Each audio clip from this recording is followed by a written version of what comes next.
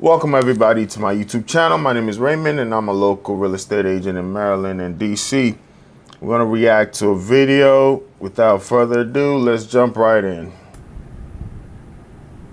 I've been here more than 30 days. Put it in the show. Stop. Listen to me. Listen, no, honey. You listen to me because you know I've been here more than 30 days. Almost 30 days. You feel me? She's been here more than 30 days. So this right here is a squatter who meets a no-nonsense cop, right? And she's saying she's been there more than 30 days. And she told the cop, no, you listen to me. Here's what I'll say when you're dealing with law enforcement. Yes, you can know your rights and all of that. I get that. I know rights have been violated. Don't want to get too much into that. I'm not going to sit here and say I don't understand. Quite frankly, don't want to go down the racial thing. I'm a black man in America. I went through my experiences numerous times with cops. But here's the bottom line of it, right? Maybe the older you get, the less that happens. So you get to look back and say, were all these people bad, or was I just young and doing things that cause suspicion or whatever? But it happens less and less so. But the last time I got into it with a cop I was an adult, doing my thing, very good job, homeowner, all of that. And it was a busted tag light, but his aggression, I wouldn't even say got into it with a cop. He got into it with me. I was just so chill, it's like I recognized it. The way he was yelling and screaming and just demanding documentations with just anger and aggression. It's almost like he's trying to belittle you or something. Like you're, do as I say right now. He did all of that just to tell me my tag lights were out. And I just kept cool, gave him all what he wanted. And something inside of me just wanted to say, dude, you ain't had to do all of that for a tag light. Just came to my window yelling and screaming, driver's license, and just going off. And I just gave him all what he wanted, went there, came back, your tag light is out. And I'm thinking to myself, really? I had a busted tag light and you had to do all of that? I just didn't say anything. And the reason why I bring this up is, listen to me, you know your rights. I see all these videos online. There are a lot of people who are dead right now that know their rights. Maybe your family might get compensated if you win a lawsuit. It doesn't mean you shut down and roll over. I'm just saying, live to fight another day. Even if you're in the right. We know this lady is in the wrong right here, but I gave my example just to show I got away with that. It didn't do anything to me. Maybe that guy felt like he was a better human being or a tougher guy. I don't know what his deal was. But to me, it just showed how insecure. I don't know. It's just like unnecessary. If somebody has a busted taillight, you can pull them over and just talk to them the right way. And there are times where cops have pulled me over where I've been at fault and they're just so nice and respectful. They probably let you go with a warning. Whether it's a seatbelt on or you on your cell phone and they pull you over and just are so nice. Hey, sir, I saw you on your cell phone. You shouldn't have been doing that. This is a warning. And they're so polite, then you run into these people that you don't know if they're having a bad day at home or they're just on an ego trip or whatever it may be. And you want to go toe to toe with them. I give that example to say, whether you're right or wrong with the cops, especially if there are not any witnesses there, just get out of the situation alive, right? And you can go call a lawyer and see about it later, but at least you'll be alive to do so. Not saying there are not grounds and hills that you should be able to put your foot down and die on, because everybody has a hill they're willing to die on. Like say, okay, beyond this point, I'm not gonna tolerate anything. But some of it is unnecessary, just to prove to the cop you know the law. You get beat up or you get roughed up And yeah, I guess you might get a lawsuit later, but to me, it's just not worth it. I just play cool. One thing I know, when you answer in a cool manner, sometimes it de-escalates. It really does, but some people are just on a power trip. She's on a power trip, telling the cop to listen to her. Let's keep going. Are you stunned? You got me f***ed up. You're not gonna come here and do this. Ma'am. All right? And I told you. See, I'm a self-represented litigant. You feel me? So I will take your ass to court. Listen to me. Got Get your stuff and get out. I'm not getting... Self-represented litigant. What does that even mean? She litigates things in court on her own. The cops are trying to get a word across, and she's just barking threats. So one thing I'll say is, the loudest person in the room is not always the smartest one, right? She's just barking threats constantly and going on, and he's trying to speak, and she's not allowing him to get a word in.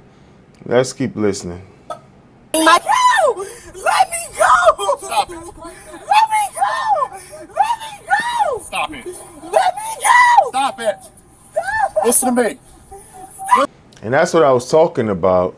He just got tired of hearing it, and he said, get your stuff and get out. And she was not trying to leave, and now she got handcuffs on and she's screaming. The problem is, this is not your house, you know? But the reason why she cited those 30 days, I guess wherever she's at, that's the number. And it's so sad, right?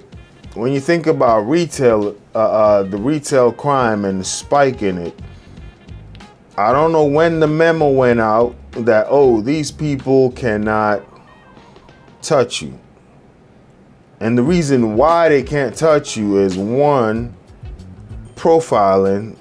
Once people lose millions of dollars in a lawsuit because they profiled the wrong person, they thought this person was a shoplifter, and now they get sued for racial profiling. All the retailers just let everybody go. That's one. Secondly, I would say you go try to stop somebody, you get shot. Now that family is suing the company. They say, you know what? We're not going to risk our lives. These merchandise and this money is insured. Let them take it, right? Whatever is the reason why all these retailers just let people walk out the door, that memo went out at some point, and all of a sudden people just load up goods and just walk out. You can't stop them, right? Same with these squatters. I don't know when the memo went out, like, okay, in this state, you live here longer than 30 days, they can't kick you out. Now they go in there, they sneak around, live there for 30 days or more, and then they tell the cop with authority, I've been here longer than 30 days. It's not like I've paid for it. It's not like I own it. I've been here longer than 30 days. Wow, if that's the world, if that's the way the world works, then my goodness, all I gotta do is go into somebody's mansion for longer than 30 days and I got claim to it. That is crazy. Good thing there are laws, right? I'm just saying, good thing there are laws. Can you imagine that? You go on a vacation, or you got another property, a vacation house, somebody just goes living there for 30 days. How long did it take you to work to purchase that? Even if you inherited it, how long did it take your parents or whoever gave you that property? How long did it take them to earn that money to buy that house? Now somebody just has to move in and that's it, you know? And the reason why I can't relate to that is how hard I work. I work hard, long hours sometimes, you know? So everything I got, I earn. So it's like, I can't understand this at all, honestly speaking. But let's watch the rest of this.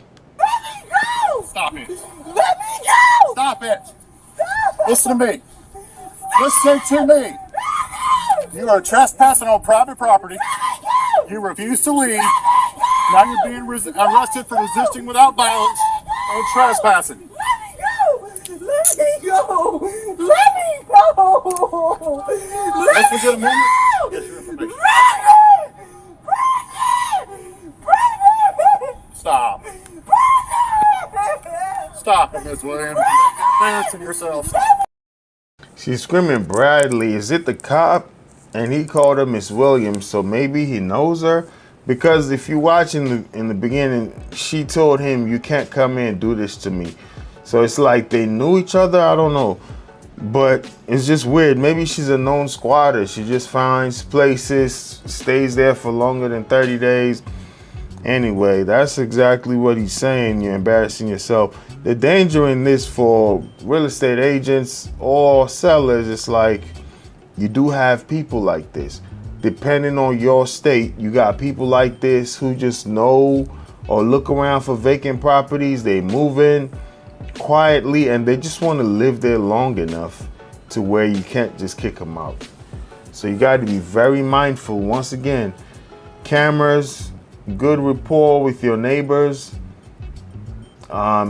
Also watch even the contractors. Some contractors are very good. They'll keep an eye on things for you. But the last squatter video we watched was the guy that mows the lawn. He's the one that snuck in under the lady's bed while she's in the house. So you never know, right?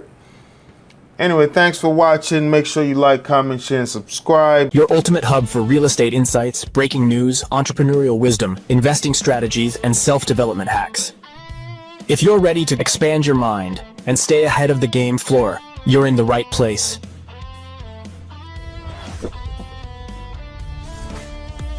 Subscribe now. Your future self will thank you.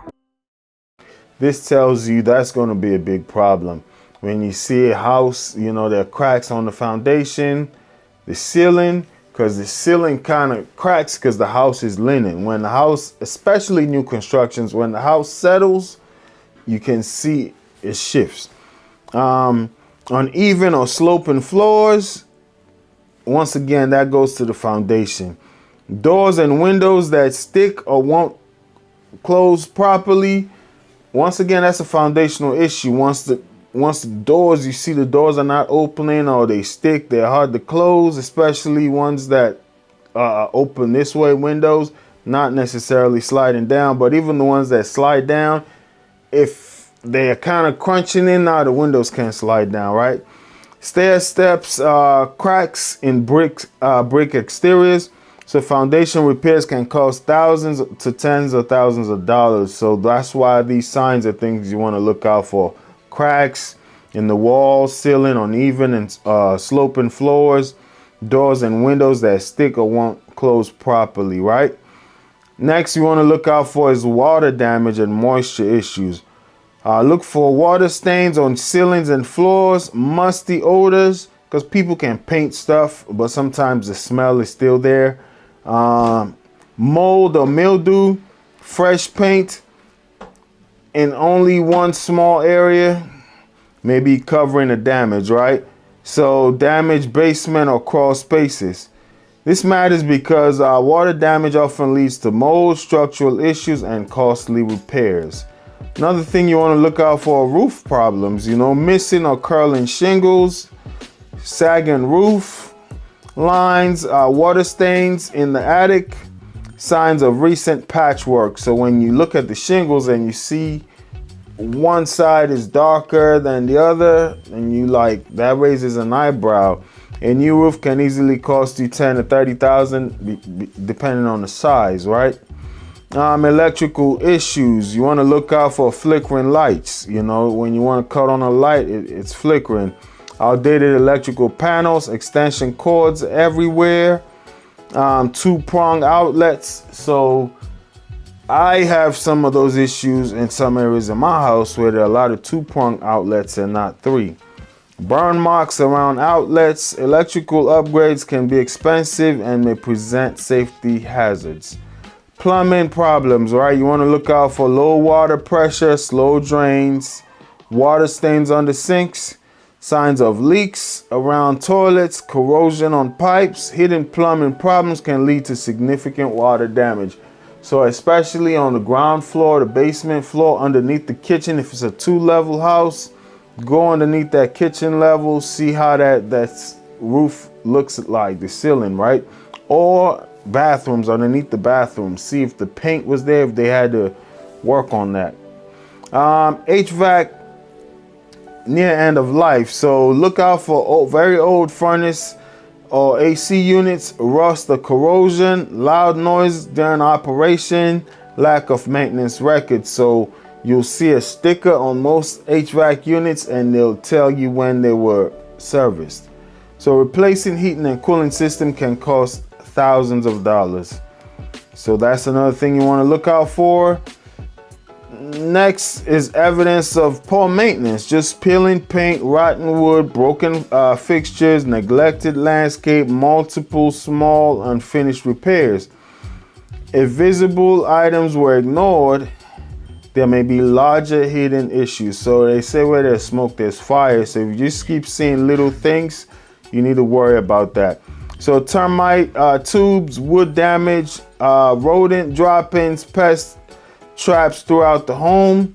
Pest damage can be expensive and sometimes very extensive as well, because you can see one thing, but then there's a lot more going on. Next thing you want to look for when touring a property, I would say, is neighborhood red flags. You know, excessive vacant homes. So if you see a lot of vacant homes, you got to be cautious, because you're going to think, is this property going to be able to hold value, right?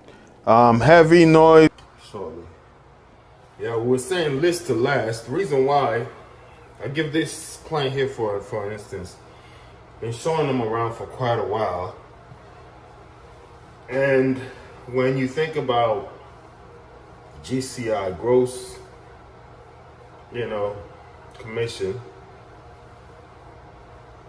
when you think about all the driving, all the time spent, the return, the ROI is not worth it.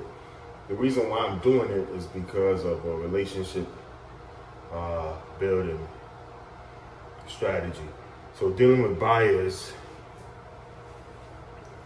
is very time consuming, but some of them are worth it because, for instance, this is a young family, somebody who's getting ready to graduate a very high-end degree.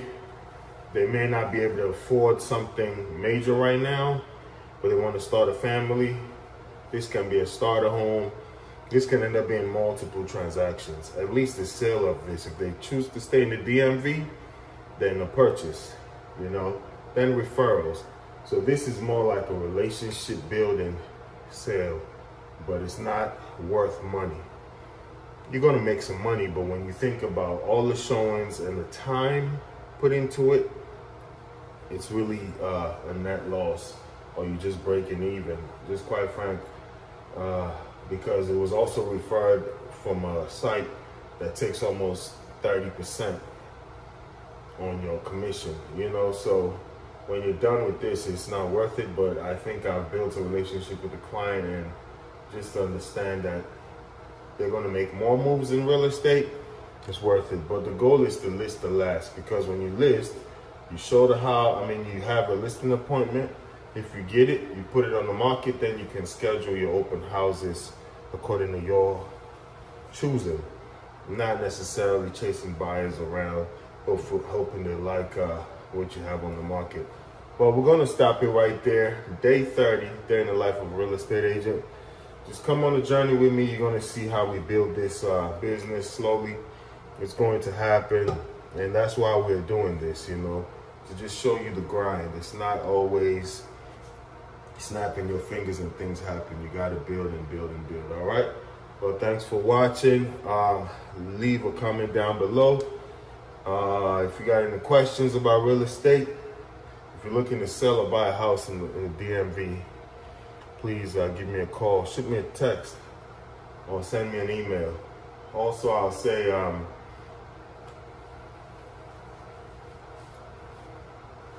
that's the client calling. I'm pretty sure he's here. All right, we're going to wrap it up right here.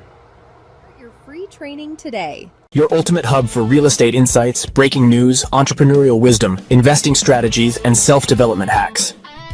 If you're ready to expand your mind and stay ahead of the game floor, you're in the right place.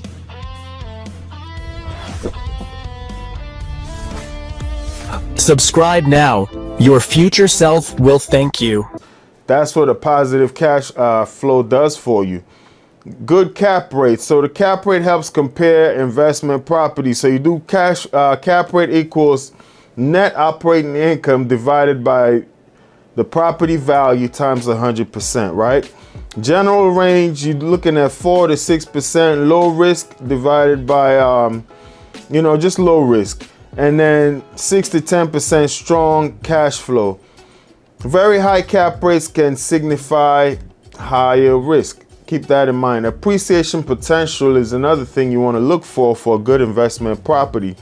Some properties don't cash flow heavily today, but grow significantly in value over time. So look for limited housing supply. So you want to check the inventory, increasing rent, neighborhood revitalization, new employers entering the area. So like here in the DMV, they call Northern Virginia Data Alley, right? A lot of data centers are going there. Can be positive, a lot of jobs are coming, but how about the noise in the neighborhood? So you want to keep those things into consideration. Then the rent demand, property is only valuable if people want to rent it.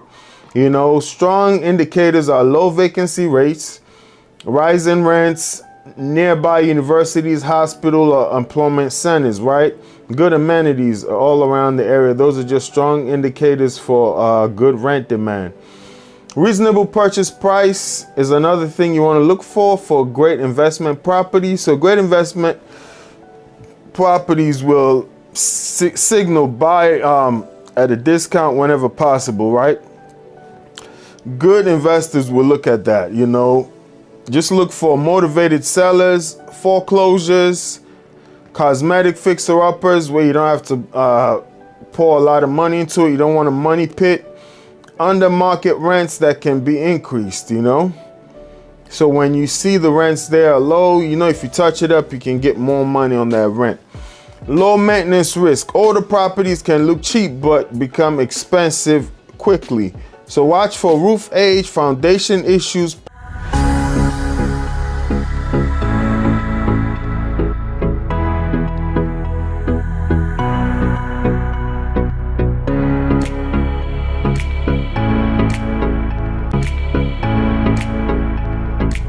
Probably best to get the more expensive property.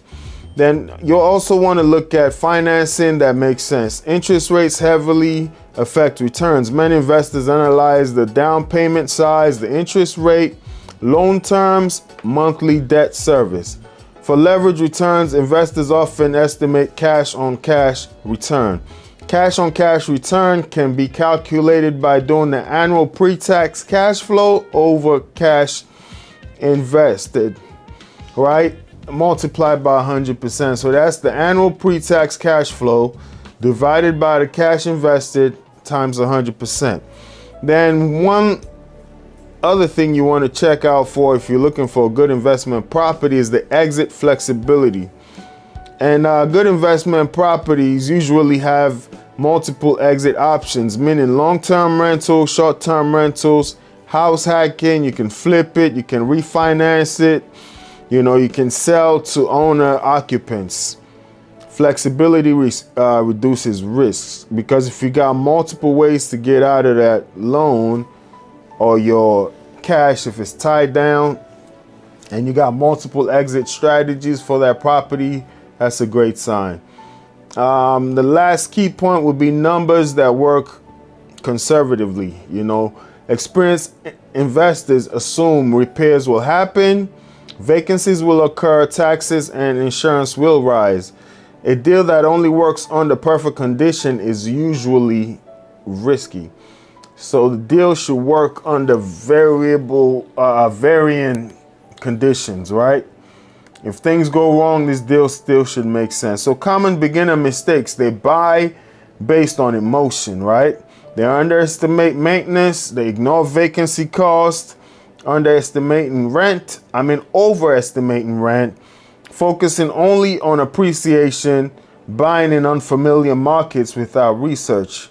So a simple rule of thumb, I would say, looking for an investment property would be positive monthly cash flow, rent equals to like 1% of purchase price, which is harder in today's market, safe neighbor.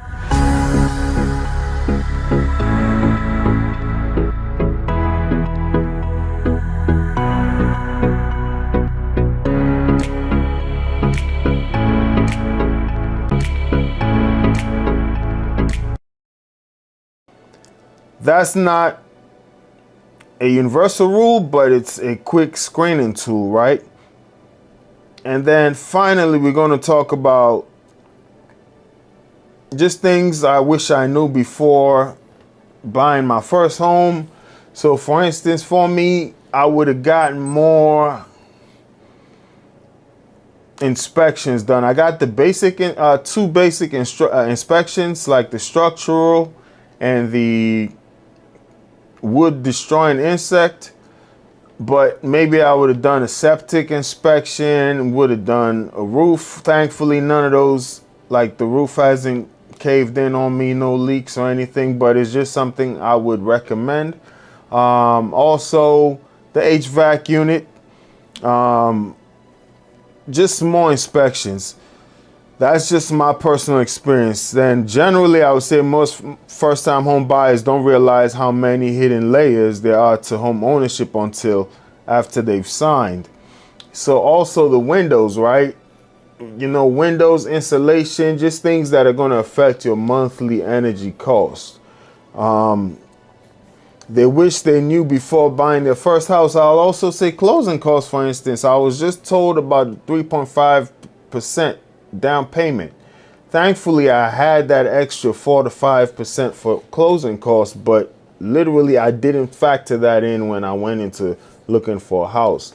It was when they brought the bill, I was like, wow, this is a lot. But then when you pay all of that, then you find out only a small fraction of that went towards your mortgage. It can be a gut punch, you know? Right away, the monthly payment is only part of the real cost. Your mortgage might be predictable, but taxes, insurance, and maintenance aren't. Property taxes can change, insurance can jump after a year, and maintenance is constant. Roof issues, HVAC servicing, plumbing surprises, lawn care. A good rule of thumb is budgeting 1 to 3% of the home's value per year just for upkeep, right? A second surprise is how fast small repairs can add up. A leaky faucet become a plumbing visit. A minor roof fix can turn into thousands. A rental property, on the other hand, you don't have to worry about these things. You call someone in the house.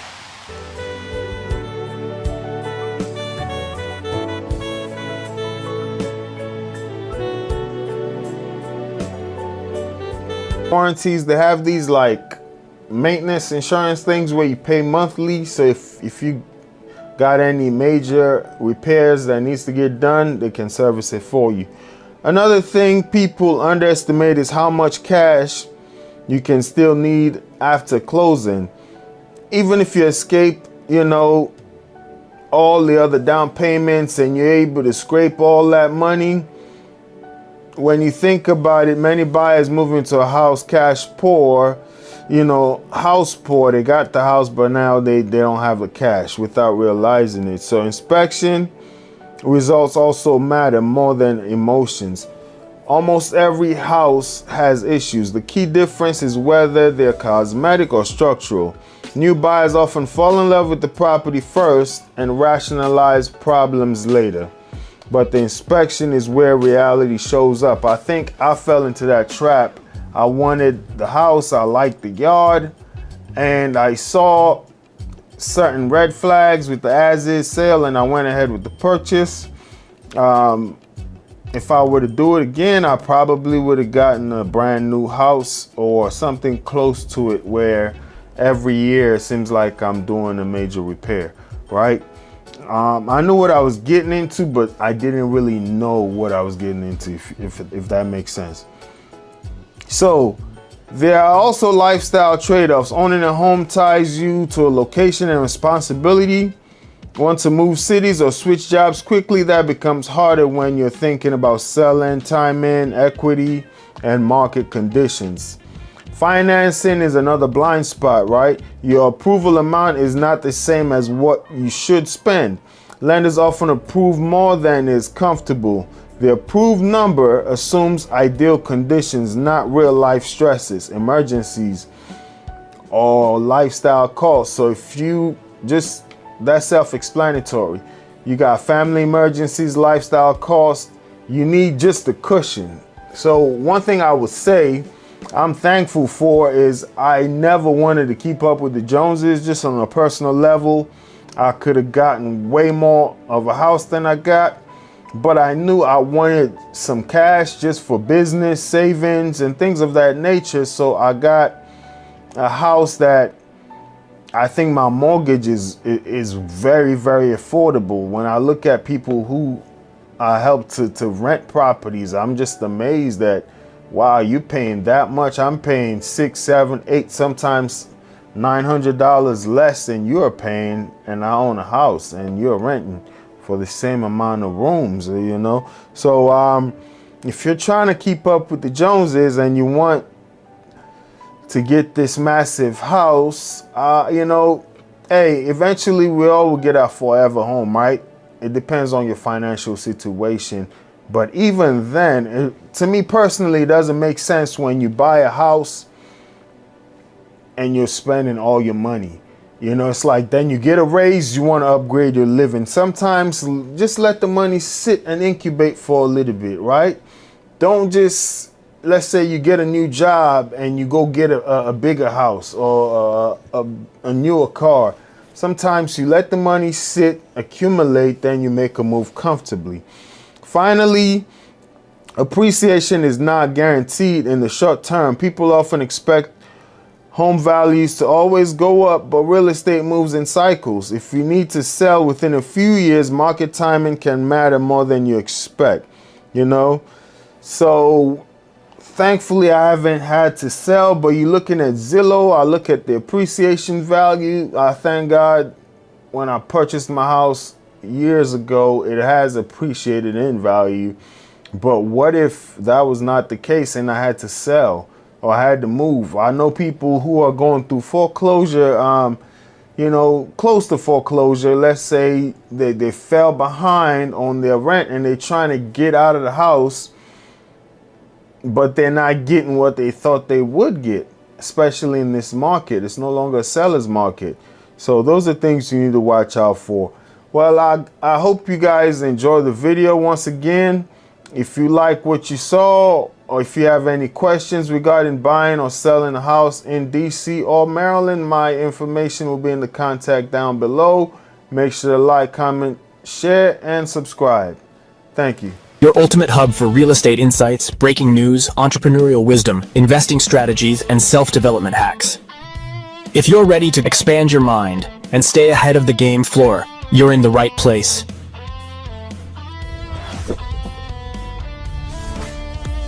Subscribe now. Your future self will thank you.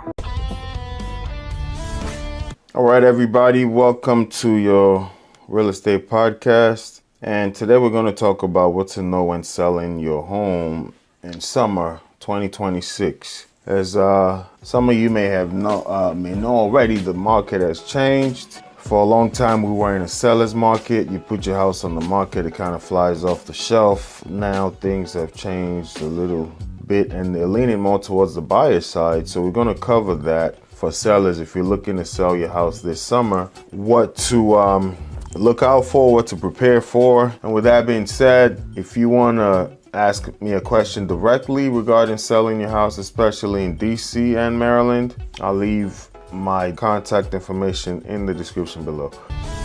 So make sure you like, share, and subscribe. That is how you help the channel grow. And also, if you're looking to buy, sell your house in Maryland or DC, my contact information is in the description below. Thank you. All right.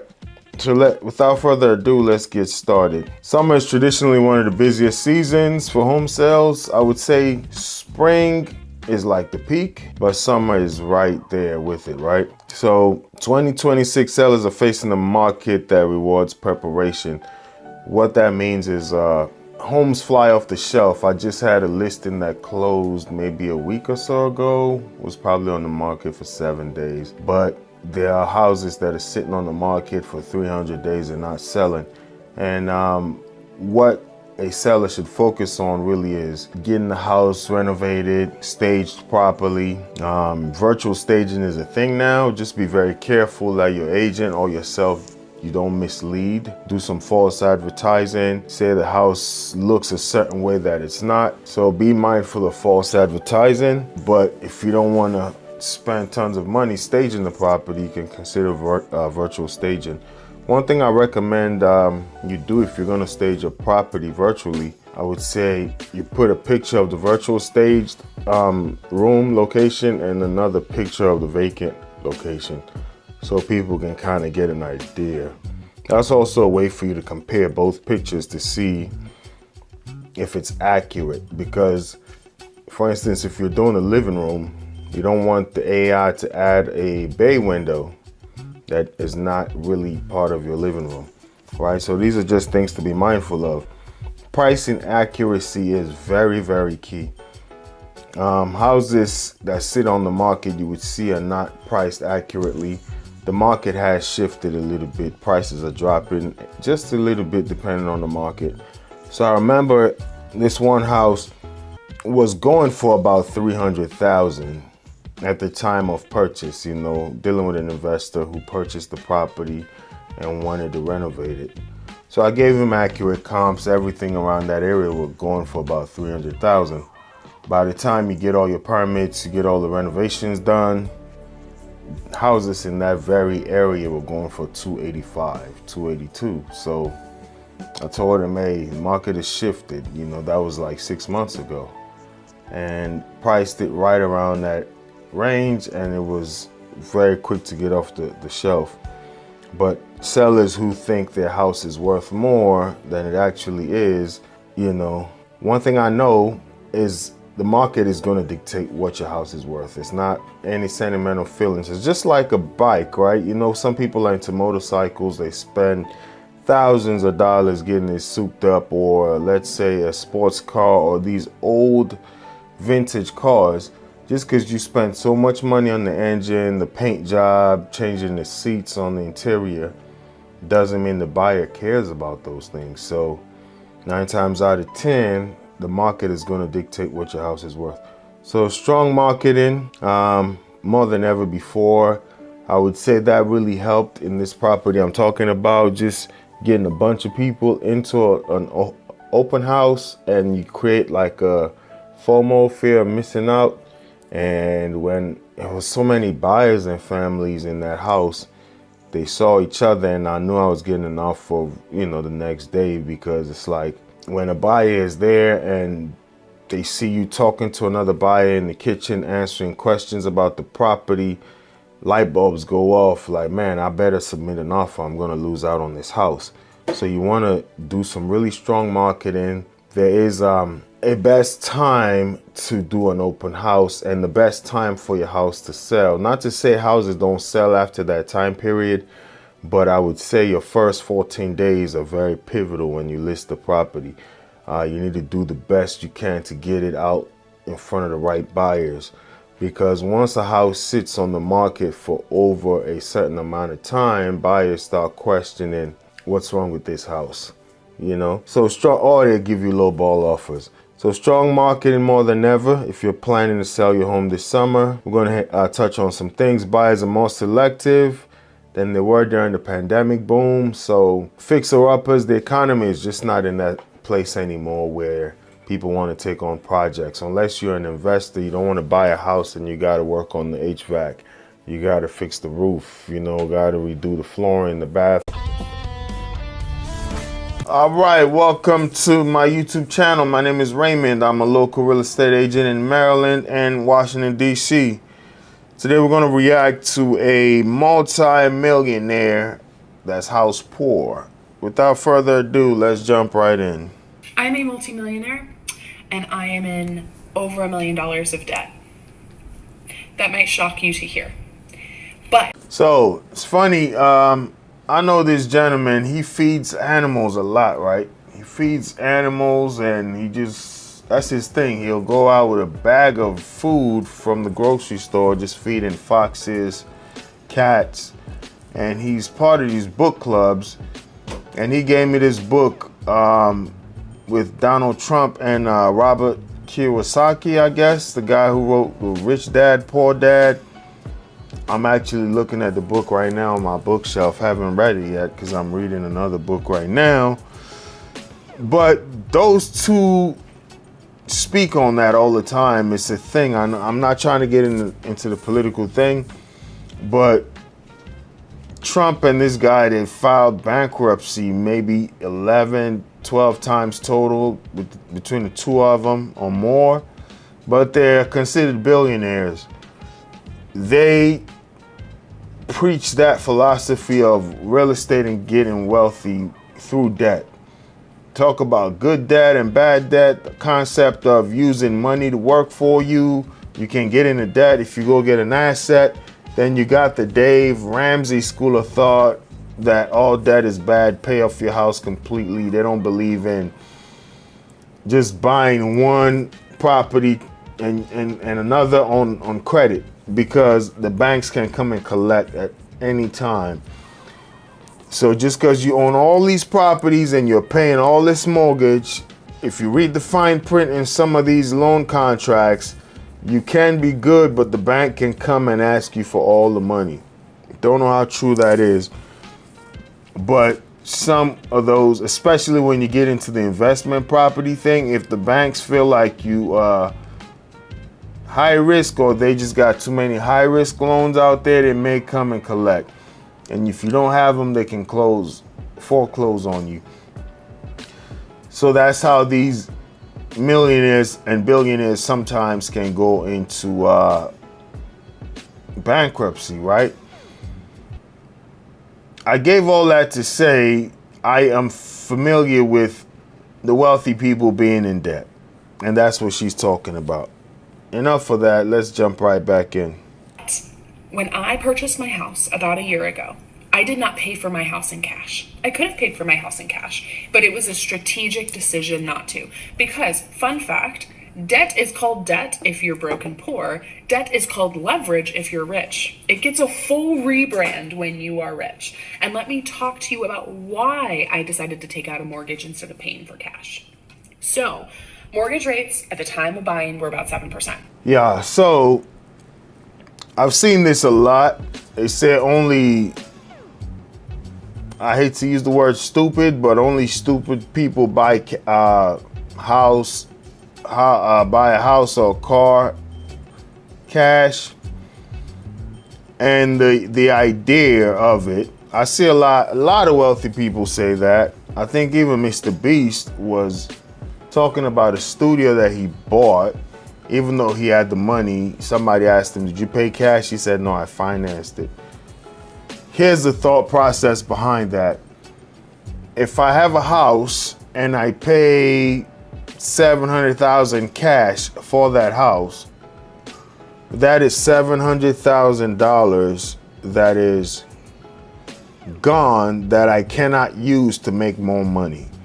The idea is once I get to a certain place in wealth building, my money should work for me. So if my money is the tool or the engine that's going to make money for me, I'll be stupid to tie that down or give it away. I'd rather go get this $700,000 home and pay $3,000 a month, $4,000 a month, depending on what your interest rates are, and use that $700,000 in cash. I can even use $600,000 in cash and let that invest for me at a 9% return, 4% return, 12% return. And I can just keep $100,000 and let that pay my mortgage every month. That is a school of thought to where this interest is not, the interest that I'm paying on this mortgage is not going to be more than I can make if I invest this money. All right, let's go. Which are high. That's a very high mortgage rate.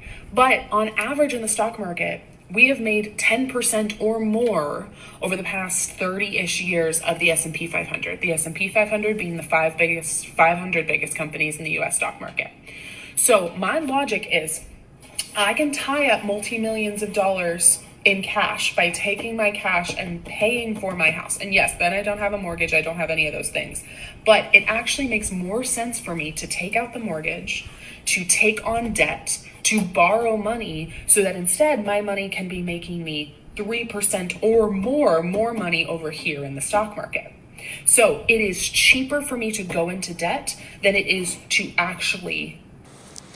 Yeah, that's what I just talked about. But I'll be honest, not in this economy. I wouldn't recommend it. I'm not a financial advisor. Go talk to a financial planner. But the mortgage rate now is at 7%. Yes, you can possibly make 12, 9. That's a swing and a miss in this economy with everything going on. But to her, it still makes more sense. A 12% or 3% return is still better than putting this money there. I would say that would have been a great strategy during the pandemic years when interest rates were somewhere in the 2.7s, 2.9s, even 4 in the latter, maybe a year after the pandemic, right? Then you still got a lot more wiggle room in case the stock market doesn't perform as good as you thought it may perform. Because if you get a 4% mortgage and you make 9% on your stock investment, you still got 5% profit. That makes total sense. But once you get to that 7 and the return is at 9 to 12, that's cutting it too close for me personally. But it ain't my money, it's hers. That's a choice she chose to make. Make sure you speak to a financial advisor. I kind of get the school of thought. Don't know if I would risk that in this market. What I'll do is I'll leave a link to this video in the description down below. Make sure you like, comment, share, and subscribe. And as I mentioned, I do service the DC and Maryland area. So if you're looking to buy or sell a home, visit my website, which will be in the description down below. Book a 15-minute free consultation on the calendar, and we'll go from there. I'll catch you in the next one. Thanks for watching. Your ultimate hub for real estate insights, breaking news, entrepreneurial wisdom, investing strategies, and self-development hacks. If you're ready to expand your mind and stay ahead of the game floor, you're in the right place.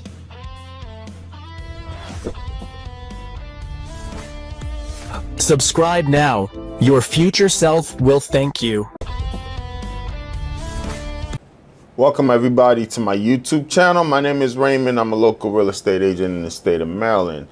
Today we got a video for you, and it's about foreclosures. We're gonna react to it. Without further ado, let's jump right in. So there are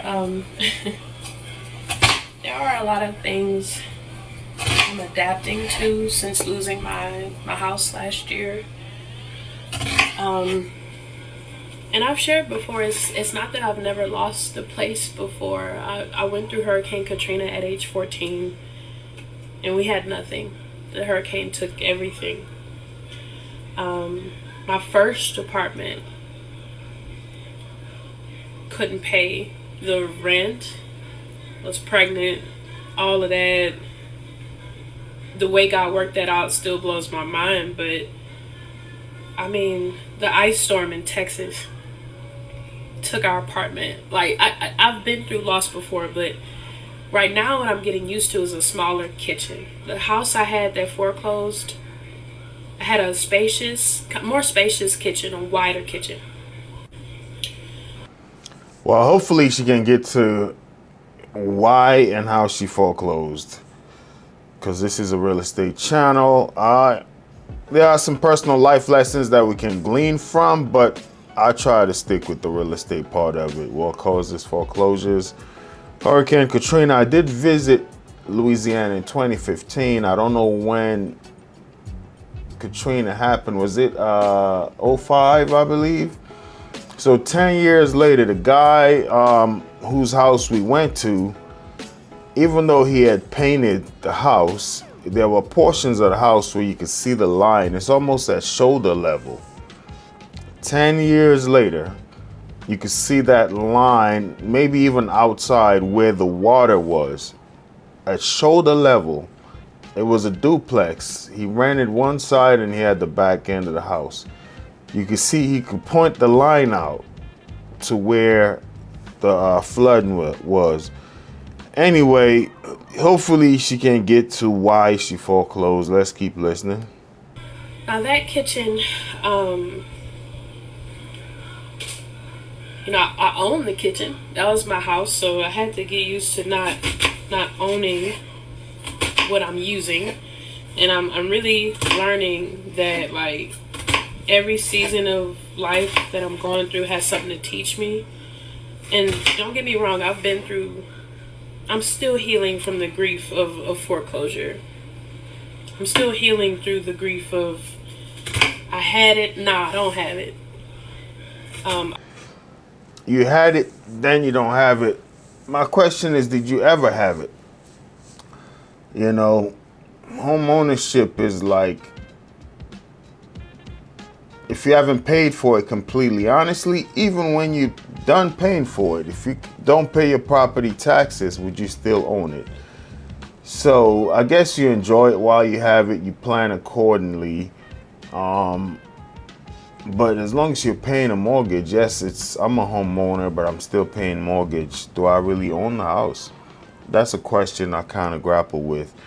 So the grief of foreclosure can be something, but also the recovery from that, right? Like once you foreclose on a house, now you got to worry about your credit being bad. And how long is that going to be on your record?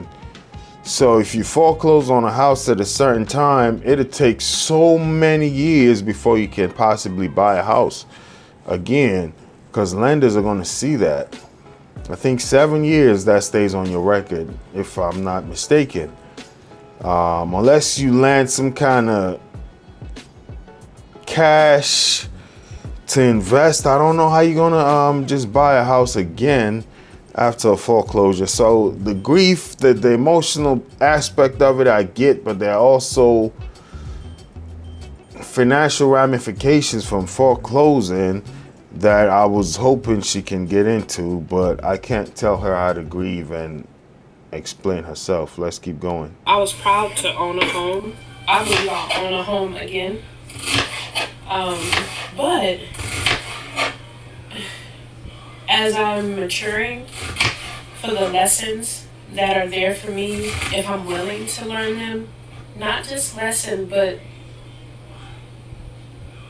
the perspective shifting. That's what I'd rather say. I'm learning lessons, but my perspective is growing from one that's bitter, angry, frustrated, or ashamed to, wow, look at what I'm learning. Look at what I'm getting from this. So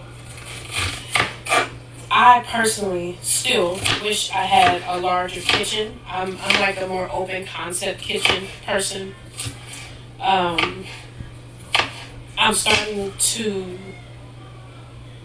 I would say, even prioritize cleaning the kitchen more, because since it's smaller, I have Once again, she's not really talking about what caused the foreclosure. It's more like a cope, I guess. People come to the internet to cope. She lost her house. I want to glean the cause, right? The cause, because I'm a real estate agent talking to buyers and homeowners. How do you lose your house? Was it a job? What caused it? Did you buy a house you couldn't afford? You know, so this concept of I'm an open kitchen concept person, or I'm a Bentley driving concept person, I don't really understand that. You are a person of what you have accomplished. You know, it's kind of harsh, but life does throw curveballs at people. But yes, I have a fantasy of the life I would want to live, but if I haven't built that or accomplished it yet, I'm not that person. In my mind, I guess there's some kind of saying, manifestation. I understand that, Or as when I was trying to climb up the corporate ladder, they say dress for the role you want, not the role you have. So if you want to get a promotion to another level, you dress like that role. It kind of gets your mindset there. Or some people say if you want to move into a neighborhood, drive around it a few times, so you kind of aspire for that. Let's say it's a very affluent area, or you want to buy some kind of something expensive, you go do window shopping. If you want to drive a Ferrari, you go to a Ferrari dealership, you go manifest it, I guess. So I get that concept, but I'm also a realist. If I don't have an open kitchen, I'm not an open kitchen person. I haven't accomplished it. That's a fantasy in my mind. I'm a person of what I have, what I've accomplished. I'm not, I'm a mansion type of person. If I don't have a mansion, I'm not a mansion person. So she said she's an open kitchen concept person. How? You're not there. You understand? Get to reality, but I hope she would have expressed what caused the foreclosure. That's what I was trying to glean. Half the amount of counter space in here, but the same amount of kids. It's still 5 kids. And now the baby eats 2. So I need I'm using so this kitchen has more shelves than I think than my last kitchen did. I don't know. But I just appreciate that, one, I have a kitchen, right? Because I have a kitchen that I'm using. I can still feed my family. But I think if I had stayed in a position of loss, I don't have a kitchen. I don't have my own kitchen anymore. I wouldn't have gotten to this gratefulness. I wouldn't have gotten to this place of, okay, show me how to thrive where I am now, God. I'm not where I was. I don't know where exactly I'm going, but help me to thrive where I am now. And we still eat. I still cook. I still got a knife. This knife was a gift. We lost a lot, but things have been replaced. Cutting onions, using. Yeah, well, I guess it's more so about a personal cope than explaining how she got there. I try not to watch all these videos. Most of them I try not to watch because I want to give you guys the honest reaction and live reaction without thinking it through or having, don't want to fake it. So what I'll say here, I appreciate her appreciating what she has, if anything. I appreciate her appreciation, I guess, of what she has. And that's something that we as a society tend not to do a lot of. We're always in the fantasy of what I want, what I desire. And that's actually funny. I'm reading a book right now that's titled The Power of Now, right? Only read a few pages of it. Some of it doesn't necessarily work for me. Like anything in life, you take the good, you leave the bad, right?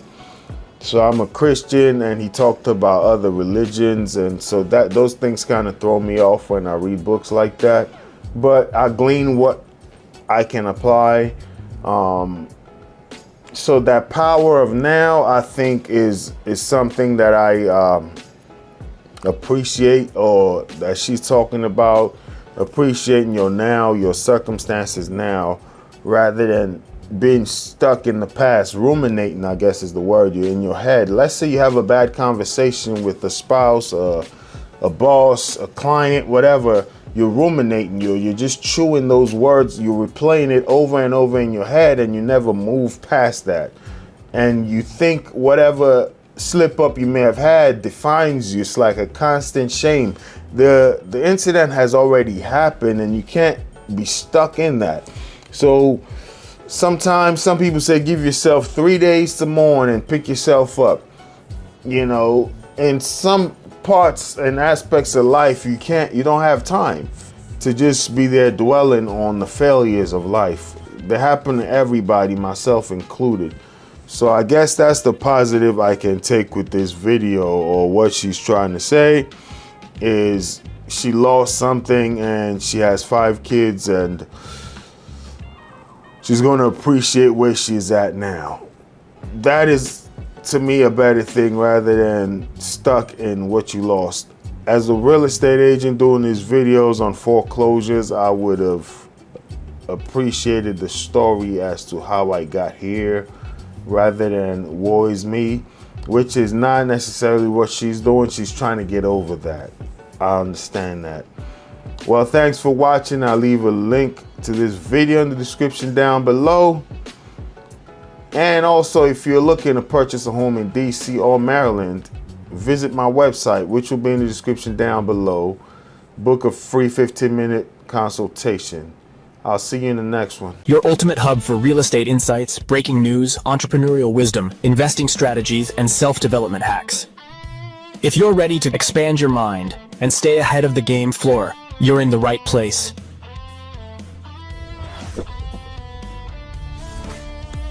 Subscribe now. Your future self will thank you. Just the price of building material, everything is going up. So buyers are looking for moving ready, turnkey properties. So comparing more properties before making an offer, that's what buyers are doing. They're negotiating harder on prices and repairs. As I mentioned, if a buyer does an inspection, they see a lot of damage with the property, they're going to request more repairs, right? Pay close attention to interest rates and monthly payments. I'm dealing with that right now. You know, one of my lenders, well, I wouldn't say mine, but a partner that I work with, he's almost tired of this one buyer because every time we show a house, the buyer's like, how much is the monthly payment? Yes, you do have estimators online, but a lender that's going to finance your loan can give you a more realistic figure. So it's like, how much is the monthly payment? People are very concerned about that. And this person qualifies for way more, but you know, they want to watch their lifestyle. So looking for more move-in ready homes, we talked about that. Pricing your home correctly is critical. Sit it on the market. You know, if you price it too high, it can sit on the market longer, receive fewer showings, become stale in buyers' eyes. So one thing we do at our brokerage is we can get the house on a private listing, and not all brokerages offer that. So we can get your house on a private listing so the days on the market, DOM, doesn't start calculating. So a private listing, we can kind of market your property privately before it hits the MLS. So something to consider. Eventually sell for less. That's what one thing I know is, like, once you start dropping prices, you're going to sell it for less than if you had actually priced it properly and get a bidding war going. First impression matter more in summer because, you know, the weather's nice. There's a longer, you know, daylight hours. People can go look at the house at 6 p.m., 6:30 p.m., sometimes even 7, and the sun is still out. So, you know, you get your flowers going outside, your curb appeal, mulch, landscaping, make sure the grass look good, power wash, you know, the siding. Exterior, clean up your windows, maintain the lawn. Just when people drive in, they want to feel as though it's home. And obviously the repairs. And also depersonalize the house, right? When people walk into your house, I know a potential seller whose house still he actually took it off the market. It's ironic, when I went to go do the listing appointment there, I had already took a buyer there the previous year, and it didn't sell. And one of the things that just turns buyers off is you go in there, too many family pictures and religious pictures. And there's nothing wrong with you having a religious belief, but you're selling something, right? And you don't know the person buying it. They may not want to see that, you know, or some people are very spiritual. They may think it's not a good place for them to go reside. So you want to let buyers see themselves in the house and not you and your experiences. So depersonalize it. It's better you put up pictures of flowers, CDs and stuff like that, rather than your personal kids' graduation or birthday party pictures. Just take yourself out of it and make it look more like a showroom. You want to complete repairs, leaky faucets, damaged flooring, cracked tiles, HVAC concerns, roof issues, roofing, especially in electrical, right? Just those things will pop up when the inspector does their walkthrough. Professional photos are non-negotiable. So this is ironic when I look through expired listings, and sometimes these are agents putting up these pictures out there, you know, and it just looks like really dark, you know. I think with all the technology, yeah, you don't want to lie on the picture, but you can enhance it a little bit. Sometimes you just look at a picture and you just scroll past it. So you want to make sure whoever is listing your home can just capture that person, you know, because everything is shifting to virtual things now. Drone images are good depending on the location of your house, you know. 3D tours, these can dramatically increase showing activity on online engagements. Be prepared for home inspection, negotiation. So as I mentioned, when you do your home inspections, people are always going to try to talk down prices if they see electrical deficiencies or just any kind of plumbing issues. Sometimes they'll require them to be repaired based on the appraiser or the loan company. Sometimes the buyers may be okay if it, if the lender can work with it, but they may just ask you for some money. All right, so energy efficiency can be a selling point, especially now with gas prices going up, you know. Doesn't necessarily mean it's a plus, but solar panels can be a plus or a minus. A plus, especially in a hot summer, cold winter, house that's heated or cooled by, you know, electric. The only issue there is if it's on the roof, what's the age of the roof? Because if people need to replace the roof and take the solar panels off, that can increase cost. So keep that in mind. You got to understand your closing costs, even you as a seller, real estate commissions, everything is negotiable. But 9 times out of 10, in order to sell your house, it's like an incentive to pay for the buyer's agent. You don't have to as a seller. But with the market being what it is right now, it's no longer a seller's market. So if you tell a buyer, no, go add $5 to $7 to $10 to $15 or $20,000 to your closing costs to pay for your agent, they may go to a seller who's saying, I'll cover your agent's fees. It's negotiable, but most sellers cover the buyer's agent fees. It's just an incentive to reduce buyer's cost, right? In a seller's market, when the market is really hot, the sellers have more leverage, but right now it's shifting more towards the buyers, and most sellers cover that. But just consider the real estate commissions. You got transfer taxes, recordation taxes, title fees, HOA resale packages. For me as a listing agent, I normally cover that for my sellers, but some sellers have to pay for that themselves. Seller concessions in case you run into repair issues or just negotiations, and then mortgage payoffs. Yeah, so you need to calculate all of that, and a good listing agent will give you a seller's net sheet to see how much money you're going to take home. Approximate, right? It's not guaranteed, but when all this is done, how much money are you going to take home? Flexibility can lead to a better offer. Diving deeper into that is strong offers isn't always the highest price, you know. So financing type. So somebody may come and say, let's say you want to sell your house immediately due to a job transfer, let's say a divorce proceeding you just want to get over with, or let's say you're in a hard time and you don't want to foreclose on your house, and somebody comes and offers you cash, they can close within 7 to 14 days. That may be a better offer than a higher dollar amount offer that's going to take 30 to 45 days to close. So it's all based on your situation. The financing type, inspection contingencies, appraisal contingencies, settlement timeline, when is the house going to sell, home sale contingencies. So somebody may offer you $50,000 more, but they say, I can't close until I sell my own house. You never know when they're going to sell their house. So that may not be a good option. So we just got to be mindful. Just because the offer price is really high may not be the best offer. Talk with your real estate agent to see what works best, right? We talked about marketing strategies. Final thoughts. Just going to recap: preparation, pricing, marketing, and that would be that. So we're going to talk about first time selling your house with a realtor.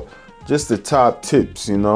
If you're selling with a realtor, what are the top tips that you may need to think about? First time selling your house with a realtor, top tips. If you're selling your house for the first time, partnering with a realtor can make the process much smoother. So I see it all the time. You see these for sale by owners, and I call them all the time to see if I can list their house for them, and you cannot even reach them, right? And you just think, what if I were a buyer and I cannot even get to you? Some of them for religious reasons may not be available on Saturdays. Excuse me, I've heard it on voicemails. Either they're taking their Sabbath, they're Jewish, can't be available on a Saturday. Some are Muslim, can't be available on a Friday, whatever it may be.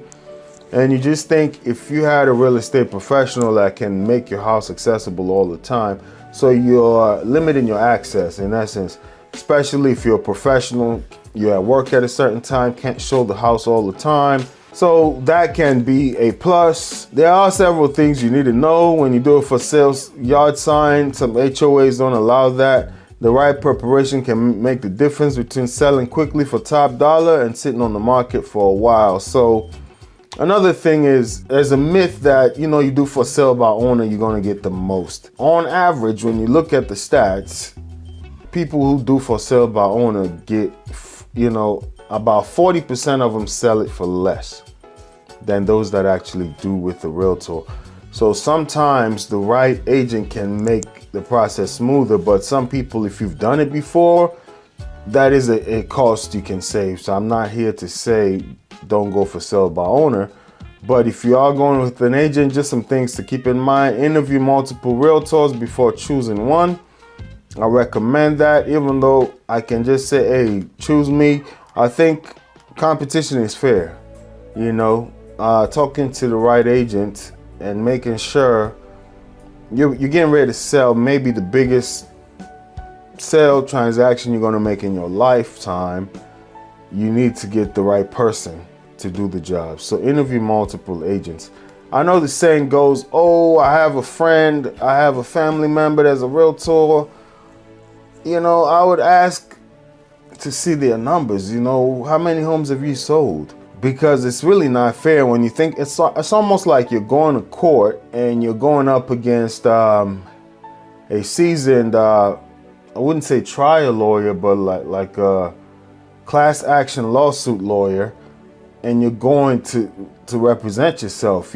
Sometimes when you think about custody battles, whether it's the mom or the dad, they go there by themselves, and then the other party has this high-powered lawyer, and then you walk out the courtroom thinking you got screwed, but you don't even know how to communicate to the judge, So it's sometimes something to think about. Just because your friend is a realtor doesn't mean they may be the best person to sell your house. I know the feeling. I'm a realtor, and if a friend of mine or a family member of mine puts their house on the market and don't hire me, it would make me feel a certain type of way, right? But I'll just say this much: interview multiple agents. Don't hire the first agent you meet, even though the stats say 70% of people hire the first agent they meet, right? I would say try to interview a few agents, at least 3. How many homes have you sold in my area? That's a good question. Also, just because somebody hasn't sold a house in your area doesn't mean they can't get the job done. You got to see sometimes, do they have a brokerage support? Because I have sold a bunch of houses in certain cities, but I had to sell my first house there. You know what I mean? So, but how many homes have you sold in my area is a good question. What's your marketing strategy? How do you generate buyers' interest? These are all questions. What is your average list to sell? So list to sell price ratio. The reason why that is important is because some agents just come and they take your listing at the price you tell them you want your house to sell for, knowing very well that's not the market is not going to pay for that. And then they end up dropping. renegotiating the price. I'll be honest, I take listings sometimes that are overpriced, but I let the seller know my number. I wouldn't say my number. I think the number the market is willing to pay. I give them a number. I said, your house is going to sell at this. But since you're adamant, I work for you. We can put it on at this price, but let's renegotiate in 2 weeks. Sometimes you can automatically even sign that, like in 2 weeks, we're going to drop the price to this. Because I think that first 2 week window is very pivotal. The bad thing about price dropping is once you drop the price once, buyers are now like, let's see how low they're going to go. And they'll hold off. You may even have a potential buyer, but now they're going to wait to see how low you're going to go, right? Make sure it's priced accurately. See their list to sell ratio. How often will you communicate with me? Just standard SOP for me personally. I do a weekly recap. Standard, let's say nothing happens, no showings, nothing. I do a weekly recap. Or even if something happens but no offers, it's just best practice so the seller knows this is where we are. There are actually portals in my brokerage where the seller can be tied into. Not too many people like that, but some sellers actually prefer that. It's virtual. They can just tie into the platform, see how many showings they're getting, see how many, all the communication can go through. They can see when open houses are scheduled, everything, right? It's kind of seamless, but I still try to send that email to let them know. Sometimes based on the relationship, calls. Here's one thing I recommend for agents. You just ask the seller, how would you like to be communicated with? Because I like emails doesn't mean everybody likes emails.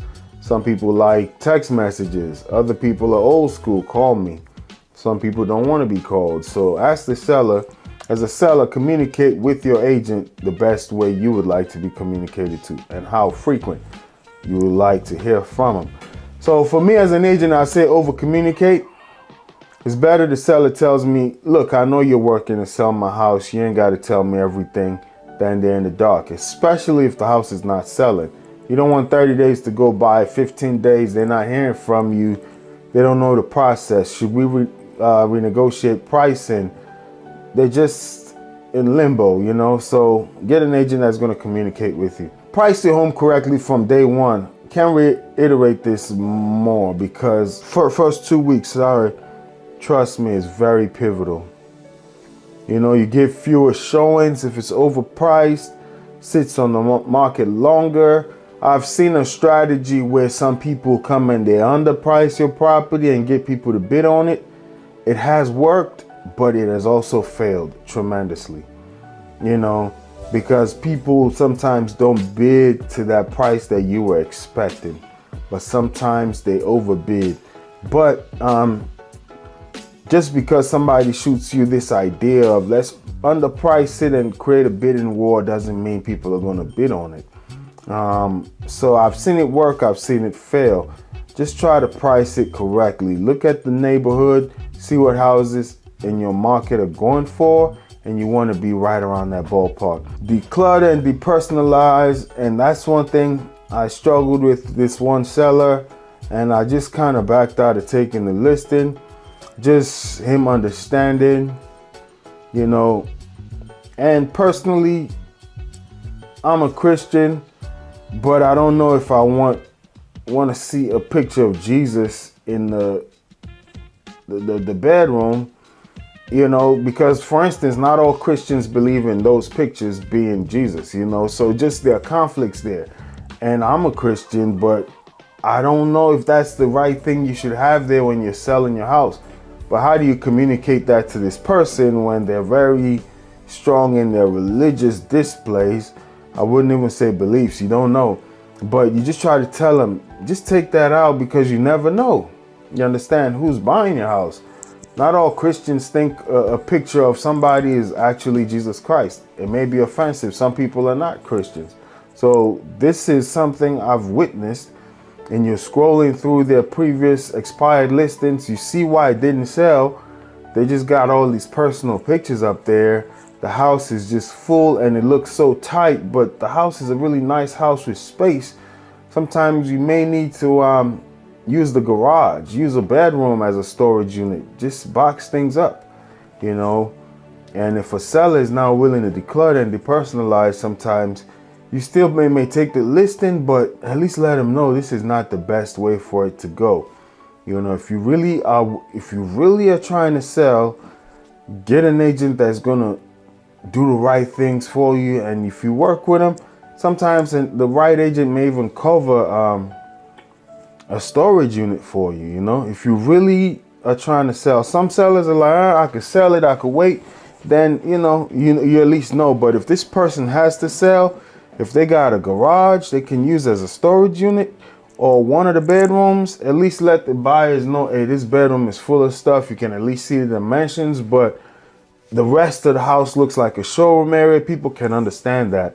I sold a house one time in Annapolis where it was a garage. We just turned it into a big storage unit where people were not able to walk the garage. They could just open it and see the size of the garage, but the rest of the house looked like a showroom, and the house was able to sell.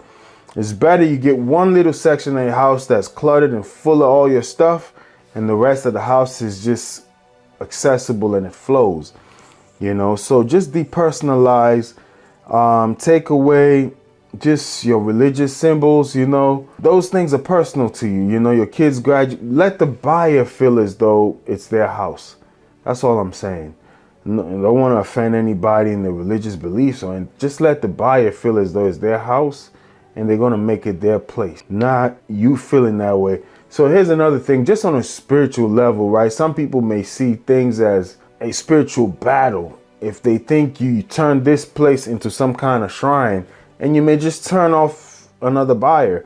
Let's say I'm a Christian, and if I see some other religious things there, I feel as though it was a temple to worship another God. I don't want to live here. Or vice versa, if I'm some other religion and I see Christian symbols there, and now you think there's going to be some kind of spiritual battle. These are things you don't consider as a homeowner, but there are people that think like that. So when people come into your house, let them see flowers, you know, just nice river paintings, just general decor, and nothing personal, nothing. Speaking of, it's like going to a store, a retail store. Some retail stores thrive on standing on their Christian or religious beliefs, but then they only cater to that client. If you are only trying to sell to a certain person, then fine. Maybe a for sale by owner is best for you. But if you just want to sell your house and, you know, to the most qualified buyer, you want to make it general for the masses. So declutter, depersonalize, complete small repairs. We talked about that. Leaky roofs, loose door handles, chip paint. It's crazy what chip paint can do when you think about an FHA loan. FHA loans, when the paint is chipping and stuff, they would not approve it for the most part. They would think it's lead-based paint, especially in homes past 1970, built before 1978. So chip paint, running toilet, burnt out light bulbs, cracked caulking, just little things like that. Get an agent that does professional photography. You know, they just generate more clicks, you know, more hype. You get stronger leads and offers, you know, prepare for showings. So preparing for showings, best case scenario is like you don't live in the house. The house is show ready, people can come and go. But I do understand that you may have to live in the house as you're selling it. You gotta have your house. It's almost like you're just renting an Airbnb. That's how you want to take it. You can't just get too settled. Even in your house, you've decluttered, you just got a few bowls, few plates that you're gonna use, and always keeping it clean. So when you do get a showing alert, maybe you tell your agent, hey, I need at least an hour, or I'll be working from home during these hours, block it off. And when it's time to show, at least 1 hour notice, you can just touch up your house, get it clean. Try not to get too many smells in your house, even if you're living there. I remember I went to show this house and they were cooking, and it's a distinct smell. And you know, the buyer just made it really quick. You know, it's just like daughter's in the room upstairs, you know, dad is in the living room, mom is in the kitchen cooking. it just didn't feel inviting. It almost felt like we're encroaching on their little family time, and we just wanted to get in and out. You're doing yourself a disservice. If you get an hour window, strong colognes or strong cooking smells are not a good thing. And if you can, just get out of the house. You can sit in your parking lot. You can watch people come in. You can even install a camera. Just put a sign that, hey, things have been recorded here. You know, install a camera, sit in your car, and then just give people the freedom to actually look around. You know, because when you're there, your kids are up in one room, your wife is in another room. People just feel like they're encroaching on your time, and they just want to be in and out. Even if they like the house, they don't feel the comfort. Or sometimes a seller being present can be a plus. I've seen that as well. So it all depends on the situation. Let's say your house is like a showroom. Maybe you get your, and you're there as a tour guide answering questions. Oh, the AC was done at this time. If they were solicited, you got to read the room. Some buyers just want to look on their own. They don't want to feel like you're selling them on anything. Nobody wants to be sold, so read the room. If the buyer is asking you questions, then yes, you can. Okay, I repaired the roof at this time. The AC was done at this time. But some buyers just want to be left alone. And some sellers, that's why I say get an agent, because some sellers just feel as though you walk in my house, I'm going to guide you through and tell you, and it can put people off, so just be careful. I would say just get an agent, get a little time, window when people are coming to see your house. If you live there, step out. If you require your agent to be around, you can negotiate that in your contract. Don't negotiate personally. One is, like I mentioned, going to divorce court by yourself, and your spouse or your ex-spouse has a high-powered lawyer. They're going to clean you out, and you're going to feel like you've been abused by the court system, or just lawsuits, going there representing yourself against, these lawyers that's what they do for a living. You're just food. So sometimes if you try to negotiate personally, sometimes you got your feelings involved in things, what you think something is worth. And then you deal with like an agent who sells so many houses to negotiate aggressively.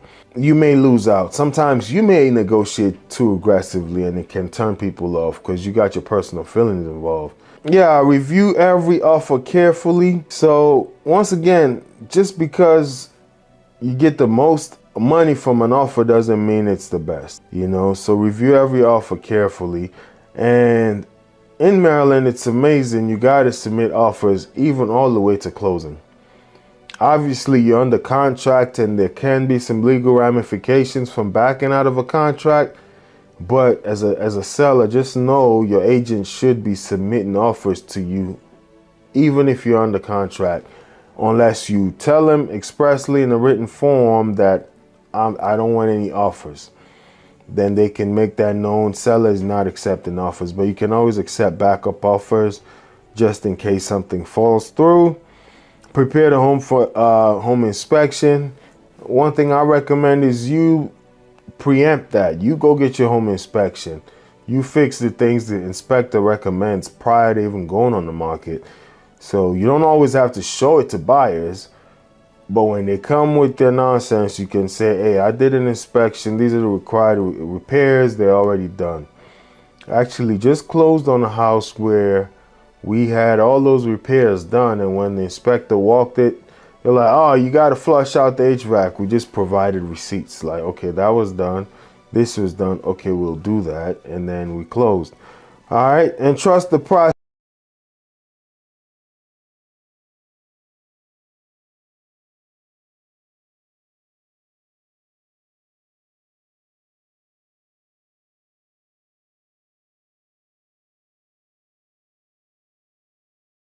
2026 home buyer trends and strategies, affordability over price.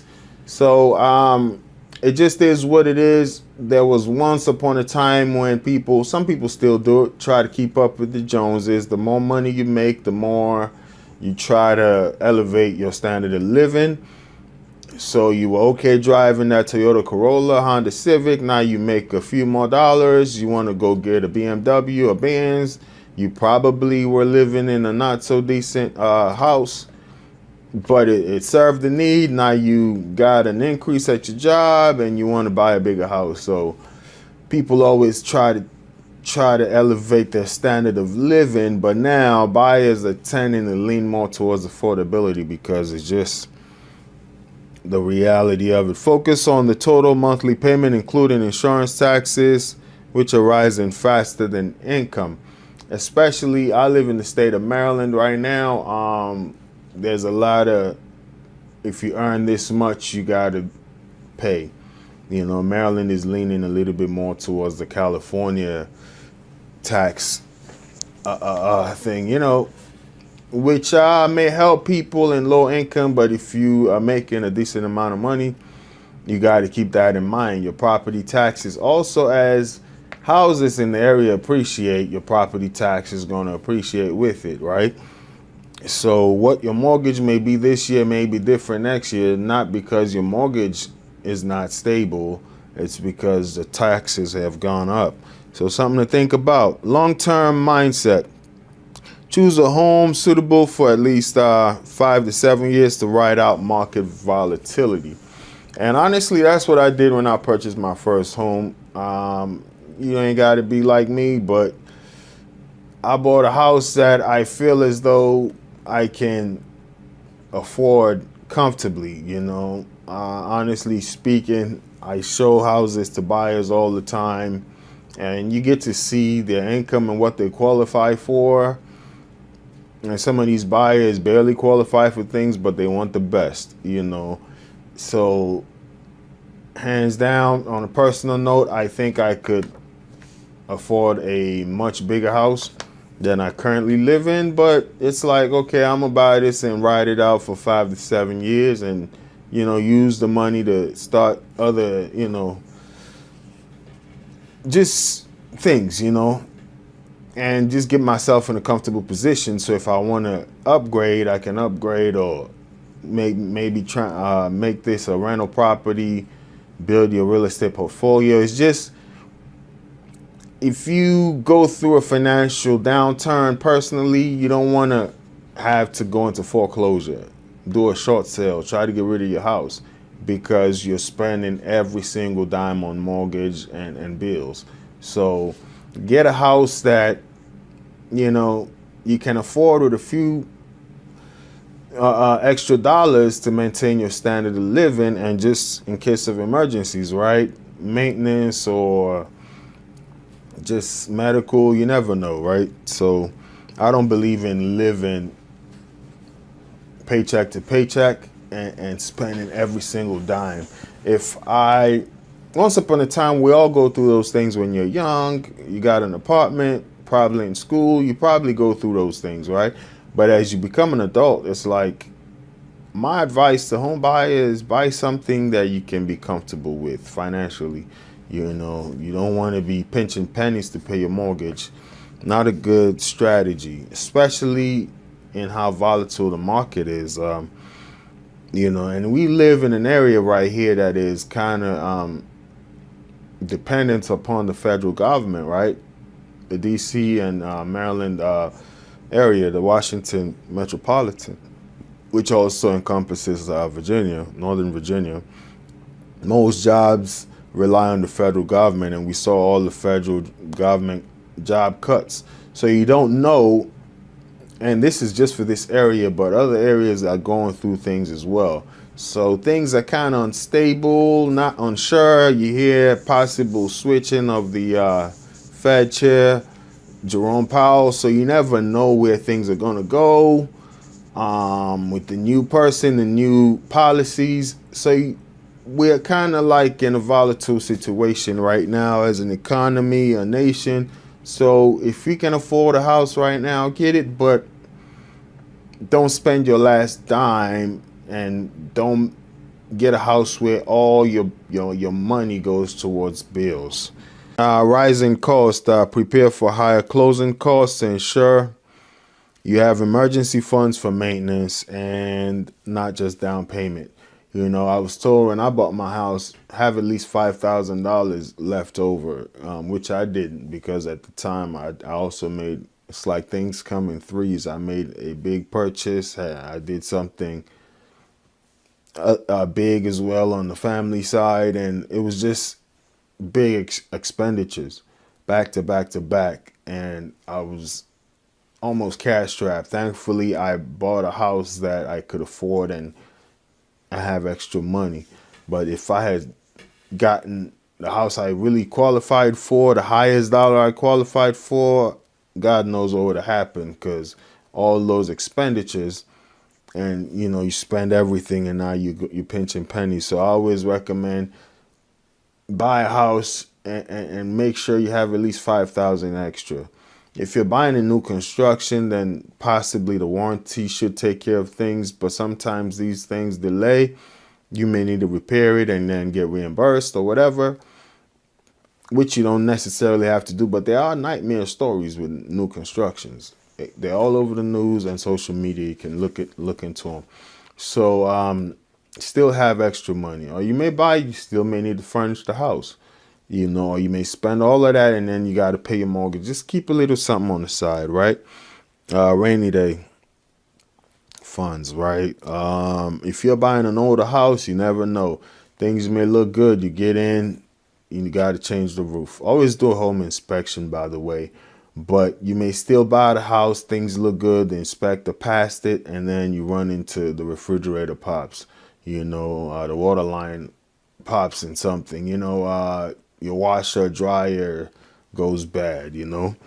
I just had to replace a dryer, and I've been in my house now for at least 4 years, but I never liked that dryer anyway, but that's what was in the house. I kind of always wanted to replace it. And then, was it the dryer or the washer that went bad? It might have been the washer, but it was one of those single units where they're attached.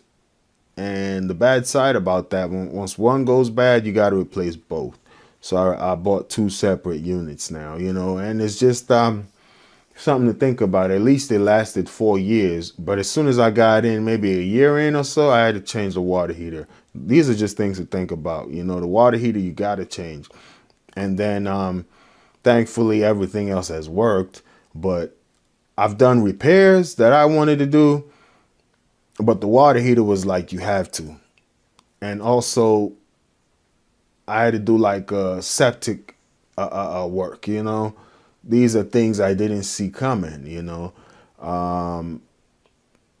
So I try to advise buyers, you never know what's going to pop up. When the septic tank goes bad, if you got a family, you need your septic working, right?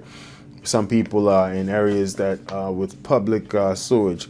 I'm a little further out, and I prefer where I'm at because of the land space, get a lot of land. But when you live so far out, sometimes you get the land, but you don't get connection to all the public facilities, so you need a septic system, and then boom, that goes bad. You got to get that fixed. It's not something you could live without. The water heater went bad, got to get that fixed. Not something you could live without, you know. So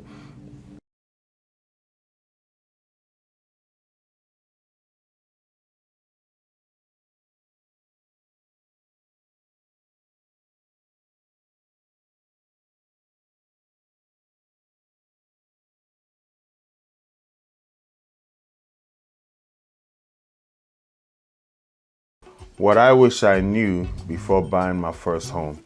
All right, so without further ado, let's get started. But I'll say this, if you haven't subscribed to the channel, please make sure you do so. That's how you help the channel grow. And also, if you're looking to purchase or sell a property in DC or Maryland, I'm your guy. My contact information will be in the description down below. So signs you're ready to buy a house. 1, your finances are solid. Not just okay, you know, a steady income that's likely to continue. So that's why even lenders look for at least 2 years of that particular employment. Not that you've been employed for 50 years. They want to know that you've been working for that particular company for 2 years. A down payment, often 3 to 20%, depending on the loan type. Closing costs, typically 2 to 5% of the purchased property. That's average closing cost. I would say around the 4 to 5-ish, but 2 to 5 depending on what you can negotiate. Anyway, we out of here, man. Yeah, so as mentioned, you know, while I was there with the buyer, she came with her husband and the 2 children. I was able to ask some qualifying questions, better feel of how soon they're ready to move and what they're looking for.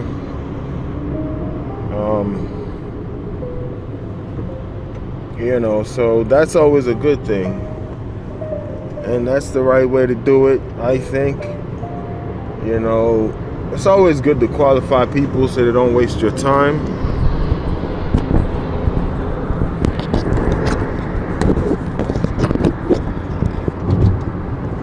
Yeah, it's always good to qualify people so they don't waste your time, but it's also good to provide them with what they're looking for. And then you give them something they feel comfortable giving you more. And the beautiful thing about it is, you know, I got a couple houses under contract in the area, so they asked me, do you show a lot of properties in this area? And I had a folder. I normally have a folder for people I meet for the first time, and I had all those flyers in that folder. And I say, yeah, I do, and here go the folder. Also had some information for them as well as home buyers, but that always comes in handy when you can show somebody that's interested in buying in an area that I'm delivering results for home buyers in this area. So that was definitely a plus. And there's no guarantee they're going to work with me, but I think I answered a lot of their questions. There's some more feedback and things of that nature, follow-up that needs to be done. And that's the beauty of it. So we're going to do that follow-up over time, slowly, and build a rapport to where when they think about buying or selling a house, you're the person that comes to mind, you know? That's exactly where we're trying to go. Yeah, so that's the day in the life of a realtor. It's going on 4:30, and responsibilities. You already, if you're okay with repairs coming out of your pocket, because you can't call the maintenance guy anymore. That's a big difference with renting and owning. You can't call the landlord. You are the landlord, right? Yard work, you know, HVAC issues, roof problems, etc. You know. Next, you say you have a clear budget and pre-approval.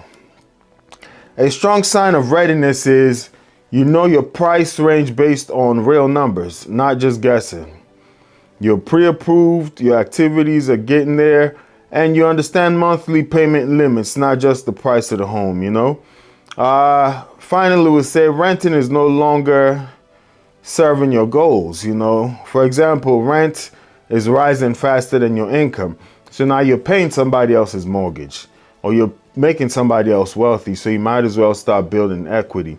You know, you want stability or equity building. So stability is like you probably are going to get married, or you landed a job where you think you're going to build a career, or you move to the perfect state or neighborhood and you want to build a family there, or just want to stay there, or you want to build equity rather than paying somebody else's mortgage off. You want to start paying yours off and building equity. And you need more space or control over your home. So space is a key thing, and control, just those are some of the rights that come with owning a house, right? The right of control, the right of exclusion, meaning you can exclude people from coming to your house, things of that nature, but you just want that control, right? How much house can you afford today, right? The honest answer is it depends on your income, debt, down payment, credit score, and interest rates. Most lenders still use the 28-36 rule as a starting point. Housing costs should stay below 28%. of your gross income, and all debt combined below 36% of your income. So they do that and see where you are.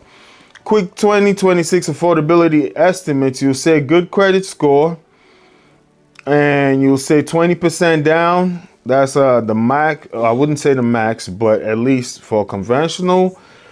Typically, mortgage rates are around the mid 6% right now. So minimal other debts, right? So let's say your annual household income. These are just approximates. It's not etched in stone.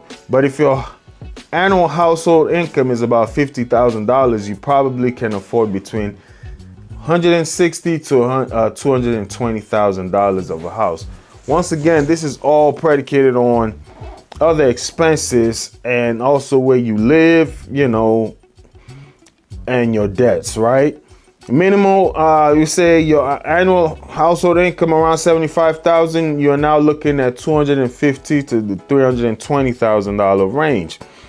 If your annual household income is $100,000, you're looking at $340,000 to $400,000. Once again, this all depends on your lifestyle. If you have a $1,000 or $1,500 car note, then you got to drop that house affordability, right?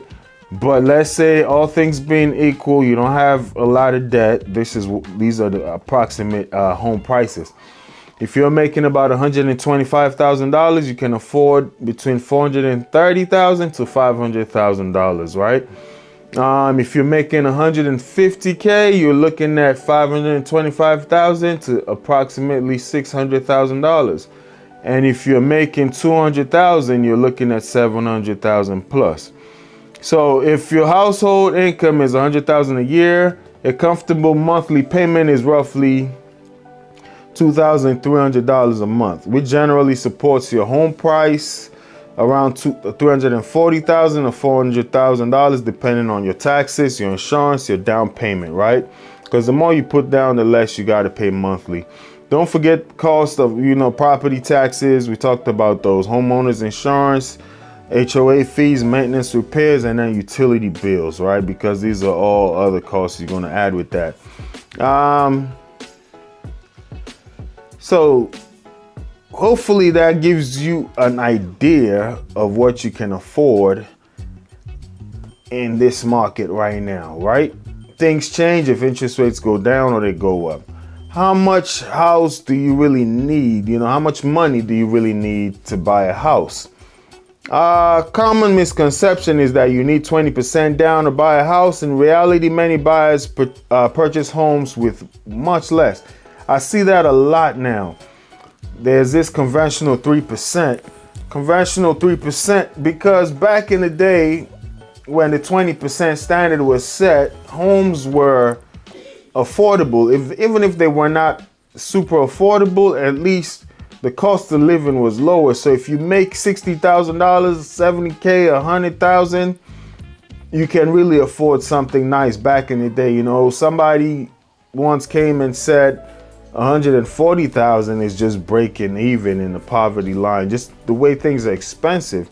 So now a lot of lenders knowing 20% of a $400,000 house, that's a lot of money. Right? When you think about that, it's like $80,000. Lenders know people don't necessarily save up to 80 grand to buy a house.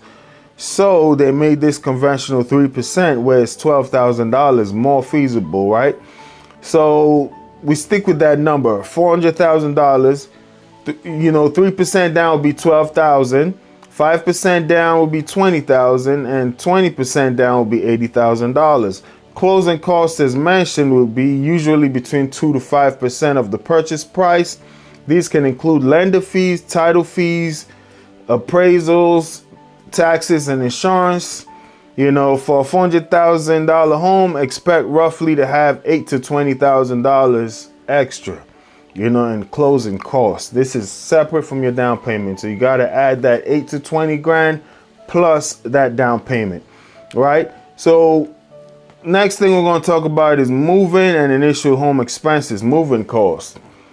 Do you need to rent a truck, hire people to help you move, or do you have your buddies that are going to help you do that? utility deposits, you know, minor repairs, furniture and appliances. Are you buying a home with all new appliances, or would you have to replace some of those? Would you need to furnish? What I see sometimes, people buy these big mansions and they just move in what they have, and as they live in there, they slowly furnish the different rooms. I saw that with multiple people I knew. One person purchased the house for about 700 grand, brand new construction. By the time it got done building, it was worth 100 grand. So they bought the house, moved in with 300K in equity already. They didn't have enough money to furnish the entire house. They came from a townhouse to their forever home. So they just moved their townhouse furniture in certain places. And then as time progressed, they just furnished the rest of the house. And I saw that with another family I knew, pretty well to do. They bought $1 million home, but once again, they had a townhome. They just moved that furniture there. And a couple of years later, when I went to go see them, the whole house was furnished. It took time, right? So that can be a strategy. Real world example, for instance, for a $400,000 house, you put 3% down, that's $12,000. Closing cost is about $10,000. Move-in / setup cost would be another 3 grand. So total needed would be approximately 25 to 30 grand. All right. Yeah, so we done with this showing. Getting ready to head out. Heading out right now, actually. Kind of happy the way things worked out.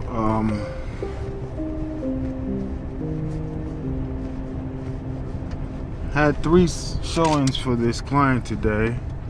One wanted to reschedule. This was her first choice anyway. The second one, they got a bidding war going on that one, and it's 2 p.m. today is the deadline. She's not gonna make a decision today, obviously, you know. She wants the whole family to be able to view the property, so that one, once they said we gotta, I just dropped something down here, so I want to get it before I start driving. Once they said we needed to submit, like, and plus put in the GPS, submit an offer by 2 p.m., that one kind of took itself off the table, which worked out for me, honestly speaking. I've been going on 1, 3. I've been going for maybe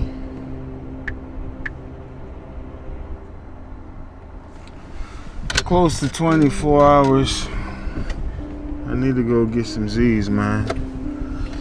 I need to go get some sleep. I've been going for, yeah, almost 24 hours straight, just grinding. So I need to go get some rest. But I had already agreed to these 3 showings, so I'm kind of happy the very first one is the only one we were able to view. Y'all should see this neighborhood we're driving in, man. Nice houses everywhere. So I definitely see why she would love it for her family. Yeah, they might be throwing in an offer on this thing soon. So we're gonna schedule another showing for this property. But yeah, that's all it is, man, as far as the real estate thing goes. Some days you get a lot of showings, some days you get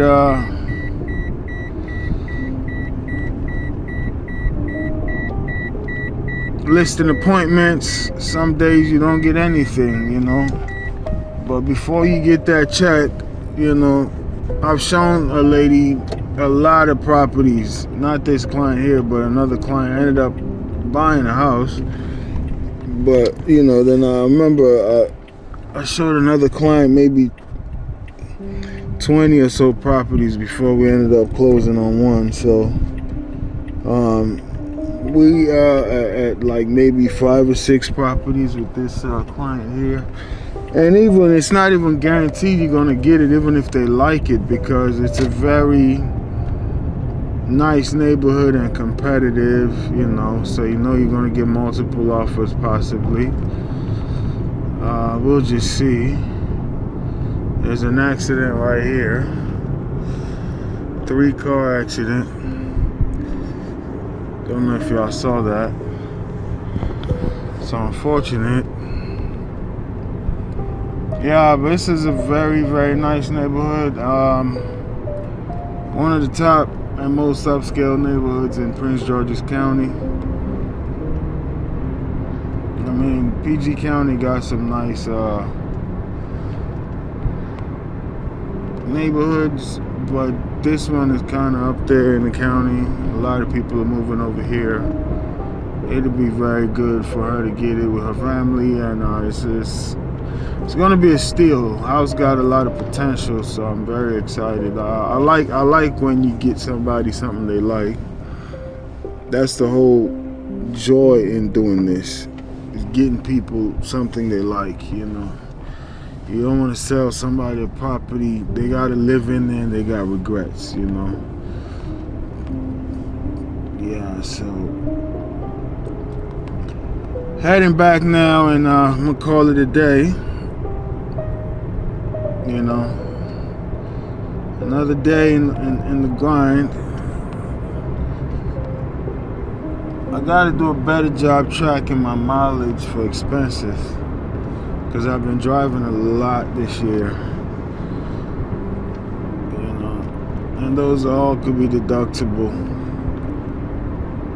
I just take like the standard deduction for that, but I think I need to be more deliberate and intentional on tracking. These are all things you need an assistant for, to handle those things. It's just I got so much other things on my plate right now. I'm not tracking mileage, gas, you know. But yeah, we'll look more into that as the days go by. All right, y'all, have a good one.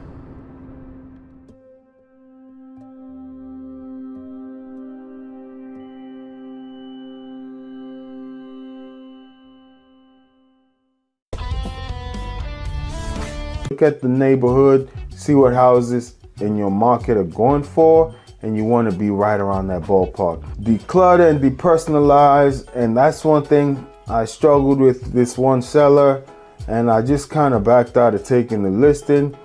Just him understanding, you know. And personally, I'm a Christian, but I don't know if I want to see a picture of Jesus in the bedroom, you know, because for instance, not all Christians believe in those pictures being Jesus, you know, so just there are conflicts there. And I'm a Christian, but I don't know if that's the right thing you should have there when you're selling your house. But how do you communicate that to this person when they're very strong in their religious displays? I wouldn't even say beliefs, you don't know, but you just try to tell them, just take that out, because you never know. You understand who's buying your house. Not all Christians think a picture of somebody is actually Jesus Christ. It may be offensive. Some people are not Christians. So this is something I've witnessed, and you're scrolling through their previous expired listings. You see why it didn't sell. They just got all these personal pictures up there. The house is just full and it looks so tight, but the house is a really nice house with space. Sometimes you may need to use the garage, use a bedroom as a storage unit, just box things up, you know. And if a seller is not willing to declutter and depersonalize, sometimes you still may take the listing, but at least let them know this is not the best way for it to go. You know, if you really are trying to sell, get an agent that's gonna do the right things for you. And if you work with them, sometimes the right agent may even cover a storage unit for you, you know. If you really are trying to sell, some sellers are like, I could sell it, I could wait. Then, you know, you at least know. But if this person has to sell, if they got a garage they can use as a storage unit, or one of the bedrooms, at least let the buyers know, hey, this bedroom is full of stuff. You can at least see the dimensions, but the rest of the house looks like a showroom area. People can understand that. Make sure you like, share, and subscribe. That is how you help the channel grow. And also, if you're looking to buy, sell your house in Maryland or DC, my contact information is in the description below. Thank you. I sold a house one time in Annapolis where it was a garage. We just turned it into a big storage unit where people were not able to walk the garage. They could just open it and see the size of the garage, but the rest of the house looked like a showroom, and the house was able to sell. It's better you get one little section of your house that's cluttered and full of all your stuff, and the rest of the house is just accessible and it flows, you know. So just depersonalize, take away just your religious symbols, you know. Those things are personal to you, you know. Your kids graduate, let the buyer feel as though it's their house. That's all I'm saying. No, I don't want to offend anybody in their religious beliefs, or just let the buyer feel as though it's their house and they're going to make it their place, not you feeling that way. So here's another thing, just on a spiritual level, right? Some people may see things as a spiritual battle if they think you turn this place into some kind of shrine, and you may just turn off another buyer. Let's say I'm a Christian, and if I see some other religious things there, I feel as though it was a temple to worship another God. I don't want to live here. Or vice versa, if I'm some other religion and I see Christian symbols there, and now you think there's going to be some kind of spiritual battle. These are things you don't consider as a homeowner, but there are people that think like that. So when people come into your house, let them see flowers, you know, just nice river paintings, just general decor, and nothing personal, nothing speaking of you. It's like going to a store, a retail store. Some retail stores thrive on standing on their Christian or religious beliefs, but then they only cater to that client. If you are only trying to sell to a certain person, then fine. Maybe a for sale by owner is best for you. But if you just want to sell your house and, you know, to the most qualified buyer, you want to make it general for the masses. So declutter, depersonalize, complete small repairs. We talked about that. Leaky roofs, loose door handles, chip paint. It's crazy what chip paint can do when you think about an FHA loan. FHA loans, when the paint is chipping and stuff, they would not approve it for the most part. They would think it's lead-based paint, especially in homes past 1970, built before 1978. So chip paint, running toilet, burnt out light bulbs, cracked caulking, just little things like that. Get an agent that does professional photography. You know, they just generate more clicks, you know, more hype. You get stronger leads and offers, you know, prepare for showings. So preparing for showings, best case scenario is like you don't live in the house. The house is show ready, people can come and go. But I do understand that you may have to live in the house as you're selling it. You gotta have your house. It's almost like you're just renting an Airbnb. That's how you wanna take it. You can't just get too settled. Even in your house, you've decluttered, you just got a few bowls, few plates that you're gonna use, and always keeping it clean. So when you do get a showing alert, maybe you tell your agent, hey, I need at least an hour, or I'll be working from home during these hours, block it off. And when it's time to show, at least 1 hour notice, you can just touch up your house, get it clean. Try not to get too many smells in your house, even if you're living there. I remember I went to show this house and they were cooking, and it's a distinct smell. And you know, the buyer just made it really quick. You know, it's just like daughter's in the room upstairs, you know, dad is in the living room, mom is in the kitchen cooking. It just didn't feel inviting. It almost felt like we're encroaching on their little family time, and we just wanted to get in and out. You're doing yourself a disservice. If you get an hour window, strong colognes or strong cooking smells are not a good thing. And if you can, just get out of the house. You can sit in your parking lot. You can watch people come in.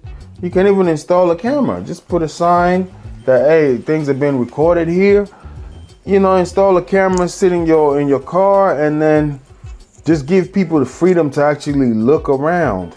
You know, because when you're there, your kids are up in one room, your wife is in another room. People just feel like they're encroaching on your time, and they just want to be in and out.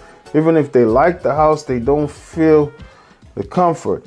Or sometimes a seller being present can be a plus. I've seen that as well. So it all depends on the situation. Let's say your house is like a showroom. Maybe you get your, and you're there as a tour guide answering questions. Oh, the AC was done at this time. If they were solicited, you got to read the room. Some buyers just want to look on their own. They don't want to feel like you're selling them on anything. Nobody wants to be sold, so read the room. If the buyer is asking you questions, then yes, you can. Okay, I repaired the roof at this time. The AC was done at this time. But some buyers just want to be left alone.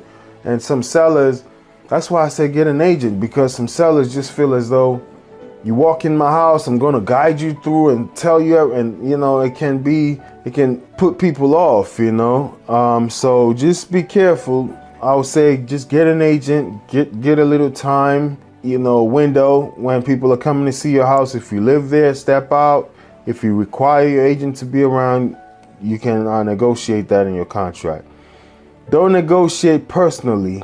One is, like I mentioned, going to divorce court by yourself, and your spouse or your ex-spouse has a high-powered lawyer.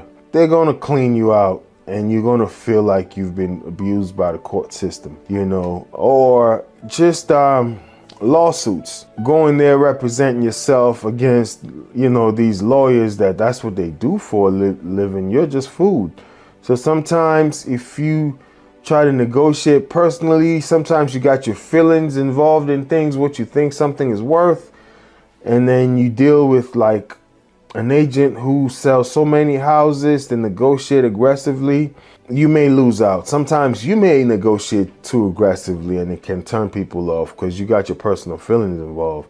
Yeah, review every offer carefully. So once again, just because you get the most money from an offer doesn't mean it's the best, So review every offer carefully. And in Maryland, it's amazing. You got to submit offers even all the way to closing. Obviously, you're under contract and there can be some legal ramifications from backing out of a contract.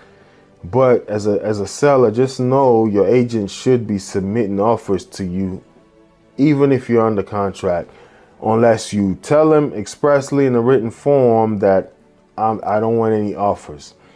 Then they can make that known. Seller is not accepting offers, but you can always accept backup offers just in case something falls through.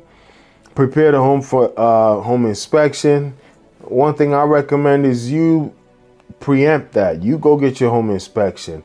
You fix the things the inspector recommends prior to even going on the market. So you don't always have to show it to buyers.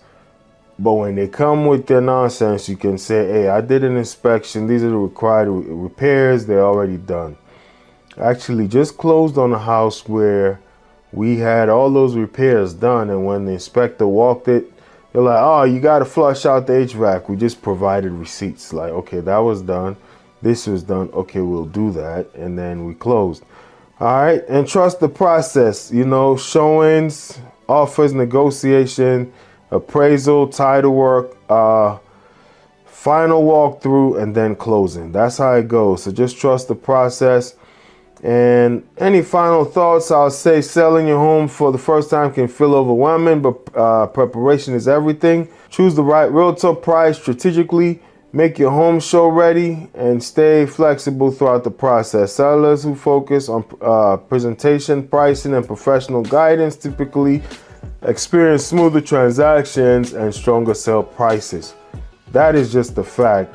Not gonna say it because I'm a realtor, but I get more money sometimes go with agents. You do have some homes that just are gonna sell themselves. I've been to some neighborhoods where neighborhood is hot, house looks good. Yeah, I go try to give the seller some of my spiel as to why they should hire me, but I know very well this guy can sell this house on its own. This house is going to sell on its own. Sometimes I even tell him. As a gentleman, I told that. I said, listen, you're in a very hot neighborhood. This house is going to sell on its own. I don't know if it's going to sell for the most money, though. And it sold in a week, but he left some money on the table. But maybe he saw that as realtor fees and he was okay with it. But I felt like he left about 20 to 30 grand on the table if I would have listed it. But he did it for sale by owner. Another topic we're going to cover, It's 10 things to fix when selling your home, because we talked about getting your home show ready and doing repairs. Not all repairs are necessary. I like to live by the golden rule: you do unto others as you want done unto you. Sometimes I even get home warranties on behalf of my sellers for at least 1 year. It just covers me at least for a year as a realtor. You know, even though buyers have like 3 years to go file complaints, but I just try to make sure the product is good. That's all. So not all sellers can afford that. Sometimes you're in a hard financial situation. You ain't got money to repair a house, but you got to get it up off of you. And it's like, I got to sell this house. I would love to repair it, but I don't have the money, right? But in this market now where people are looking for move-in ready houses, you know, I'm not telling you go into some major massive repair and then you can't recoup the money. You spend way more into repairs than when you think about repair costs, and what your house is going to sell for is still not worth it. So I would say, you know, thinking about selling your home, many homeowners assume they need to repair every flaw before listing. That's not necessarily true, but that's often a costly mistake. You know, in today's market, some repairs simply don't deliver enough value to justify the expense. Before you spend thousands of dollars on upgrades, here are 10 things you should think twice about before putting your home on the market. Number one, we'll say minor infractions. So small nail holes, minor scratches on the walls, tiny dents on the trim. You know, work usually don't deter serious buyers, you know. While a fresh coat of paint can help, you know, just these little things buyers they don't really care too much, you know. Just every, you know, imperfection is not really worth the time and money, unless you're dealing with some kind of obsessive buyer that's just nitpicking every single thing. But just some little things you can get away with. But I can tell you though, a fresh coat of paint goes a long way. Outdated functional appliances, yes, that doesn't necessarily need to be replaced. You know, a brand new kitchen with brand new appliances looks better. But if your appliances are older but still working properly, replacing them may not significantly increase your home's value. Most buyers understand that appliances can be updated later according to their personal preferences. I bought a home, was it 4 or 5 years ago? I only had to change the water heater so far. The stove wasn't brand new, the refrigerator wasn't brand new, but they're still functional. So what if that seller would have added those costs when these things have, oh, I changed the washer and dryer. Was it last Thanksgiving when they had the Black Friday sale? Because the washer, it was that one unit, the washer and dryer connected. Either one of them wasn't working, but because it was one single unit, you got to swap out both. So in 4 years of being here, washer and dryer, water heater, but I still got the stove and the other refrigerator and other appliances. So just think about it. And it took actually 3 years of living here for the washer or dryer to go out. So not all appliances need to be replaced. Slightly worn carpeting, that can it can enhance the value of the home. But if your carpet is like really tore up, a lot of stains, if it's like these plain colors that you can get a steam cleaner in there and get it clean, that can be an option. But be mindful of like these colored carpets, like a burgundy, a blue, green. If you try to deep clean those, you can fade the colors and people can actually see the difference in colors, which is like a disservice to the house. So I would say sometimes you may need to replace the carpet, but if it's slightly worn carpeting, unless the carpet is heavily stained, torn, or producing odors, replacing all the flooring can be expensive. Professional cleaning is often enough to improve the appearance. Number 4, we're going to say minor driveway and wall cracks. Hairline cracks through concrete are common and generally don't concern buyers. Most structural issues should be addressed, but cosmetic cracks can rarely justify costly repairs. So if you see the house, like one time we went to see this very, very nice house in Clinton, Maryland, but you can almost see like it's sinking, you know, like the foundation is not working. That got to get addressed. But just a little crack, I got a couple of cracks in my driveway when I cut the grass. I got to go with the weed whacker and get that little grass that's growing in between the concrete. Maybe I should just seal it off. Anyway, I'll just say that's not something that would drive away buyers. Old kitchen cabinets. So a complete kitchen remodel is one of the most expensive projects a homeowner can undertake. Kitchens can go anywhere from 10 grand, maybe sometimes cheaper, all the way to 50,000 or more, depending on the size of the home. If your cabinets are functional, consider simple improvements such as cleaning, hardware replacements, or repainting instead of a full renovation. Sometimes you got a cabinet refacing. Those are also kind of expensive. So yeah, you don't necessarily have to swap out your entire kitchen. Dated bathrooms. Many sellers spend thousands updating bathrooms only to recover a portion of the investment. If everything works properly, focus on cleanliness, fresh caulk, and minor cosmetic improvements rather than a full remodel. Another thing, number 7, will say partially finished basements. Don't feel pressure to finish an unfinished basement before selling. Buyers often prefer a lower price and opportunity to customize the space themselves. So think about that. Number 8 will say windows. Older windows still function. Newer windows can help. Pricing, especially due to energy consumption, but replacing every window in your home can cost tens of thousands of dollars. Unless windows are damaged, leaking, or failing to operate properly, the return on investment is often disappointing. But windows definitely can upgrade your house if they are new. But let's say if they are old and you got a lot of air draft coming through it in the wintertime, new windows are a plus. But if you got functional windows that are sealed properly, you don't necessarily have to swap them out. Landscaping perfection. Curb appeal matters, but you don't need a magazine-worthy yard. Basic maintenance such as mowing, trimming shrubs, mulching, flower beds, and removing weeds is usually enough. Number 10, you'll say minor electrical or plumbing updates.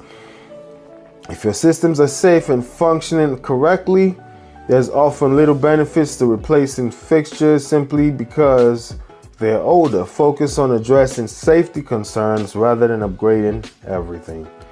What should you fix before selling? While many upgrades aren't necessary, some issues should always be addressed, such as roof leaks, water damage, mold problems, structural concerns, safety hazards, broken HVAC system, major plumbing leaks, electrical hazards. Final thoughts. The goal isn't to create a perfect house. It's to present a well-maintained home that appeals to buyers. Before investing in repairs, consult a local real estate professional such as myself who understands your market. In many cases, spending less before listing can actually result in a higher profit net at closing.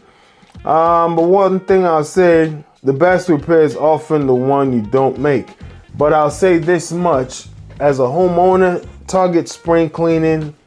Always, I try to do that. I got an older house. I try to do one decent sized project in my house every year since I bought it. Either I change the fence, I change the flooring, bathroom, whatever it is. Every year I try to do something. Some years I may not be able to do some major project, but I may just go around and paint something, Just retouch it. Keep your house fresh. Or deep clean in the spring, baseboards, everything, or before the holidays if you're getting family over. What that does is it keeps you from having to spend so much when it's time to sell. All right. Finally, before we wrap up, we're just going to touch on the interest rates today. And the reason why I put the interest rate topic at the back end of the podcast, I used to put it before, is sometimes I'm talking about evergreen content, right? Things that would help buyers or sellers 5 years from now. But when they hear the interest rates from today, they say, oh, this video is 4 years old, and they skip it. So they don't really hear all the other good content. So I tend to put the evergreen stuff that may last in the front end, and then those who stick around can hear this interest rate section, or we can just cut this into a clip and put it out separately. The national average interest rate for 30-year fixed rate mortgage is currently 6.52% as of today, June 3rd, 2026. For a 15-year fixed mortgage, the average rate sits at 5.82. So average meaning average, right? High, low, medium, right where we are in the middle. Some people are getting a little better, some people are getting a little worse deals based on credit scores, right? Rates highly, let's see, break down 30-year. 30-year fixed 6.52 with an APR of approximately 6.70. 15-year fixed 5.82% with an APR of about 6.03%. 30-year FHA is about 6.46.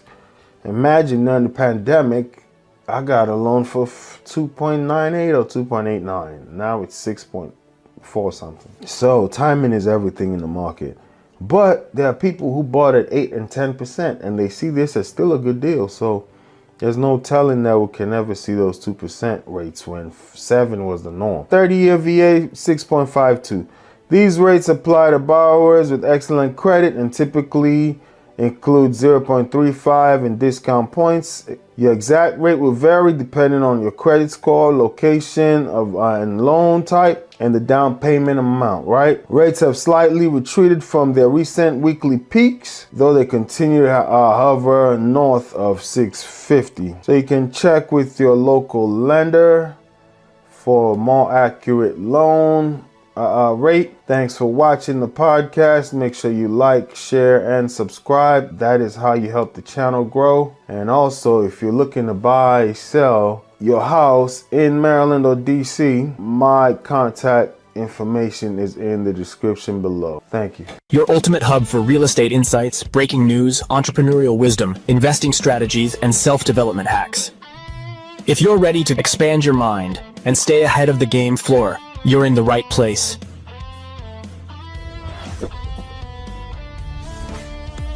Subscribe now. Your future self will thank you. Your ultimate hub for real estate insights, breaking news, entrepreneurial wisdom, investing strategies, and self-development hacks. If you're ready to expand your mind and stay ahead of the game floor, you're in the right place.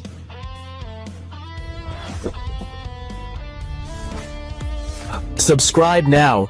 Your future self will thank you. Hello? What? Munster Police Department. How can I help you? You come on out, we need to talk to you. How can I help you, sir? You come on here, we need to talk to you, right? Yes, sir. I just got in and I just left the station. You guys came to my house a couple of nights ago and I had to go through a... Put your clothes on. Put your Okay, clothes on. but you Put your clothes on. keep walking in my house. Put your clothes on. Put your clothes on. Okay, so... Put your clothes on. No, Okay. stop talking, put your clothes on. Okay, can you step outside? No, Okay, put your one clothes on. second. Put your clothes on right there. Put your clothes on. Welcome everybody to my YouTube channel. My name is Raymond. I'm a local real estate agent in the state of Maryland and Washington, DC. We are going to react to a quick video. Without further ado, let's jump right in. This is a video of a squatter and it's going viral. Hello. Hi. Once another officer gets here, we're going to go in there and we'll get her out. Okay. Okay. Yeah, we just walked in, heard the shower going, and the door is closed. So I didn't physically see her. Okay. But you could hear there's somebody in there. Are the doors open still? Yeah, I left it up. This is a lady speaking to a cop right now. Apparently they walked into the house and they hear the shower going. I just posted a video of a lady who laid down on her bed, went out drinking with her mom, came home the following morning because she spent the night at her mom's house, came home the following morning, lay down on her bed and started hearing noises under her bed, and it turned out to be a human being. She saw legs sticking out of underneath the bed. This right here, from my understanding, is somebody that may have just purchased a home and they're in the midst of like transferring. And this, as you know, I'm a real estate agent, is some of the nightmares home buyers, sellers, and even agents have when you're dealing with that transfer period when the house is vacant. There are people like this that go around looking for these houses, looking for signs in front of the yard just to break in or to see if there's nobody there. And also, one thing I keep seeing are teenagers who would go on Zillow or these websites, look for houses that are for sale. And if they live in that area, or they may not even have to live in that area, they can just drive down there and throw a house party. They post it out on whatever social media networks they use, and they bring a DJ, just trash the house and party there and leave. But let's keep going. Okay. You give us permission to go inside? Yes. Yeah. You want her charged and everything Yes. like that? Fantastic. You guys just want to hang out here? Well, I'm sure we're going to talk to you after this, okay? So, front door is open. They walked in, they heard the shower going and the door's closed. She has no. She said going in. She's trespassing. Yeah, she said we could go in. Hello?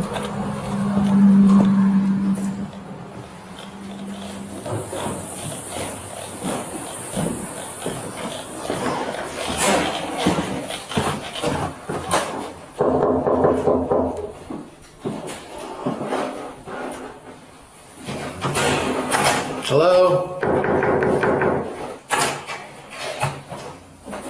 Wait, Munster Police Department. how can I help you? You come on out, we need to talk to you. How can I help you, sir? Come on here, we need to talk to you, right? Yes, sir. I just got in and I just left the station. You guys came to my house a couple of nights ago, and I had to go through a... Put your clothes on. Put your Okay, clothes but on. I'm telling you, Put your you clothes guys on. keep walking in my house. Put your clothes on. Put your clothes on. Put your clothes on. Okay, so... Put your clothes on. No, Okay. stop talking. Put your clothes on. Okay, can you step outside? No, Okay, put your one clothes on. second. Put your clothes on right there. Put your clothes on. I'm going to clear the rest because I know she has a son, so make sure he's not here. Just get your clothes on and step out. Put your clothes on. You guys keep walking into my home. Put your clothes on and step out. I definitely will, sir, but it's against the rules. You're right, it is. Huh? You're right, it is. It is, it really is. And this is my house, sir, and I shouldn't be having to prove that. And you guys, you guys are confused just like everybody else. I just left their station. Just now. Did you figure that out? And I have been here faithfully since the month of August. How does she keep getting back in?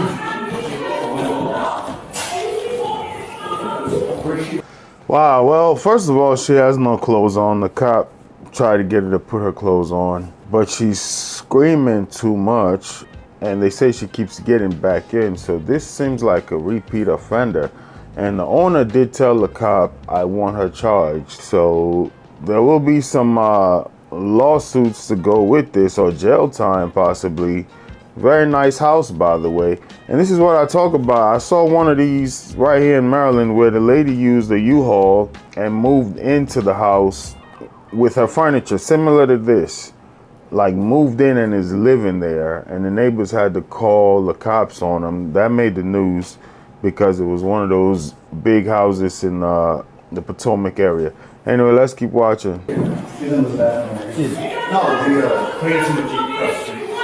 Get your clothes on. Did she get evicted or? She's never lived here. Never lived here? She has no associations with this house. I mean, yes, I'm not doing anything illegal. I just left. Here, hold on, I need to turn around. Sir, I just left your department to pick up my keys. I just came from there. I just moved in as of August. You guys are the ones that hold me in. I'm trying to figure everything out. You guys aren't at the office and you guys are coming through my door. I'm not illegal. You can run me and you can look it up. I gave you all of the information and I had to go back to get my property. So one thing I'll say, she's just too, hate to say it, too loud and just yelling. The cop is right there next to her. Why is she so loud? And how did she come out of the shower without any clothes on in a room full of male police officers? Some people would try to get some clothes on. I don't know. Yeah, she's just yelling. And here's the thing. You know, I hate to say it, but discernment in people's demeanor, right? What I'll say is, I keep saying this, I've been in management before, and when people get a job and they give you this good game, always too eager, always got something to say, I don't judge them, but I'm a show me, don't tell me type of guy. I take it with a grain of salt. she is, what this is doing right here is just deflecting. It's like you call somebody in the office to hold them accountable on job performance, and they're blaming everybody else in the room. And a trick we always do, or at least I was trained to do, is write down what the issue was and always come back to the issue. They're going to blame another manager, they're going to blame another associate, they're going to blame the work conditions. Just say, okay, we'll address that at a later date, but here, this is what we're talking about. She's just yelling and deflecting, and if the cops are not going, trained, they can just follow her down a rabbit hole and forgot what the issue is, which is you're living in somebody's house. Where's your documentation? Okay, that's it. You guys are walking into my residence like I don't live here.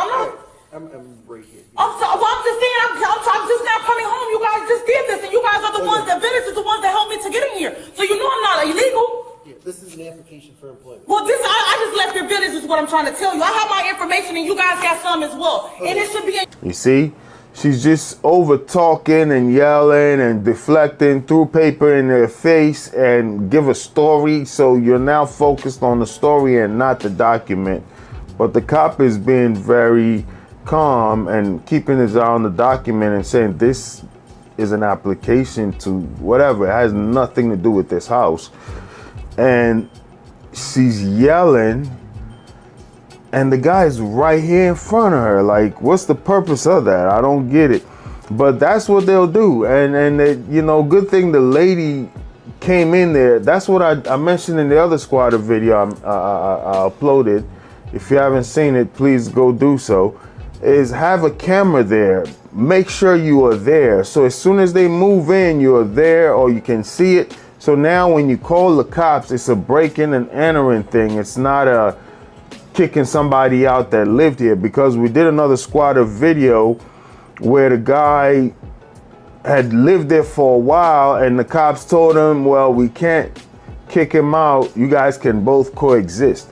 In his grandfather's cabin, they have to coexist because he's already established a residency in your house. Now you got to go through the court system to get him out. But if you see him on your camera, they go in, you call the cops, you get him out, or you get the cops there immediately. Now it's a trespassing thing. So with squatters, I always say catching them on site red-handed or as soon as possible is the best way out before they settle in. Let's listen to a little bit more of this. Your computer system, sir, this is not illegal. Only thing is, I have to get to I'm going to the B&B in the morning. I'm sorry. I'm going in the morning because you guys have something, a glitch in the system somewhere. I'm getting up B&B early in the morning so I can get all the documents, so I can get everything transferred over. Until then, I can't do anything until you guys are open. You guys are closed and you guys are kicking in the door. We didn't kick in nothing. Well, I mean, you're standing in the door. Do you have a house key or something? Yeah, and yes, and it's in your property. Could you take me? I can definitely give it to you, and I will open my door. Do you have stop shouting. I'm sorry. Right, I understand, officer. Room is echoing? Yes, I have keys to the front door. I have keys to my back. I have keys to the entire place. Do you have a copy of the lease agreement? Well, I purchased this home. I purchased this home from somebody a couple of years ago, and I just moved in August. So she doesn't live. Who is the somebody? She's from the Sotheby's Realty. She doesn't even live in Illinois. I don't even. She purchased the home a couple of years ago, but she just moved in August. Sometimes, all you got to do is listen to people. They'll tell on themselves. She purchased the house a couple of years ago, but she just moved in August.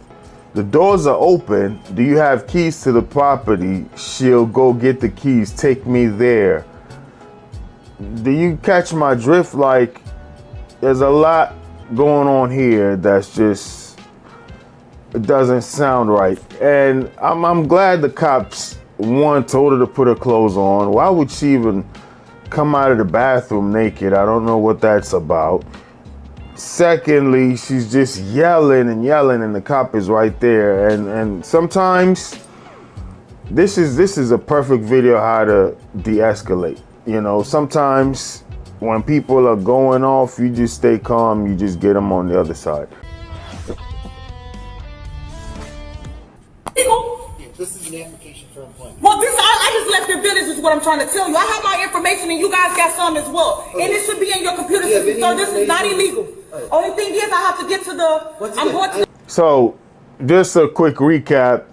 They busted in the door. If you didn't see the previous video, well, they didn't bust in the door. The door was open. The owner called them. The house is open. Apparently, the owner came in and they just heard somebody in the shower and called the cops. And if you hear the cops, she's been in this property quite a few times and she keeps getting in. And the other cop was asking, how does she keep getting in? And one of the cops said she has a son, so he went around to look for that person. Then another cop was asking, hey, what's going on with this lady? Was she evicted or something? And then the other cop said she has no affiliation with the house whatsoever. When she came out, she brought this piece of paper and just stuck it in the cop's hand and is talking over the cop, just loud talking, in essence, just trying to distract him from reading the paper she gave. The paper, it's almost like training day. Remember Denzel Washington, training day, when he folded up the piece of paper, gave it to the lady, hey, I got a warrant, and he busted in the house, and she just sat there when everything got stolen, the cash got stolen. Then she looked at the paper and said, oh, this ain't no warrant. That's just how it goes.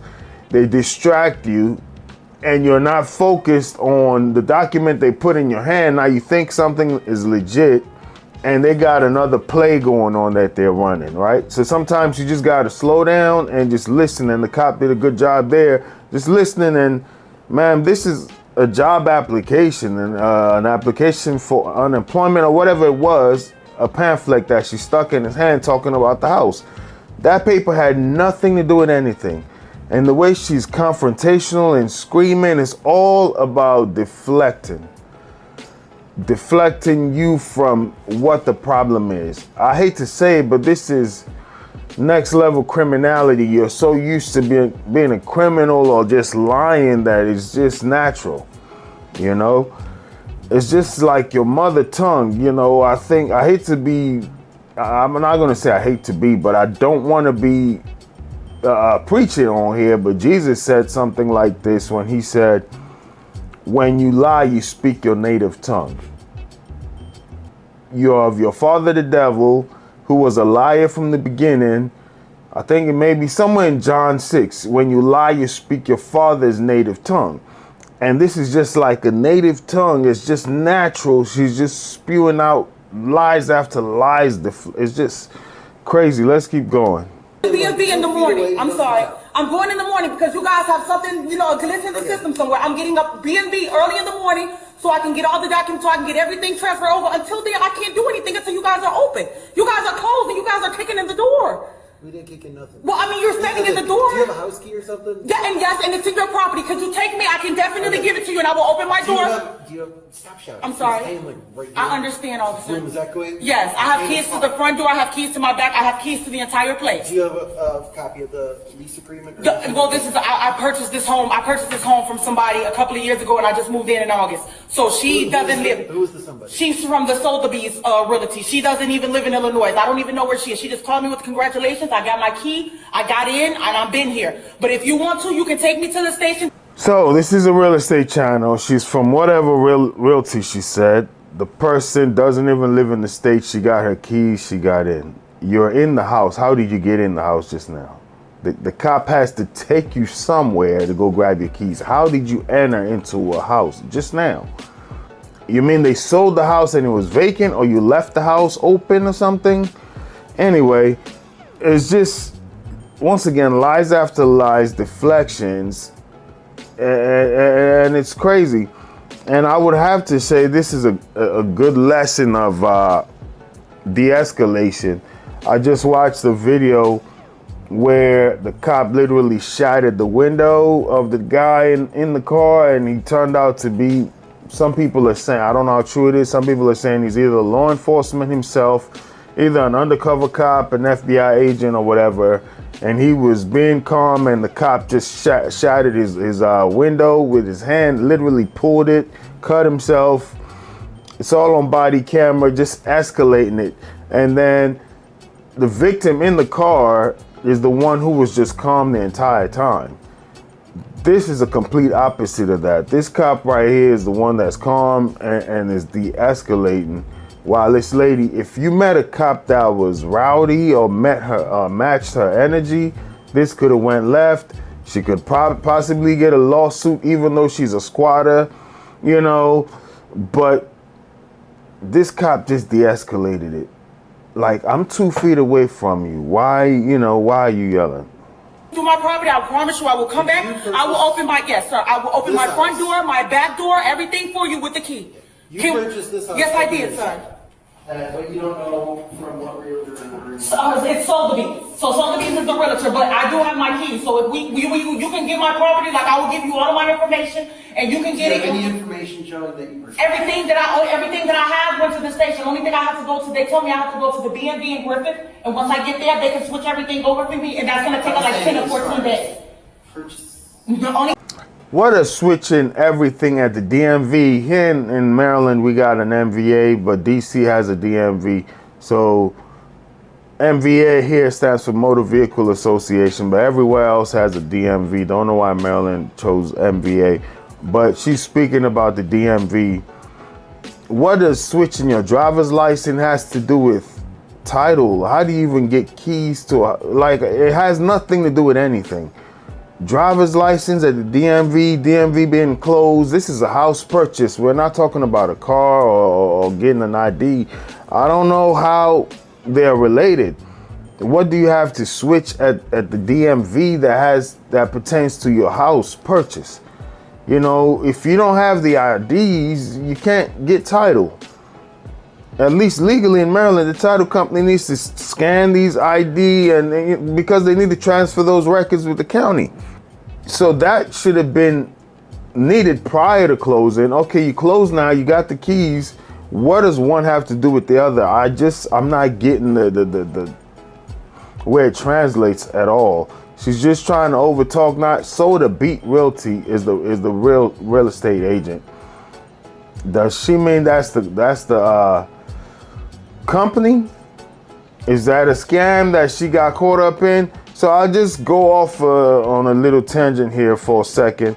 There are these people. I'm a real estate agent. I get the calls all the time from people who are trying to get me to list the property, but the owner is in there. They're telling me this house just foreclosed. Go list this house. You know, and I see some of them online on the MLS at times.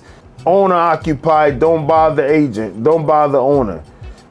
I get it if the bank is trying to foreclose, but as an agent, I'm not going to tie my name to that. I haven't been in the house. I don't have any proof you have ownership of the house, and I just put it on the MLS. But I get these companies all the time trying to get me to list a property that they have no ownership of. Is that what she's talking about? And I'm like, how can I put this on the MLS and I haven't gone to take pictures of it? Oh, it's about to be foreclosed. Okay, find somebody else to deal with that. You know, that's not something I want to engage in. But I would say some of them are scams. Some of them I get. They are going through a foreclosure process, and the bank just wants to sell it to an owner and cut cost of kicking this person out. And then the new owner has to go through the court process of evicting. It's a way for the bank to kind of get their money, and you deal with the problems, but you don't know what that house looks like on the inside. When somebody knows they're getting ready to foreclose, they just tear things up. Anyway, let me get back to this one. No, everything that I purchased, no, they don't give you anything. When you purchase something and you sign a lease agreement and it's over with, I'm not paying a monthly note, so I don't have anybody to consort with. So I don't have a consorter, but what I do have. They never gave you. Well, I mean, I got keys and I got my transfer information to get over with the B&B, like, you know, transfer plates and titles and stuff like that to get my house together. I got furniture coming. That's about it. I don't have anything else that can prove that, but I do have the key. So if you want to go to the station and bring me back, I would definitely open up my house with the house keys. When did they get your stuff to bring it to you? 2 days ago, they got my things and bring it to me, and they say, you don't have anything, everything registers, you don't have to worry about coming here, and if anything happens, let us know. That's the only thing that they told me, so I don't have anything against me. She's clapping, she's talking. If these cops are homeowners, she's lying. As a real estate agent, nothing she's saying, this just tells me she's never bought a house before. Nothing she's saying right there has anything to do with a home buying process.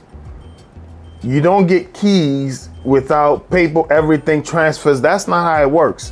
When you're closing, the stack of papers is almost about this thick, maybe 100-something pages. That's why I tell my clients sometime, if you need that email to you earlier so you can read through it, because I had one client who was trying to read through that at the closing table. She's my client, but I was frustrated. That's not the time to read through that. It's just so many pages. You're not going to get all the details. If you need those closing documents sent to you earlier so you can review them, please do. You know, the closing agent, most likely from the title company, would walk you down. Okay, this is for the water. This is for your loan. This is for this. They go page by page explaining it to you, and you just sign. But you don't really get time to look through everything. Okay, this is for transfer taxes. You'll pay half. The seller, this is prorated. Okay, the water, the seller has paid this much, so you got to reimburse. They will walk you through page by page, explaining to you what every page is, summarizing it, and you just initial. But you can always tell them, stop, let me review that. But it's best to do that prior to closing. What she's saying now has nothing to do with the closing process. If these cops have ever bought a house, they don't need to be a real estate agent. They would know the processes she's talking about is not related to the real estate industry at all. At all. You just go there. Whatever she's saying has nothing to do with the way a house is sold. And there are different state laws, but when you take your real estate exam, you got to take it nationally. You got to take so national standards are there. You know, I'm in Maryland, I'm licensed in DC, but the national standards are there. Some areas may have more codes and different laws and fair housing laws than others, but the national standard is a national standard. Nothing she's saying has anything to do with the home sale process. I don't have anything or none of that stuff. So that's what I'm saying. If you need to see that information, because I just left from that, but there's nobody in the building for them to process the information to give it back. I will gladly take you there, and you can come with me as well, and you can bring me back, and you can lock everything up. I'll let you lock everything up, and you can see that I entered this house with my key. That's the only thing I can tell you. Where's your key right now? And property at Munster, Indiana. Then how did you get in today?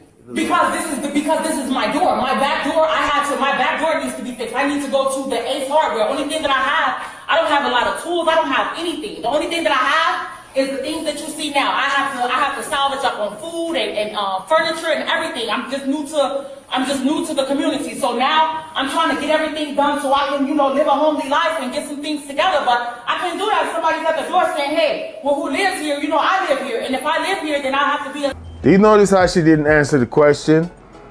Where are your keys right now? They're over there. How did you get into the house? This is my back door. I'm trying to live a homely life. She didn't answer the question. And I'm telling you, this is something they train us when you're in management, and you got to write somebody up. Just keep your ears out for the question you asked. And let them explain their behavior, But there's a crier, somebody that cries. When you call people up to hold them accountable, you got a personality type that's going to cry. Then you got a personality type that's going to deflect. That's just deflection right there. I'm trying to live a homely life. I'm not new to the community. I'm got to go to Ace Hardware. My back door is broken. How did you get into the house? That question wasn't answered. Life and get some things together, but I can't do that. Somebody's at the door saying, hey, well, who lives here? I live here. And if I live here, then I have to be just like everybody else. You know what I mean? I'm not causing any trouble and I'm not causing any drama. This is bringing conflict to my community. I've been good since August, since I moved in. Now they're like, what's going on? The neighbors, what's going on with all these officers coming around to the property that's been sold? Because the homeowner called us. Well, yeah, I definitely not, because I'm the homeowner and I don't have any complaints, and I'll be the first person to call Munster, Indiana if I do. All right, we're going to wrap it up right there. What we'll do is we'll watch the third part, so stick around for that video. Make sure you like, comment, share, and subscribe if you're trying to purchase a home in DC or Maryland. Visit my website, which will be in the description down below. Book a free 15-minute consultation. Without further ado, let's get started. Make sure you lock your doors. Get a camera. If you're a listing agent, check on your listing periodically. If the owner allows you to have a camera in the front door or something, and in Maryland you gotta have these signs, that's fine. This property is under surveillance, whatever you need to do, because you don't want to get a listing and somebody's squatting in there and you didn't catch up on it and it becomes too late. All right, so always try to check, have a plan with you and the seller as to how this house is going to appear, as though it's been monitored. Because the good thing here is this lady got caught instantly. The seller came, the homeowner came in there while she was in the shower. The property out there, we can come directly after the keys. Is it for sale or something? No. It's an 85 and drop. He's gonna handle the charge. Criminal trespass. Or residential. No, it's not, sir. So if we go get my property, I will show you the entryway to the Ma'am, house. you don't live here. Okay, sir, once again, sir, can we go? What's your last name? It's Goodson, G-O-O-D-S-O-N, and it should register 127 Beverly Place, Monster, Indiana. What thing you Okay, well, I'm just trying to say. What's your last name? Okay, it's Goodson, G-O-O-D-S-O-N. First name? Dominique. What's in the bag? These are personals. I went and picked up a charger for my phone because my phone was dying. I got some personal things that I got. That's about it. I just left the store. Did you shower while you were here? Well, I just came home. That's what I'm saying. I'm hot. I'm sweaty. This is my phone, and then all of my personal stuff. I'm sorry? Were you using the shower? I just came home, and I just came home, sir. I just came home, and I'm in the house. Okay. Yeah. I'm gonna place you under arrest. That's okay, but can we go get my keys, sir? So we talked about this in the last video. Deflection. Do you know how she didn't answer? So they're contemplating criminal trespassing. Deflection and crying. Crying, sometimes people say play the victim, and deflections. When, as a manager, when I used to do retail managing and writing people up, they would always say, at least my mentor told me, write down on a sheet of paper when you getting ready to have a difficult conversation, write down the key point. You know, I think it was Bill Burr or one of these comedians that say they can never win an argument with their wife because they deflect and talk about all other things. Then you make a comment that you can't come back from, and now it's about the comment you made and not what the argument was originally about. So I was told by my mentor, write down the topic that you're going to hold this person accountable for, and when they deflect or cry, just acknowledge them, tell them you're going to address that at another time, and circle back to the topic. Did you take a shower since you came here? It's hot, I'm sweaty, I came home. Never answered. Mind you, in part one of the video, they walked in on her and she came out of wherever the shower naked. Even though the door was closed, they told her to come outside. She could have eaten. They didn't open the door. She voluntarily walked out to the cops naked. They had to yell at her to go put on her clothes, which is crazy. But deflection, she never answered, and she's just stuck on it's her house. And they've already decided. It took a while for them to accuse her. The owner is outside, by the way, for those who didn't watch part 1 and 2. The owner is outside in the car. She walked in the house and this lady was in the shower. And she's just not answering the questions. Because this is ridiculous. You guys are looking for an owner, and that's who I am. And I don't like how you guys keep coming through my door. You can tell me. So once again, hold on, sir. Okay, so once we go to the police station, it's impossible that you can pick up my property and come back here. I can show you the key. I will let you come to the door and open it. As long as you see that I have keys I'll to tell this you what, residence. I'll do you one better. Yes, sir. I'll look online to leak on the property. I don't know where, I mean, I have to go to the B&B. I don't know if it has all registered yet, as of yet. But this is just a personal property that I just received from you. The things that I have, just some notes and a few dollars. I have a little cash. That's about it. So once again, I'm asking you, would you be able to go to the station and get my property, which just retains the key and also pieces of evidence that states that this residence was no under anybody's name? I want to talk to the officer, sir. Don't come here. You don't live here. Sir, this is where I live. Where am I supposed to live, on the streets? I'm not homeless, sir. So they say, stop coming here, you don't live here. This is not their first rodeo with this lady. She keeps and maybe she thought, because I just came from the police station, I can run right back in the house, they're done with me. That's probably what she thought. Because it sounds like she just came from the police station. She keeps referencing, we can go to the station. I guess they have a bunch of keys. And she's saying those keys can open the door. Whatever the case may be, maybe she thought, okay, they came here, they got me, took me to the station, they just released me. If I go right back there, that's the last place they'll expect me to go. Don't know what her thought process is, because they're telling her stop coming here. So it's not the first time she's been to that house. Go to the judge. Go to the judge. Okay, so I'm not your wife. The judge. Are you going to be able to get my keys, sir, and come back to the property? Okay, as long as we come back to the property, because this is getting embarrassing. Even my neighbors will tell you. There's no reason for you guys to keep coming to this woman's residence. And you guys are not residential police officers. Yeah, like you got my neighbors outside, like I don't pay bills in here. You see, just listen long enough, you'll catch it. This is getting embarrassing. There's no reason for you people, well, maybe she's trying to say even my neighbors would tell you there's no reason for you to keep coming back to this woman's residence. She's referring to herself, possibly. But if she's just saying there's no reason for you to keep coming to this woman's property and not talking about herself, that's almost like snitching, like I don't own the house. You just had a slip of tongue. Don't know what's going on there. Maybe, here's the thing, maybe she moves in and doesn't do anything wrong, and she said that a few times. Maybe in this section or the previous part, nothing bad is happening here. She mentioned that a few times.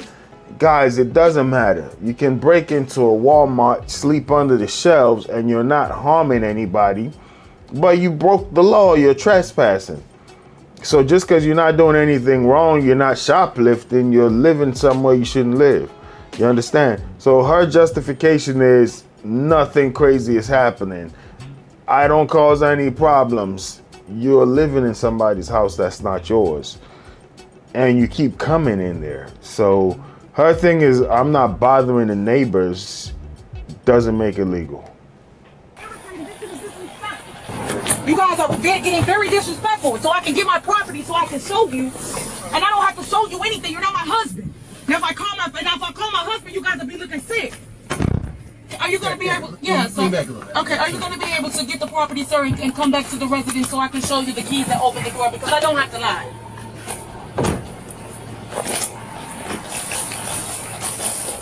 Hello. Who's the homeowner? Right here. All right. So what's going on? You're not my husband. If I get what does your husband have to do with proving it's your house? Title and deed is what proves ownership, not your husband. And you can she's all over the place. Are you able to go to the property so I can prove it's my residence? What does that even mean? And finally, they're gonna go speak to the homeowners. Let's hear this. Hello. Who's the homeowner? Right here. All right. So what's going on? No. You're the homeowner. Okay. Yeah, I'm the owner. So why is the house empty? Is it? I'm with her. We just bought it. Or Yeah. she bought it. She just bought the house Yeah. maybe a week and a half ago. And we're in the process of selling her other home. So Okay. she's got a different home that we got to put up for sale. And we've been going between We've the been two. slowly adding Yeah. things to the house. The and mornings we fixing spend stuff. in her house in Dyer, and then the evenings we try to get over here and do something until like 8, 9 o'clock, and then we leave. Yeah, so this is a new homeowner. I feel bad for her. Not new as in first-time home buyer, but a new homeowner. And she's trying to get out of the first house she sold and move things here. Maybe her friend or a real estate agent, whoever that is helping her move in. And when she comes in there, she saw, or the first video shows when she came in there, she saw the lady. She didn't see, she heard somebody in the shower. So they come to this new house, the house we just saw, at 8 p.m. and try to just put it together. And they go to their old house. She's trying to sell that. So it's a lot for them to do by themselves, and it's taking time. And predators just smell that. They just smell that. This house is vacant. I'm in there. That's why I said, have a camera at the door. If you are like the house she's trying to sell right now, if she's tight with her current neighbors, have them keep an eye on your property.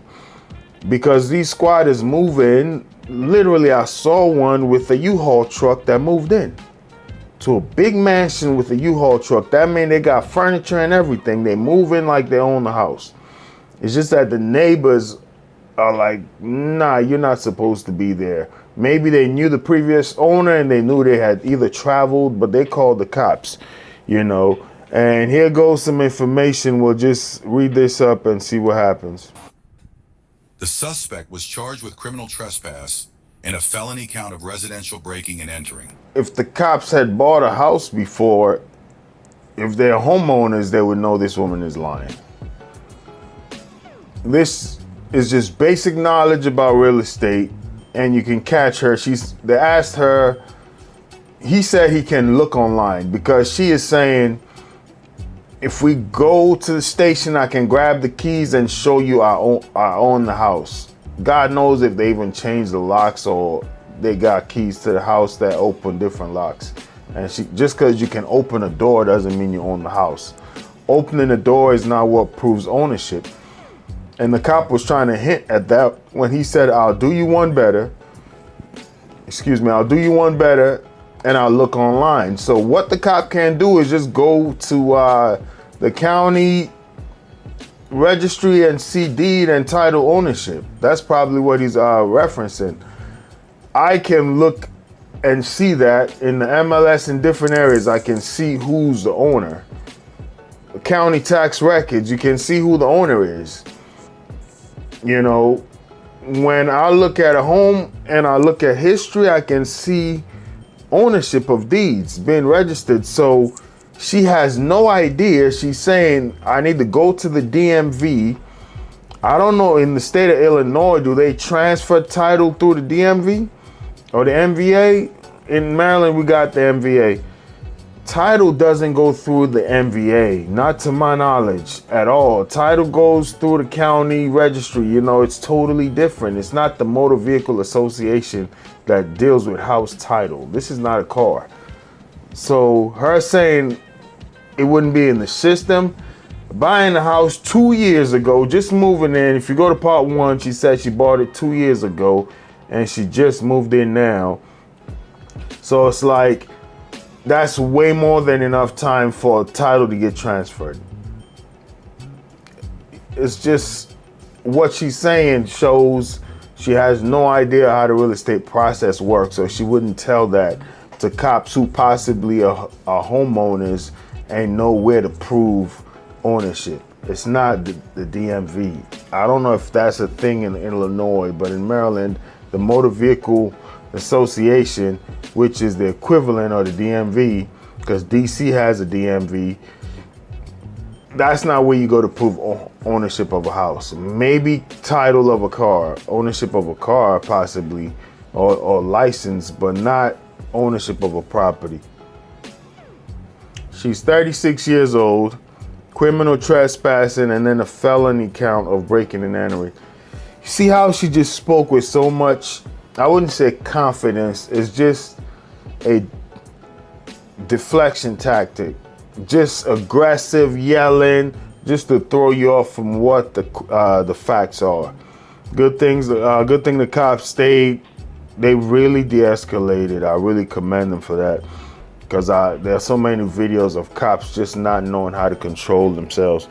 They really de-escalated this. This is a master class on how to de-escalate and, you know, handle a situation.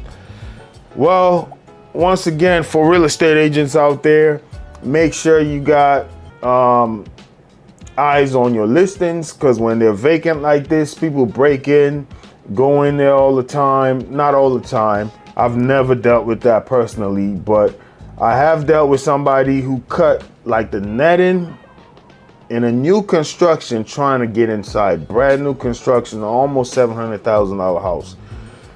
And the way they built those new houses, they got these little latches that keep the window from coming up from the outside. It's like a security mechanism. You can only open it from the inside. You got to push those latches in. And the neighbor told us these are kids in the neighborhood that throw parties in this area. So it's a new development. The neighbor was trying to get a family member to purchase that house. And he said these kids are just throwing parties in these new constructions. You know, they just throw parties there, they go in and break in. So they cut the screen trying to come inside. That's the most I've seen in my career as far as dealing with squatters or people breaking into a vacant property. But it is happening. Those kids come in there, throw a party, trash the house. But these people also move in. They move in with furniture and just live comfortably like they own the place. And once they establish some kind of residency based on the state, it becomes a nightmare to get them out of there. Stay safe out there, guys. Thanks for watching. I'll catch you in the next one. Your ultimate hub for real estate insights, breaking news, entrepreneurial wisdom, investing strategies, and self-development hacks. If you're ready to expand your mind and stay ahead of the game floor, you're in the right place.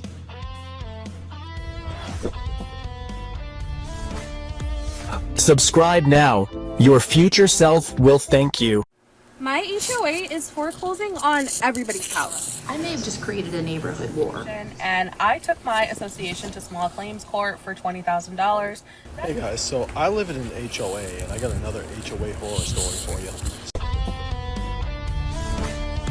Welcome everybody to my YouTube channel. My name is Raymond and I'm a realtor in Maryland and DC. Today we got an HOA horror story video to react to. We're going to jump right in, but before we do, make sure you like, comment, share, and subscribe. That's how you'll help the channel grow. I really will appreciate it. Also, if you know anybody looking to purchase or sell a home in DC or Maryland, I'll leave my information in the description down below. Without further ado, let's get started. Hey guys, so I live in an HOA and I got another HOA horror story for you. So I recently just had my driveway extended like yesterday. It took a month, actually over a month to get approved because I kept getting rejected, but I finally figured out what the rules were. That was on me. And I got my driveway extended per the parameters of the HOA guidelines, which is it can only be extended 3 feet on either side from the existing driveway. So yeah, so I extended it 3 feet on either side using these. Kudos for is he took ownership, didn't know the bylaws, and that's something I've been stressing in these HOA horror story videos, right? Make sure you read the bylaws of the HOA. And one of them is he didn't know exactly the dimensions of how much he can extend his driveway, and he kept getting rejected.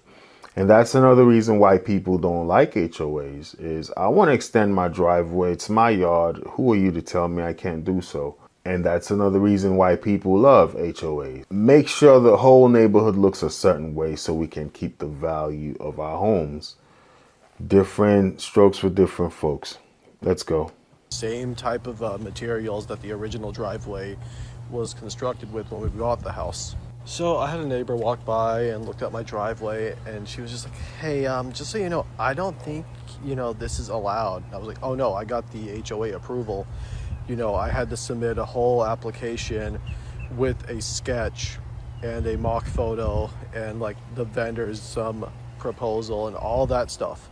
It's like, yeah, but it looks too big. And they said the only rule was I can only be 3 feet on either side of the existing driveway. That's my extension zone, and I cannot go to the sidewalk. I have to stop before the sidewalk. So I'm well within that. So yeah, but it looks a lot bigger than the other driveways. And I'm just like, yeah, and so that is sometimes the problems with HOAs. You did your construction, the driveway looks pretty nice, but then you got an HOA, just a neighbor. That's the problem with HOA sometimes, right? If you know, there can be a lot of bossing around going on. And depending on who is in the HOA, as far as the board, it can be a lot of bossing around going on. You just spent all that money, got your driveway done, and the neighbor is walking around, and it's not about, hey, nice driveway. Just think about humanity. You did your driveway, looks pretty decent. It's not nice driveway. It's, hey, I don't think this is approved. That's why some people don't like HOAs. But as I mentioned, if you let somebody get away with extending the driveway, somebody's just going to add another room to the house, on the side of the house, you know, things, and the whole neighborhood can look a mess. So I get why certain neighborhoods want to look a certain way. Anyway, let's keep going. You know, I just don't think I'm comfortable with that. And I was like, ma'am, you're not even on the HOA board. So, yeah, but they're going to be hearing from me. And I was like, dear freaking God. So I'm going to make it my mission to make sure this woman never gets any position of authority on the HOA board as long. Well, there's always his story, her story, and the truth, they say, sometimes is in the middle. But just imagine you got your driveway done and your neighbor's telling you they're not comfortable with your driveway. You know, it's amazing what happens in these HOA communities. But if it did violate the bylaws, then she has all right to do so. But he said he got permits and approval. But even though he did that, she doesn't like the way it looks. And the board is going to hear from her. Wow. Because we live here. But this woman, whenever she walks around the neighborhood, you know, I guess inspecting her fellow neighbors, making sure they're following the rules, she takes her really loud, obnoxious little dog, like it's a Chihuahua, which is like my least favorite breed, to each their own. You know, like I have no problem with people owning dogs. She lets it crap everywhere and doesn't even pick it up. So now that I know that she does that regularly, I also know that actually is against HOA guidelines. So I'm definitely going to be recording that and sending that to the HOA like every time. Well, what I'll do is I'll leave a link to this video in the description down below. And that is one I'll say we didn't touch on before, is not the board, just your neighbors. Can this happen in a non-HOA community? Obviously. The only thing is they may not get a board, they can call the county on you, but there's not that much power as in an HOA community. And that is a horror story sometimes that make people tired of HOAs. Is this lady apparently is not even on the board. You can say if it's a board decision, it can be understandable. This lady is not a member of the board. She's just a neighbor walking around inspecting people's homes to make sure it's within guidelines. You can say, does she not have something better to do? But as I mentioned, in real estate, when a neighborhood has a certain aesthetic look, feel, when you drive in, all the grass is cut to a certain level. Everything seems kind of uniform. As much as there might be subtle differences, the developers and planners keep it within a certain frame and guideline, which can increase value over time. So on the lady's part, you can see why some people do that just so they keep the value of their home. They don't want people coming in there with green doors, yellow windows, and just tanking the value of their homes. However, some people can go overboard. Happy Saturday, everyone. I may have just created a neighborhood war. Now, I need your opinions, your thoughts, because I might have just fucking pissed off my neighbor, and part of me is just like, you know what, I don't care, because they just don't seem to care. Now, I live in a community, right? HOA. We are houses on top of houses. My neighbor has like a secret garden. All of his fucking plants, trees, everything just grow over everybody's fences that are surrounded by his house. He don't give a flying fuck. I wouldn't care so much if the plants on... So she said she just created an HOA war. And this is some of the things that I wanted to address. And some of the reasons why people don't like HOA communities. If you're in a non-HOA community, unless the county stops by to mess with you, or the local municipal government, for the most part, you're free. Your neighbors may despise certain things you do. They can call the cops. But for the most part, you're free. In an HOA community, however, if you do a little thing your neighbor doesn't like, as she said, we're houses on top of houses, so they're all like together. You can see it that way, or they're like condominiums, one on top of the other, or they're just bunched and grouped together, not that much space. And she said she started the neighborhood war and doesn't care. Let's keep going. My side weren't fruit trees, and the only reason I care about that is because I have a dog that has a dog door, and he can go in and out all day as often as he wants. The issue is he's eating the fruit that's falling off of the tree into my yard.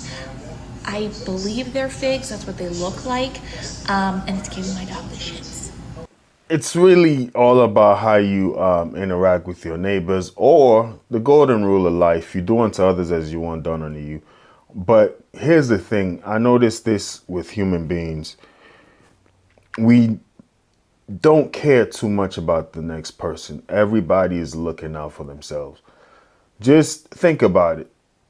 She's saying her neighbor's tree is protruding over her yard, and she wouldn't care so much if it didn't have any fruits.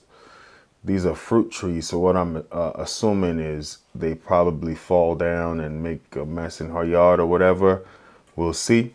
But one thing I want to point out is we don't care too much about the next person. Think about it. If you're a dog lover, I see it all the time. You go to stores and you got your dog running around and licking everybody's feet. Do you think for a second not everybody likes a dog? Or not everybody wants a dog to lick on their feet? You know? So same thing if you're a plant lover as a homeowner right now. You just let your plant grow onto your neighbor's house. Do you think for a second your neighbor may not like your plants? You know, and it's like, okay, my plants are growing, I don't care. You know, it's just what I notice. Everybody is out for themselves without a single thought in the world. Or people are just, that's why even the divide in society right now, people just think their way of thinking is the right, either the right way or should be the only way. But I think we should just take a second and just consider, yes, I like animals, but does everybody like animals? Some people are even allergic. They might love them, but they may be allergic to them. You know, some people may love plants, but they may be allergic to certain plants. Just take yourself out of it and be selfless is all I have to say about that. It really just bothers me sometimes when people just think the way they think should be the norm for everybody. Let's go. Okay, too much sugar, not okay. Like you can have them in small amounts, I believe is what I was told. But he can't eat them just all willy-nilly like. So I took it upon myself today to take some clippers, beep, beep, beep, and I cut only down my side of that cinder block fence. Just my side. So that's a legitimate point she has there. The dogs, she has a dog. It goes in and out of the yard, and the neighbor's figs are falling over. The dog eats the fruits and has diarrhea all the time. Yes, you know, as much as you may want to be a good neighbor, if you got a dog coming in your house and making a mess because your neighbor's fruits keep falling over your yard, that is a valid point. It goes again to just what I mentioned, people not caring about the other. Let's see if she tried to address it with the neighbor prior to calling the HOA, because that's another way you can resolve it. You can just be a good neighbor sometimes and talk to them. But here's the thing. What if the neighbor just blows you off? That's why HOAs are desired by certain people, because they know the community can hold people to a standard. And here's the thing. If an HOA finds you, they can even fine you, put a lien on your house, and they can even force you to sell. They can even foreclose on you. You know, even if you're up to date on your mortgage, if there are certain things that you're falling behind on, or you're not keeping your home up to the HOA code, you can be forced out. So that's why certain people desire HOA communities, because they want their neighborhood to appeal and just have a certain aesthetic. certain field, which will normally maintain the value of the home.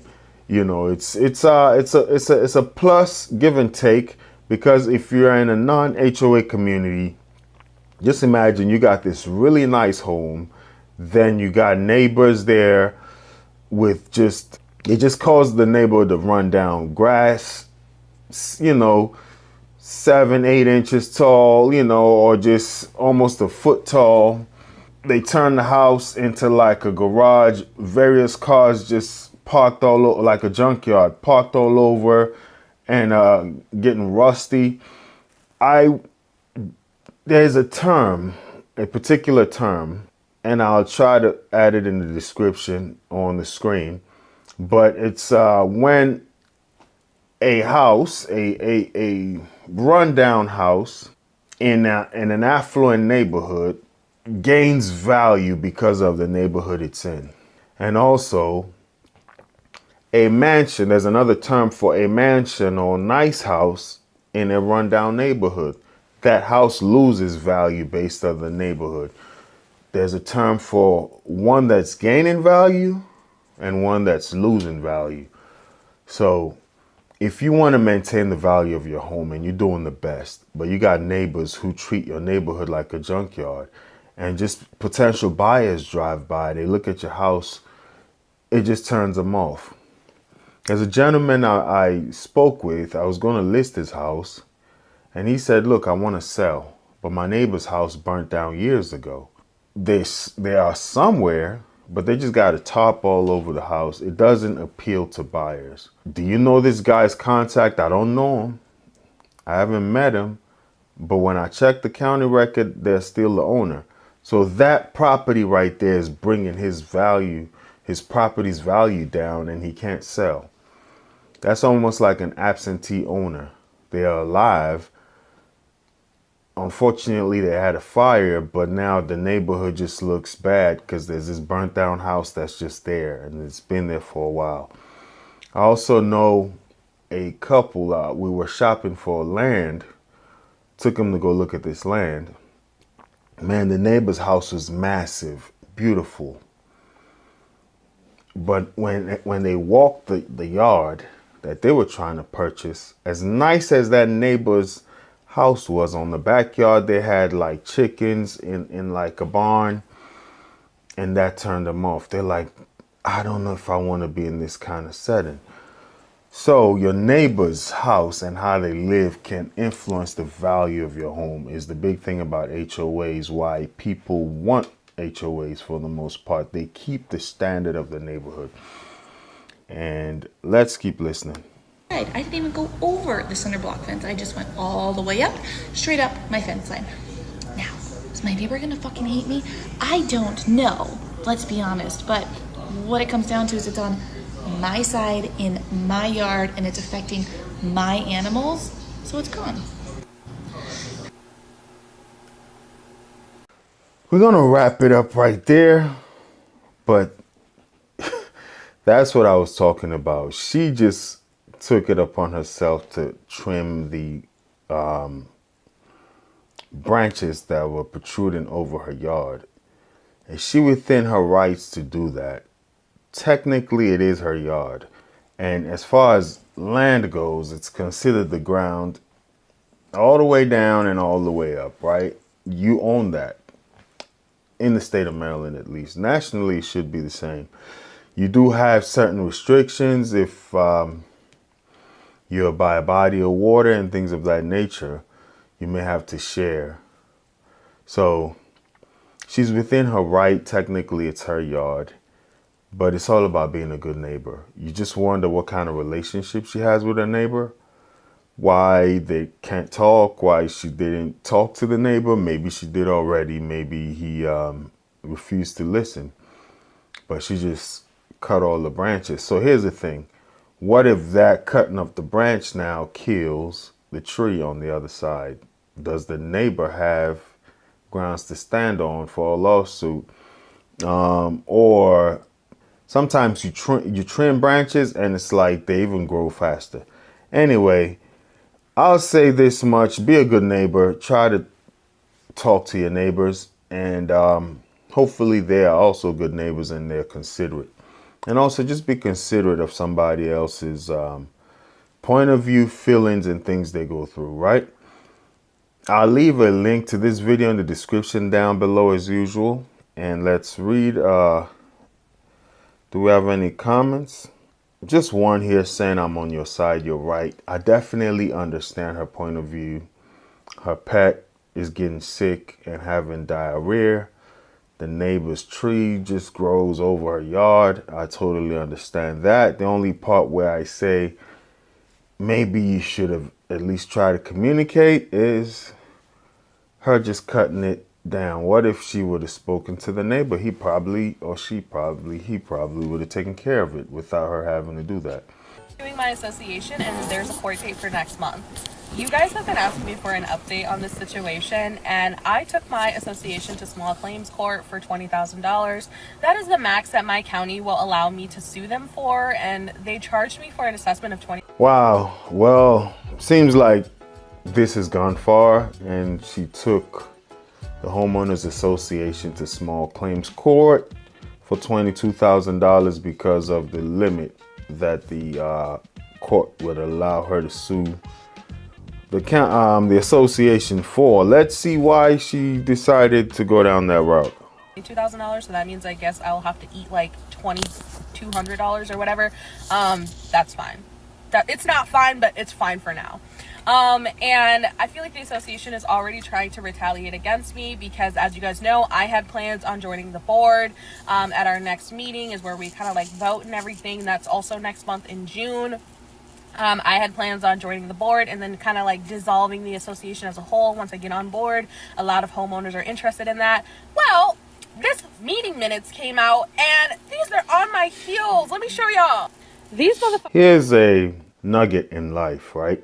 Sometimes you keep your hand close. This is or has nothing to do with real estate per se, but in life it does have some things to do with real estate. It's even if you're negotiating, but in life you keep your hand close. You know, keep your hand close. Why would you go on social media saying you're trying to tear down the board and then try to become a member of the board? One, you got to know HOAs, as much as they keep a neighborhood looking a certain way, they do make some money. It's not a non-profit organization.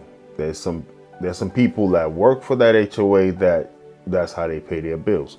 You do have the neighborhood that meets and they vote for who's gonna be the HOA chair. Those members don't necessarily make money, but you do have, let's say a builder builds a neighborhood, they create the HOA structure and management. Because if you're trying to sell a property, normally you go through the HOA management company. There are people that work there that make money is what I'm saying. However, the occupants don't necessarily work for money. So there is a lot of bossing around that goes on with the HOA. Some people can be anal, you know, just a little bit of grass past the limit. You got an HOA president knocking on your door. It's just not ideal. Sometimes you're just moving in and they want to walk up on your driveway and introduce themselves, and you may be okay with that, or you just may want some privacy. What I'll say is she played her hand too soon. If you know there are a lot of people who want to dissolve the HOA, why would you go on social media talking about it? And then she probably mentioned it to them already. Now you got a target on your back. Here's another thing. Just because people say they want to do something doesn't necessarily mean they want to do it. Sometimes people will tell you what they want you to hear just so they know where you stand. And you never know who's on the other side. It's even like a workplace politics. You know, when people come to talk to you and you just go and you throw your bosses under the bus, those very people sometimes are the same ones that run to your boss to say, hey, he said that or she said that about you or about the company. So sometimes as they're running their mouth, just smile and keep your mouth shut. Don't let people know your hand. You can't really tell who's who. And I think she overplayed her hand by just letting others know we want to tear this thing down. I'm going to join the board and dissolve the HOA. So that is something that would definitely get you on the HOA's crosshairs. Said concern was brought up about the eligibility for board membership for owners who owe money or are suing the board. It was thought to be unwise and perhaps illegal, and certainly not in the best interest of the association to allow these owners to be elected to the board. Legal advice will be sought for this issue. Oh baby, I cussed them the fuck out, let me tell you. And I don't even give a fuck at this point. I'm going to sell my house anyway. I don't give a fuck about job bum ass bitches are doing. But that is just straight up, as much as I don't know all the backstory. Let's say if I have a business and I know somebody wants to become a member of the board of my business just so they can dissolve the business, why would I possibly want you to join my business? You know, because people do that. They come on board and then they take over your business and then they sell it. You sell shares, they just come in and then they sell it, right? So if I know that is your end goal, for the best interest of my business, I may not want you to be a member of my board. You can be a shareholder, but not on the board where you're a decision maker. All right, let's keep going. No, I said trying to change the bylaws strictly because you don't like somebody in the community, like you can't do that. Any lawyer will tell you that you can't fucking do that. You got racist people, bum ass people. Y'all are backdating contracts. Y'all are having actually. I just found out that my association was sued in October of. Well, I'll leave it right there. She's going a little off right now. Too much profanity for me, and I'll leave it there. Let's just read a comment here. It says, please stay classy throughout. My HOA is foreclosing on everybody's house. So if you guys remember last year, I came to tell you guys that my HOA was threatening to put a lien on my home and start the foreclosure process over a $22,000 assessment that I refused to pay. My HOA had been wanting to do some construction on all of the homes, and this was something that was well underway before I purchased my home. I ended up... Here's what I'll say. I mentioned this in the last video. HOAs are very powerful, and they can put a lien on your house. So if you owe in any way, shape, or form, whether it's, as she mentioned, some kind of assessment, or also I'll say if you owe HOA fees, or let's say you didn't cut your grass and they find you, and then that goes on for months without you paying, they can literally put a lien on your home, sometimes even force you out through foreclosure, right? Anyway, let's keep watching. Finding out through meeting minutes and talking with neighbors that not only was this something that was planned as far back as 2022, but neighbors who purchased their home around the same time as me did get a disclosure that there was a siding project that was slowly approaching. I am allegedly one of two people who did not get that notice according to the HOA. And so my HOA said that I could pay them the money back on a monthly basis for the next 5 to 10 years. I declined. I don't think that I should have to pay you anything for this. So I knew, you know, I've been getting a lot of letters. I've been working through this, but I knew that they were trying to come after me, put a lien on my home, etc. However, so here's the thing. You got to read all the bylaws when you purchase a home.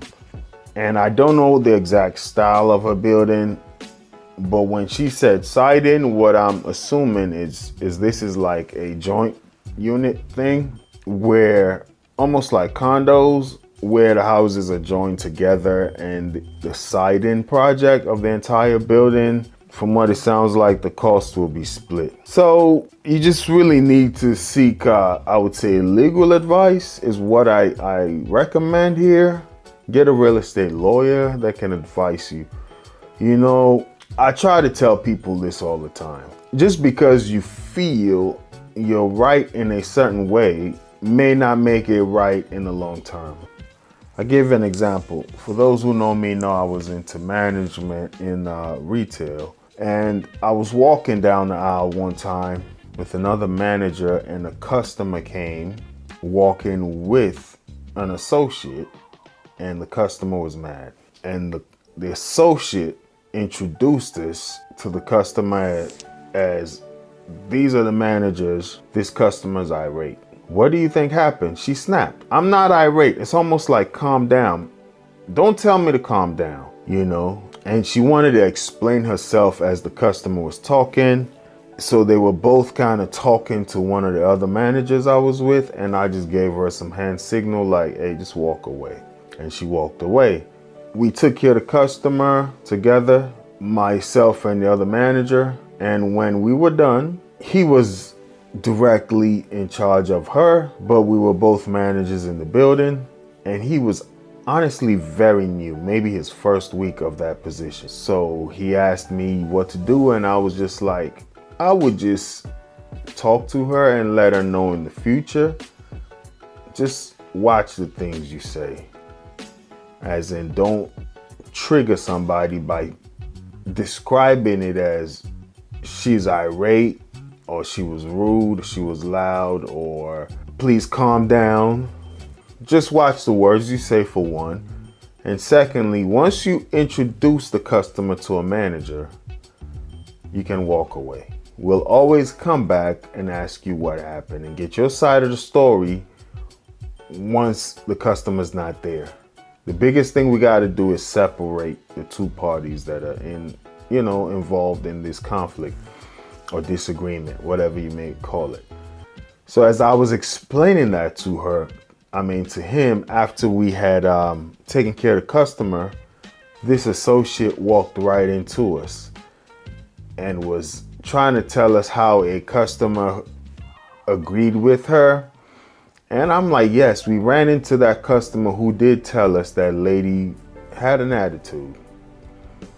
I said, but here's the advice I'll give you. And I just gave the associate the advice I was telling this new manager to give was, in the future, when you introduce a customer to us, just walk away.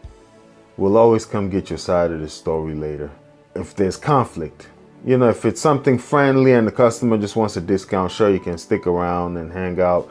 If you don't know how to solve the problem and you want to learn, fine. But if it's something that involves you and the customer going back and forth, these are my managers. This customer would like to talk to you guys, and just walk away. Unless we ask you to stick around. If you know that there's conflict, try to just avoid it. Because the customer may say something that is totally wrong, totally a lie, and you're going to intrude, just to explain yourself, and that's not going to help anybody. That's one.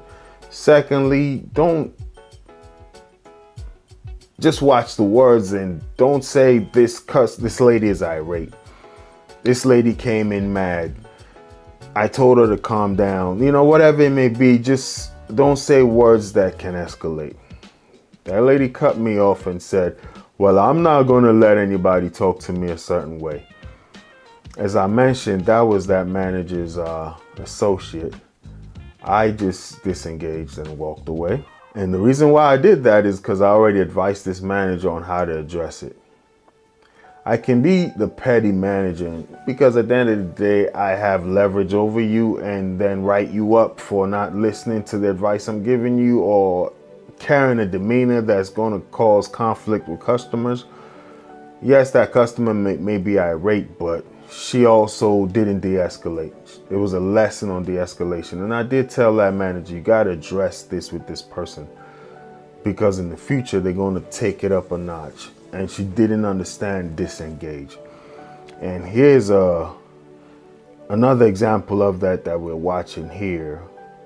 When she's talking about, she just took it upon herself, I'm not paying that. This other lady told me, I'm not going to let somebody talk to me a certain way. Breaking news, regardless of what you think is right sometimes, don't put yourself in a position where you had everything going for you, but your reaction now puts you on the other end. And this is coming out of experience. I have been so right in situations, but the way I react, everything turns against me, So here's what you do in these situations. Go seek legal advice. If you think it's unfair, they didn't notify you on time, you shouldn't pay this amount, don't make that decision on your own. Get the right advice from a legal professional, a real estate lawyer. Because now you're hearing the amount that they're tagging on her, trying to foreclose, and then the fine they're trying to put on her. You can't just go against these corporations by yourself. If you don't have the money, I think you can look for ways to get professional help. There are legal firms out there that may take up your case, so just give you advice. Don't just decide on your own what you think is right, because even if you are right, you can end up being wrong if you react in a manner that is inappropriate. Anyway, let's go. A new person came knocking at the door. It was the construction company. The construction company is now saying that the HOA, my HOA board, has not paid them. And they have not received all of their money. And the houses have been done for months. Like, I'm saying, like, for months. And apparently, they didn't get all their money. And so now, they're putting a lien on the homes, which that process, I think, has been done today. And our property management company and the HOA is trying to say that it's because of the homeowners who haven't paid. I don't believe that. I know that when the HOA was accepting bids and what they were looking for a company that could give them a $3,000 advance that, of course, they would pay back. However, they never really told us what that advance would be for, why they needed it, etc. It didn't make sense to us. However, they ended up choosing a company that would be able to give them that, which, of course, they have to pay back. The amount that the construction company says the HOA still owes is $207. Well, I'll leave the link to this original video in the description down below. Here's what I'll say. That's another reason why people don't like HOAs. It's because it sounds like almost a condo fee, or they're doing some kind of general maintenance and then everybody has to share the cost. If you're a homeowner and you weren't budgeting for something and all of a sudden now you gotta be accountable for it, I can get her frustration, but read the bylaws. Sometimes these condo packages, resale packages, they're mostly digital now. Some people require hard copies. I've seen a few hard copies. Sometimes they're this thick. Hundreds, if not thousands of pages of different things. Really read them. Take your time to look through them, because you may end up being liable because this may be in their bylaws. And construction companies knocking on your door for money is something that I don't think that construction company can do. I think you never signed anything with a construction company. The property management and the HOA probably did on your behalf. That's why I say seek legal advice. Is it right for them to cross over the channels in which they got engaged? You didn't hire them. An HOA company hired them. Now they're coming to you directly. Pay your bills because we're going to foreclose or put a lien on this building. I don't think they should even engage with you. You shouldn't even engage with them. Seek legal advice is what I'll say. Here's what I say mostly for homeowners and even for realtors. Be a resource to a better resource. You know, this seems like it's getting too much to the part where there are lawsuits, foreclosures. Get professional help. Get a real estate lawyer behind your back that can give you the right advice. Because one thing can lead to another that may end up being way more than it could have been. All right. Thanks for watching. I'll leave a link to this video in the description down below as usual. Let me know if you got any questions, comments, and also if you know any HOA drama videos, HOA wars, leave it in the comment down below and I'll try to react to it. Thanks for watching. Your ultimate hub for real estate insights, breaking news, entrepreneurial wisdom, investing strategies, and self-development hacks. If you're ready to expand your mind and stay ahead of the game floor, you're in the right place.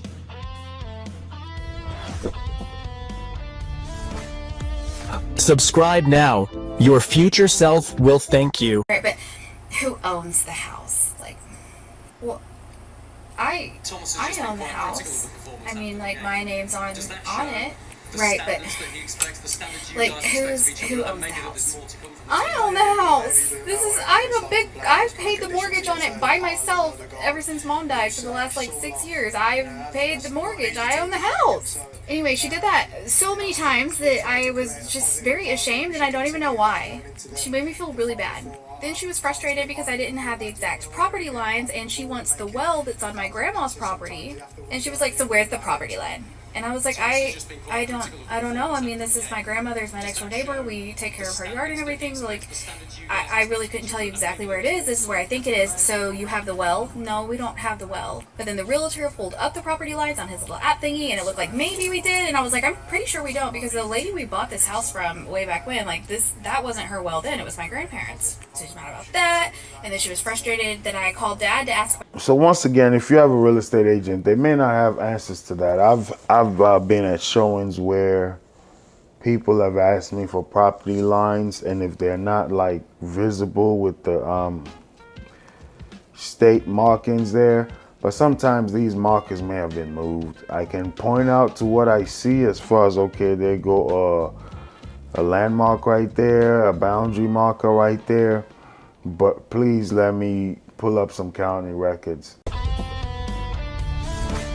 Welcome everybody to my YouTube channel. My name is Raymond. I'm a local real estate agent in DC and Maryland. Today we're going to react to a video right here, which has to do with home sellers and some of the stories. Without further ado, let's jump right in.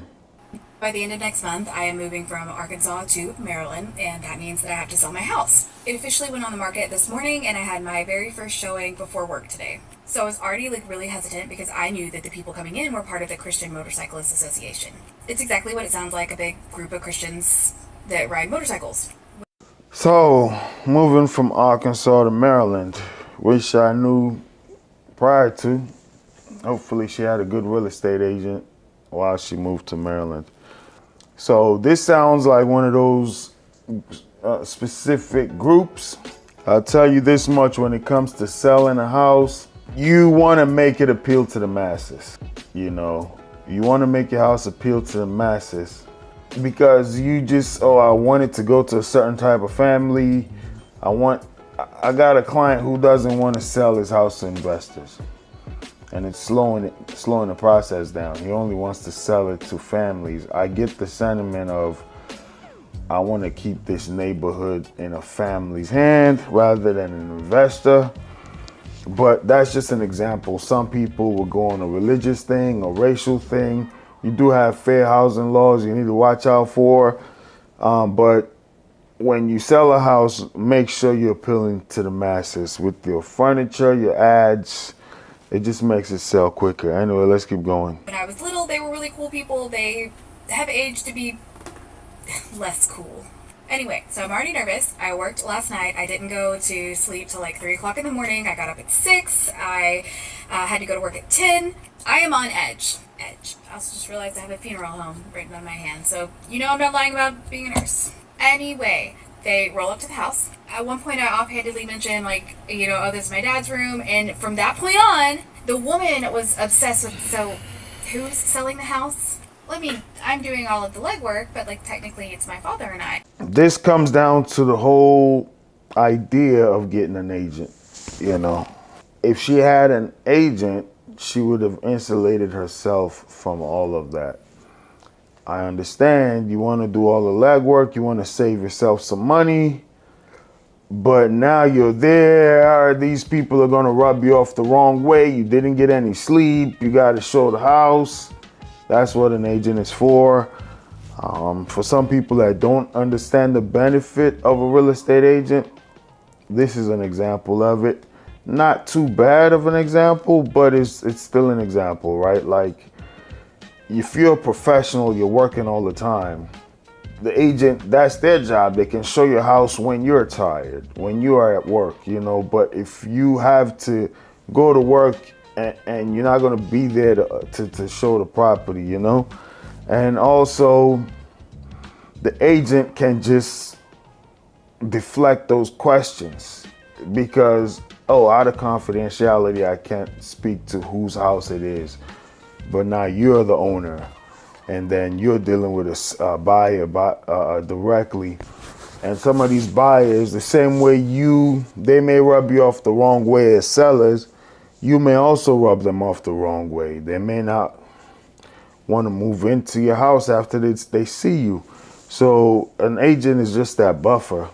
One, if you're a professional, like she said, she's a nurse. If she has to go to work and somebody wants to see a property, that slows down the process. But if you have an agent, they can see it at all times. Then now she's kind of already butting heads with a buyer. You don't even have to deal with them. Let's go. Right, but who owns the house? Like, well, I own the house. I mean, like, my name's on it. Right, but like, who owns the house? I own the house. I've paid the mortgage on it by myself ever since Mom died for the last like 6 years. I've paid the mortgage. I own the house. Anyway, she did that so many times that I was just very ashamed, and I don't even know why. She made me feel really bad. Then she was frustrated because I didn't have the exact property lines, and she wants the well that's on my grandma's property. And she was like, so where's the property line? And I was like, I don't know. I mean, this is my grandmother's, my next door neighbor. We take care of her yard and everything. Like, I really couldn't tell you exactly where it is. This is where I think it is. So you have the well? No, we don't have the well. But then the realtor pulled up the property lines on his little app thingy, and it looked like maybe we did. And I was like, I'm pretty sure we don't, because the lady we bought this house from way back when, like, that wasn't her well then. It was my grandparents. So she's mad about that. And then she was frustrated that I called Dad to ask. So once again, if you have a real estate agent, they may not have answers to that. I've been at showings where people have asked me for property lines, and if they're not like visible with the state markings there, but sometimes these markers may have been moved. I can point out to what I see as far as, okay, there go a landmark right there, a boundary marker right there, but please let me pull up some county records. And you can always go to the county or show them. You as an agent can be a resource to a better resource. You as the seller don't have to put yourself in that position. Sometimes it really works well when the seller's there and they have all this knowledge about the house. Like, for instance, where's the property line? Oh, it's right here. That's my grandma's well, as she's giving an example. Things the agent may not know. If you have that information, seems really good.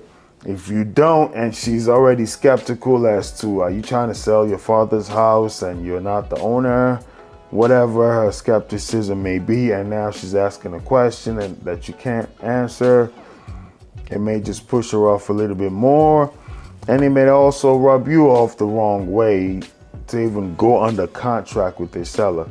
And now if you do go under contract with them, how willing are y'all gonna be able to one another to compromise on little things like, okay, this door need to be fixed by the per the appraiser or the lender.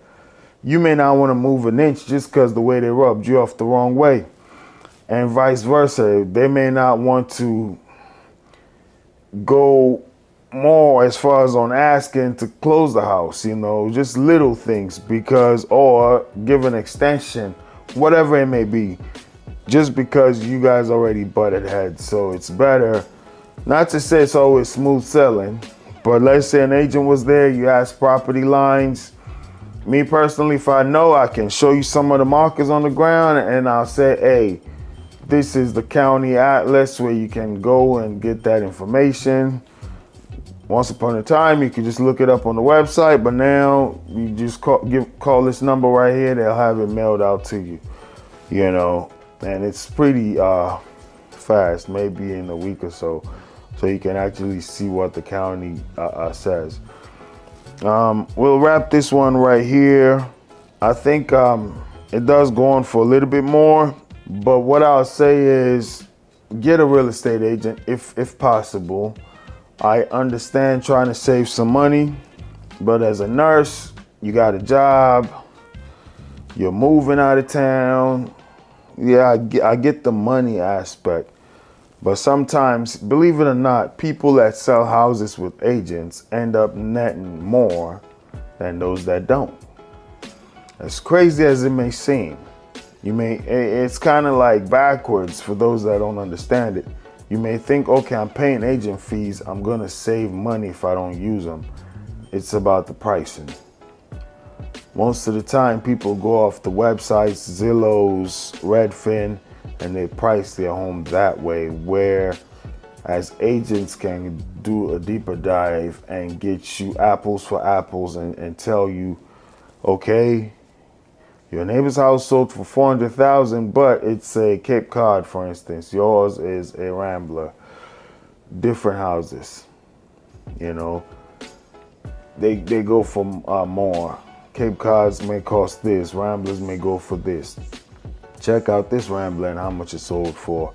They can give you a more detailed apples for apples comp. There are a lot of apps that do that now, but it just still is the fact that I think it's about 40% of people that go with agents net a little bit more than those that don't. So, all right, don't be penny wise, pound foolish. Seek professional advice. Always don't speculate on landmarks. Always go to county records. All right. So in July, I put my house in New York on the market. I had been living in Virginia for 2 years, and I was like, okay, I'm not going back to New York. I'm good. So I put my house on the market. I had got my own place in Virginia Beach, and I was ready. Like, I did everything. I crossed my T's. I dotted my I's. I came back. We cleaned out almost everything. The showings were endless. We had endless amounts of fucking showings. All right, so this is an out-of-state seller. They currently reside in Virginia, trying to get rid of their house in New York. The downsides with that is just commuting sometimes, or just paying 2 mortgages, or I'll say just having the right real estate agent that's really going to be your representative out of town, because you're no longer there. Most closings don't know how New York works. Funny enough, I'm in New York right now, but I don't know how it works as far as real estate goes, if they can close virtually. I know in DC and Maryland, some title companies close virtually, others require a wet signature. But yeah, let's listen a little bit more and see what else she has to say. But because of the neighborhood and the businesses that they're bringing to this part of New York, all the houses' prices had tripled. I was like, I need to get the fuck out of here. So I lowered the price, and then I got a whole bunch of offers coming in, even $20,000 over asking price, which was giving me the money that I actually wanted anyways. So she lowered the price and created a bidding war. From what it sounds like, there's a lot of development going on in the area where she has her house. And that's not only in New York City, there's a lot going on in DC, Baltimore, some parts of Detroit, New Orleans. There's just a lot of developers going around building stuff up. So a lot of these homes, you may have bought them a little less, but now the market is kind of working in sellers' favor a little bit. Not as far as interest rate goes. It's a buyer's market right now. But let's say with the development going on and the inventory shortage. So it sounded like she created a bidding war right there, and she got offers $20,000 over asking. Let's keep going.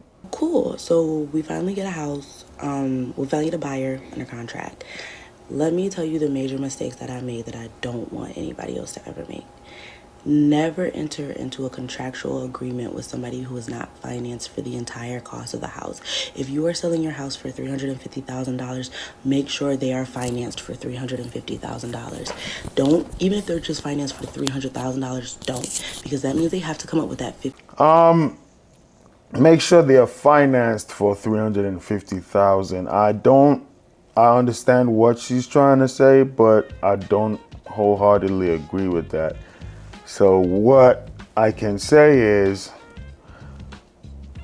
make sure they have the entire $350,000. It doesn't have to be financed for it. So for instance, deal with some investors who never get financed for the entire amount, but they have the equivalent in either stocks, in either a house that's under contract that's getting ready to close. In essence, what I'm saying is they have proof of funds. So I don't necessarily agree with the fact that you have to be financed for that amount. What I can say is you have to have that amount in proof of funds. So let's say if you don't have 350,000, you got 300 grand, make sure that buyer sends you either a bank statement, a cashier's check, a money order of $50,000, you know, which is not necessarily been financed. It's like you have cash. You're not dealing with the financing sector, right? So that part of a statement I don't necessarily agree with, but what I do agree with is don't go under contract with somebody. We'll just stick with the example she gave.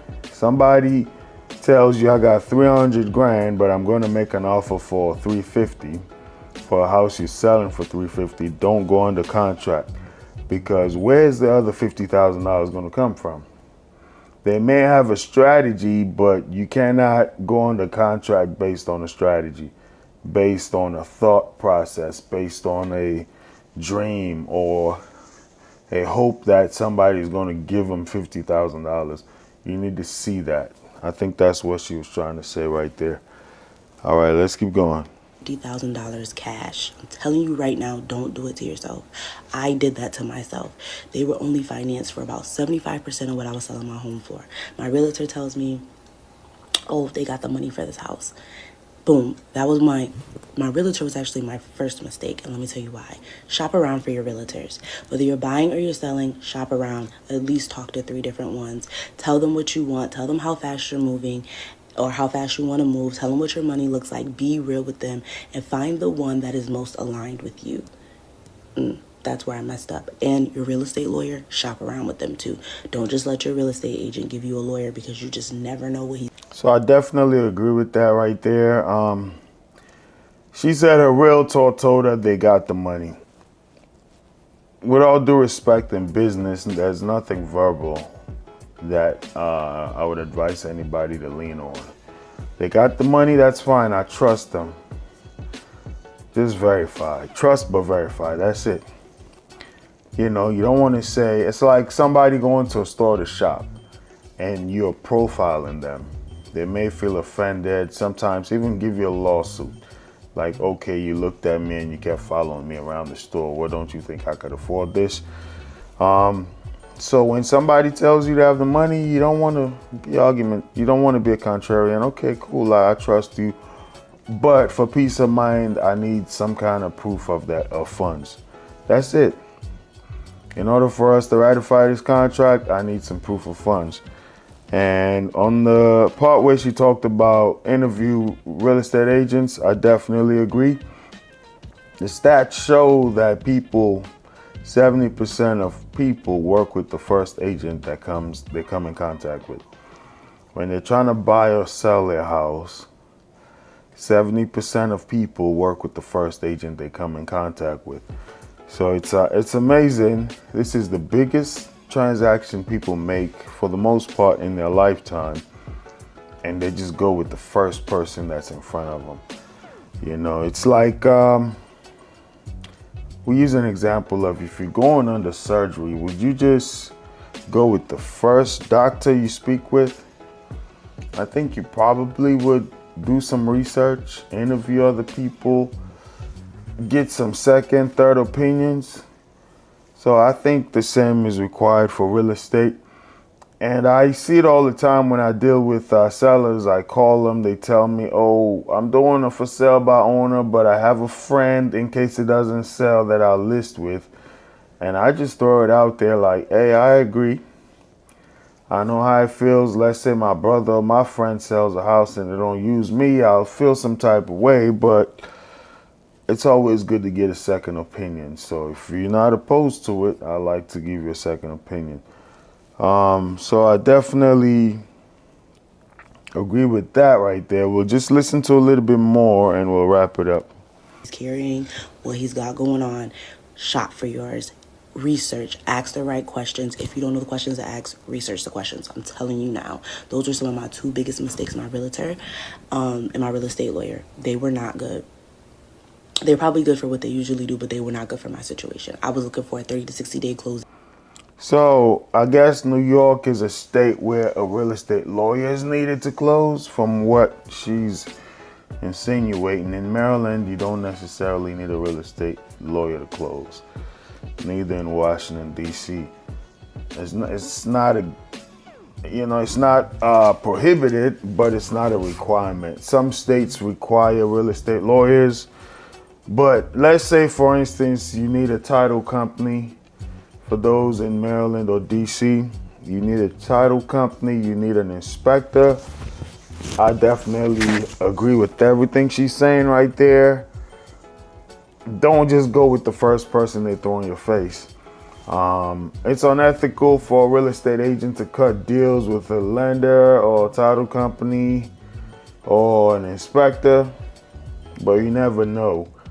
So I wouldn't just go with somebody. You never know the, what do they call it, quid pro quo. You do this for me, I do that for you. That is going on behind the scene. You don't want to be the pawn in that scheme. So what I'll say is shop around, definitely agree with that. I'll leave a link to this video in the description down below. I can kind of see where this is going already. Didn't listen to the whole video. But if I were to guess, just out of experience, she probably couldn't close because the buyer didn't have the rest of the cash. So I would always say, make sure you see proof of funds. A good pre-approval letter, but if it's not total to the amount of the asking price, then the rest needs to be in either a bank account statement, stocks that can be accessed, vetted stocks, savings, just whatever way they have the money. Crypto, I don't care. They just need to have that money. 401k that can be withdrawn, because you can tap into your 401k to buy your first property. All right, we'll leave a link to this video in the description down below. Make sure you subscribe if you haven't done so already. That's how you help the channel grow. I don't understand squatters' laws at all. Like, I don't understand how people can just get into something that you own and start living there. It baffles me. Okay, because I found squatters in my grandpa's cabin, okay? I was the people to discover them. I was driving out of state to visit them, and he built a cabin that I'd been to a lot when I was a kid. No one really stays there anymore, but it's a nice place, like an Airbnb style place that I'm driving to stay at, and he told me that he would let me in. When I get there, I'm really excited to spend the weekend there, hang out with my family, and when I knock on the door, I am met by a complete stranger. I'm confused because I'm expecting to see my grandfather, and they go, "Who are you?" So here's the thing, did a few videos about squatters. What he said right there is nobody stays there. So one thing that was trending on the news maybe a few months back were like these teenagers, same way they do these takeovers, teen takeovers, as far as cars pulling up to like roundabouts and they doing donuts or whatever there, or just shopping centers, wherever. They do the same thing on vacant houses, right? They go look on these websites, see houses that are listed for sale, throw parties there. So I always tell real estate agents, if you list in a property, try to stop by multiple times a week if possible. If you can do every day, at least just to stop by, that's cool. Because when people show your house, your listing, sometimes they use the bathroom, don't clean it up. They leave trash. They may leave a door open accidentally. They may not cut a light off. Sometimes you can conserve air by cutting off the AC or the HVAC unit or cutting it on prior to showings. But I do understand some showings are a little far out or you may be busy. That's why you at least stop by once or twice a week to make sure nothing is going on with the property. So for homeowners, even if you own a house where you don't live, do you have a caretaker that can stop by a neighbor on, you know, he said grandparents' cabin, so they may be getting old to where they can't go there. But if they could, they need to stop by periodically, cut a light on, cut a light off. Or if you hire a landscaper to cut your grass, maybe you give them the authority to go and cut a light on. Just don't make your place seem vacant, because people will move in. I say, oh, is my grandpa home? Because I don't understand the situation yet. They then tell me that they do not know who my grandpa is. And after a little bit of confusion, I just say, oh, okay. And I step away to call my grandpa. He's about 5 minutes away. I beat him there. I guess he was stuck in a little bit of traffic, you know, a busy city. And I get word that he's like, what? Who's living there? Who's staying there? I'm almost there. He's frantic on the phone, which alerts me that the situation is a little more serious than I originally thought it was. By the time he gets there, he knocks on the door and they get into an argument. Him telling him how he built this place, how it's been with my family for years, them lying and saying, no, we've been living in this place for years, we had this signed over to us, all the situation, and of course, it ends with the cops being called. The police show up after a little while because it's kind of a secluded area, and when they get there, they basically tell us nothing we can do.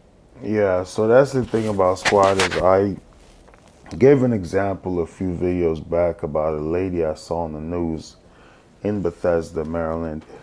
If you know Bethesda, it's a very affluent area. It's one of those big mansions. And she moved in. The neighbor's security camera, I guess, caught her moving in to a very big mansion, but with a U-Haul truck. It's unbelievable the way she moved into a vacant mansion with a U-Haul truck with furniture and everything. Got settled in. And it was the neighbors that called the cops because they're like, who are these people? Why did they move in at night? And they try not to have any contact with the neighbors. And then people that live there just know, like, hey, these people told us they were trying to move out, sell a house, whatever it may be. Now we got these complete strangers living here. And guess what? It was a tug of war. That's the thing that happens in some of these states. In some states, they don't care. If you're not supposed to be there, you get kicked out, probably get arrested. In other states, if you stay there long enough to establish residency, even though you're squatting in somebody's property, now they got to go through the court system to get you out of there. Sorry, you got to take it up with the courts. I don't understand squatters' laws at all. Like, I don't understand how people can just get into something that you own and start living there. It baffles me. But now, I'm like, where am I going to stay for this weekend? I'm already here. I drove hours and hours and hours away, and these people aren't going to leave. But what the police did say is I'm still able to stay inside of the place. Yeah, so quite frankly, I don't understand it either, but it is what it is. I saw a very bad one time. Was a family, newlywed family, bought a house, and they bought it from an older couple, and this couple refused to move out. They literally would slam the door on reporters. This thing made the news. They sold the house, but they just refused to move out. And now this buyer that already purchased it is going through the courts fighting. It was in California, and you know they got these very squatter-friendly laws. And the buyer, the new homeowner, is fighting to get the seller out of there. Some areas do have those laws that are very friendly to the squatters. Other areas, they get you out of there and they even get you arrested. So just be mindful, know where you live, know what the laws are. But what I say the most is try to protect yourself. Even though they're there, like, technically we can be there too. We can cohabitate. I'm just like, whatever. I go in there and there's rooms, so I lock myself in the upstairs room and I'm texting group chats. I'm telling my friends about the situation. They're all freaking out. And we start like concocting a plan to get these people out. Okay, what you don't know is in this woods, there are skunks and we have traps for these skunks. And we had caught a skunk that day. So what do you think I did? I brought the skunk inside. Not me personally. I'm not touching that thing. I call some of my family who are like good with like woods and animal sort of stuff, and they bring it inside of the house. So what? Yeah, so I guess he gave the law right there, and I have seen that. Some landlords move right in with the squatters. They make it very uncomfortable for the squatters, and then the squatters tend to move out. Homeowners do that. I advise against that. If let's say a squatter was in my place, truth be told, I may go in there and get them out, or at least cohabitate with them, make their life uneasy till they leave. But that's not the best way to go about it, just because of safety. The safe way to do it is to let the courts handle it. It is hard when you think about resource being wasted. He came on a little vacation, wanted to be in and out, and that's his grandfather, so he had to go and try to stand up for family. But the danger in that, even though I think, just to be completely honest with you guys, let's say I walk into a rental property and I see a squatter there. If it's mine, I may say, hey, call one of my brothers or something to go live in the house and just make it uneasy on them. That's the easiest, fastest way, but it's not the safest way. What if these people are more crazier than I am and decide to escalate it to a level I'm not willing to go to? So the best and just the more reasonable way, if you can't afford it, just get out of the way, because those properties can be bought again. Your life cannot. You know, we see shoplifters all the time in these stores, and the owners try to fight for what's theirs, and then they end up dying, right? That's why I say, even though deep inside me, I would want to fight for what's mine. You know, we just saw the video, it's going viral, where a mother came home, saw her 13-year-old daughter hiding a 20-year-old boyfriend under her bed, and the boyfriend was leaving the house. The mother shot the boyfriend. Now she's in jail. Everybody is commenting that it's unfair, whatever, but taking the law into your own hands is wrong, and they're still gonna send you to jail. So you don't want to make a 15-minute second decision cost you 50 years of your life, you know, because you may be in the right. It may be your house, it may be your grandfather's house, but you go there, confront these people, and if they are crazier than you are and they're willing to take it there, it's not going to be worth it. So the wise thing to do, honestly, is just let the courts handle it if you can afford it. You know, even if you can't afford it, it's just unfortunate, you know. So prevention, to me, in this situation is better than cure. Try to prevent them from even going in there, you know.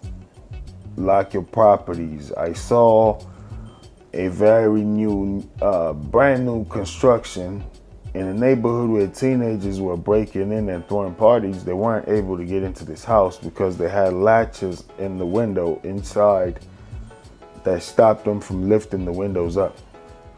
We saw that they cut the screens in the backyard. They were trying to get in, but they couldn't get in. So there are things you can do to prevent squatters from getting in your house. You can have a camera installed, you know. So as soon as it happens, as soon as it happens, you go there, they are trespassing. You know, they can't tell you they live there. As soon as they're walking in, you're calling the cops. Somebody's breaking into my house right now. You know, when the cops go there, they're going in there to kick somebody out that's trespassing. So we'll wrap this one right here. I'll leave a link to this video in the description down below. Never have I ever gotten so frustrated during a walkthrough. There's a first time for everything, and you learn out of all experiences, positive or negative. Point number one. The story goes, start the walkthrough, which you want your walkthroughs to be as uneventful. Before we even get to the story, I'll say, She said we learn out of all experiences, positive or negative. Definitely agree there. And also, that's why we do these real estate reaction videos, because you can explain to buyers and sellers all the time, but it's always good to hear somebody's either positive story or negative. They say a wise man learns from others' mistakes, a fool learns from his own. So in our real estate transactions, we're trying to be wise. Just watch the ones that pertain to sellers or buyers, if you're a seller or a buyer, or just somebody just enjoying the channel. Just maybe in the future you may want to purchase a house, and it's always better to learn from somebody else's mistake. It's less costly, right? But let's dive right in. As possible. Started out great. Clean home. It's just supposed to be broom swept, but it was clean, not meticulous, but it was clean. There was some unopened butter in the refrigerator. That's fine. My client's the most considerate, understanding people on earth. They closed an eye. No, it's fine. Love the home. A few things here and there, nothing major. Okay. We get to the study. An enormous area rug is in the study. That wasn't part of the deal. That wasn't included in our purchase. Well, my client's first thought was this is going to be a pain to haul to the side of the road on garbage day. That was their first thought. Yeah, I just had one of those happen to me this year. Similar situation. Client was eager to get the property. She got to the basement and the seller left a bunch of tables and stuff down there.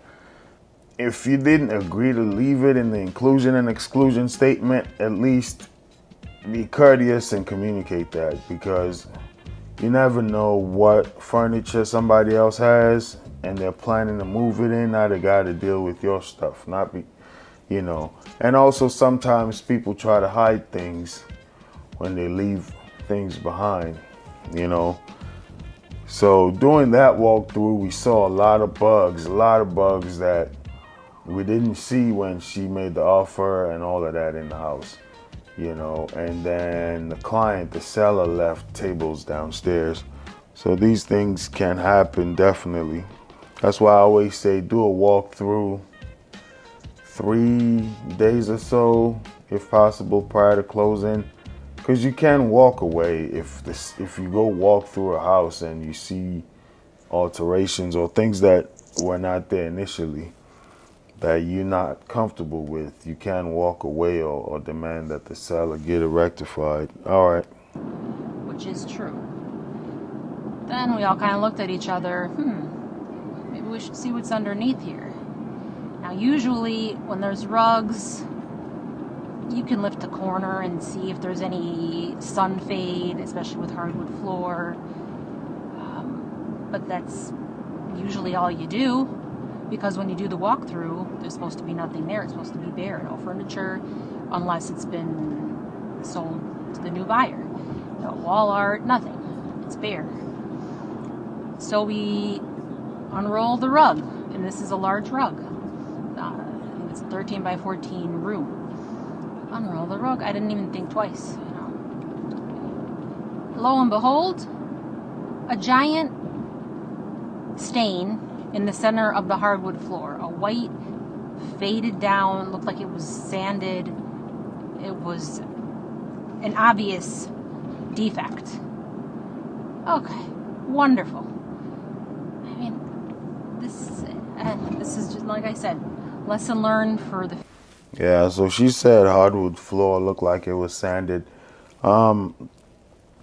That's definitely going to be an issue, because we're talking closing, final walkthrough. The buyer just wants to see that the house looks good. Hopefully they did close on it. But that's like somebody sneaking in something on you. And I always advise my sellers, your buyers, go look at the property. You never know. And with hardwood floor, you see that faded. The thing about hardwood floor, depending on the thickness of the wood, they're very good sometimes, because you can sand it, polish it a different color, and have that hardwood floor look brand new again. and you can actually change whatever color it is. So probably that's what they were trying to do. There was a stain there, they buffed it, but you got to do the entire space. And just depending on how bad it is, it can totally be damaged, because sometimes if the thickness is not that much and you sand it down, you probably need to get a new hardwood floor. Yeah, these are the things that happen when you do these transactions. So I always tell sellers, make sure you get stuff out on time. That way my buyers can go look at it. I've done some walkthroughs right before going to sign, which is not advised, but sometimes that's the only time the buyer has an opening. But I always try to tell them 1 or 2 days prior to, if possible, because if you see something you don't like, you want to be able to give the seller the option to fix it, or you walk away. All right, let's hear this rest of this and then we can wrap it up. Future, my fellow agents out there, when you guys do home inspections, do you guys lift rugs? Because technically we're not supposed to touch furniture. It's not our home. But the floors belong to the house. So, yeah, send pictures, this and that. And what a time I had with this lovely agent. Oh, what a dream, this guy. Oh, are you accusing my client of unethical behavior? No, what's the response here? What's the educated, calm response? I guess. Yeah, we'll leave that one right there. And that's the other thing as well, when you're dealing with agents. They say you got to be respectful, you got to be ethical, but you point out a material defect, now they're playing the blame game. Are you accusing us of being unethical? No, I'm just pointing out that we're doing a final walkthrough and we see that this hardwood floor has stains. But trust me, I've dealt with some nightmare agents, think I'm dealing with one right now that's trying to just force my client to submit an offer. We definitely are going to submit an offer, but we're going to submit it at her time and, her offer. We can't guarantee that it'll be accepted, but always watch out for agents that are trying to hawk you or force you to do something, To me, it's just not a good sign. Sign now, submit now, this house is gonna go. It's like a snake oil salesman, And then when you go look at the house, you start seeing things like that, and then they're on the offensive.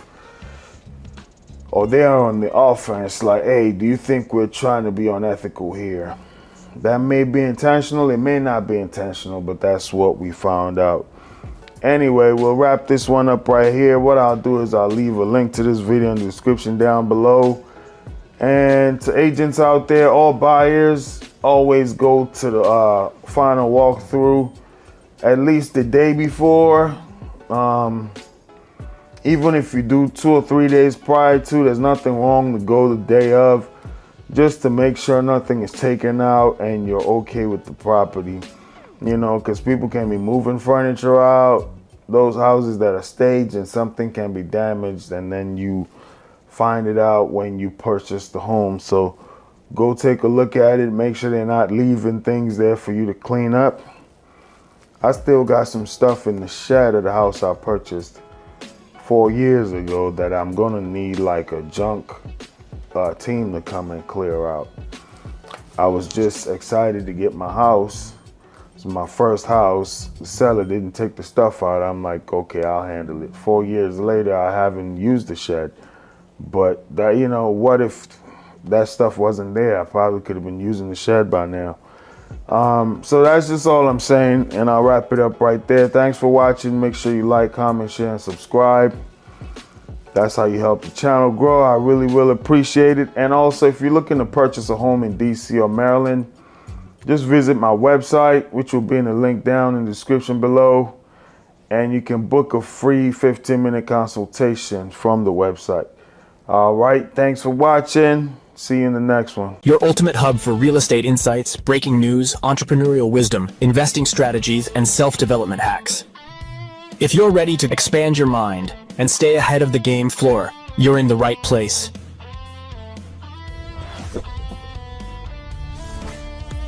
Subscribe now. Your future self will thank you. This is the ultimate home buyer's guide if you're looking to buy a home this year. Right now, the interest rates hover around 6.11 to 6.26, which is slightly up from previous days. That's a 30-year fixed mortgage. The 15-year fixed mortgage rate is approximately 5.50 to 5.625. Rates have remained relatively stable, though some forecasts suggest potential drops due to economic reports, right? We know the president is trying to get the interest rates lower, trying to stimulate things, shake up the feds. Some people are against that. We're just going to talk numbers, right? So buying a home in 2026 requires focusing on total monthly affordability, right? You think about taxes, insurance, HOA fees, if you live in an HOA community, right? Rather than just price. As rates stabilize now, key 2026 strategies include securing mortgage pre-approval early. So now it's winter time. As a buyer, this is when you might want to start looking at pre-approvals, right?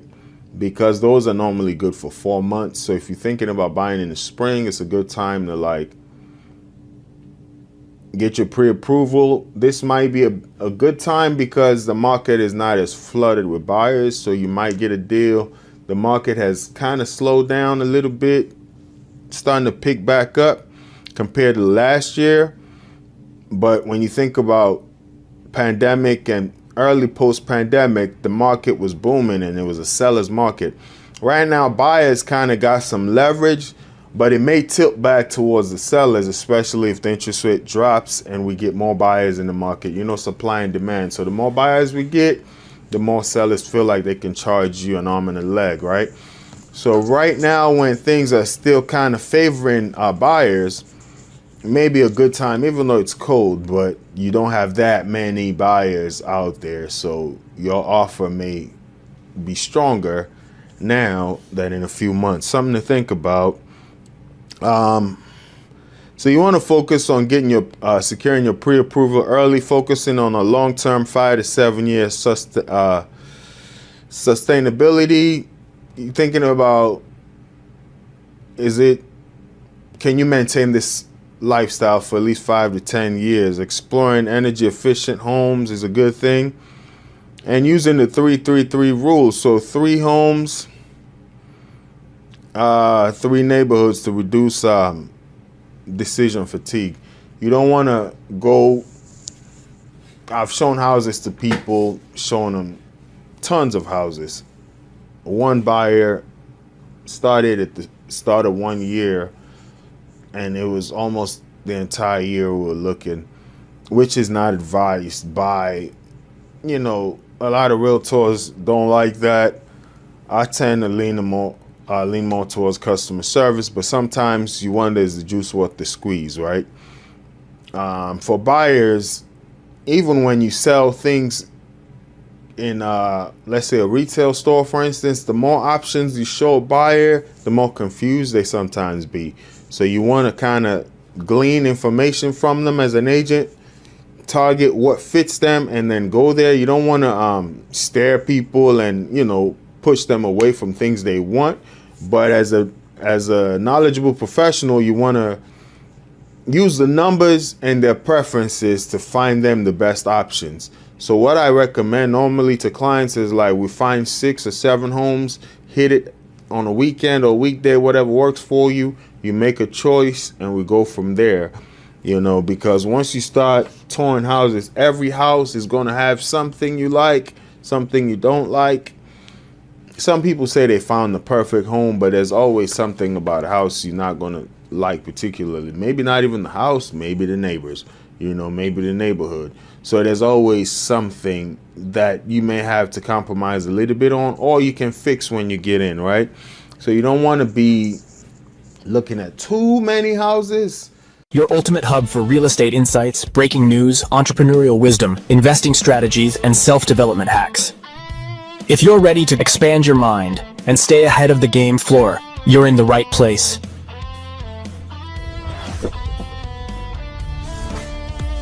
Subscribe now. Your future self will thank you.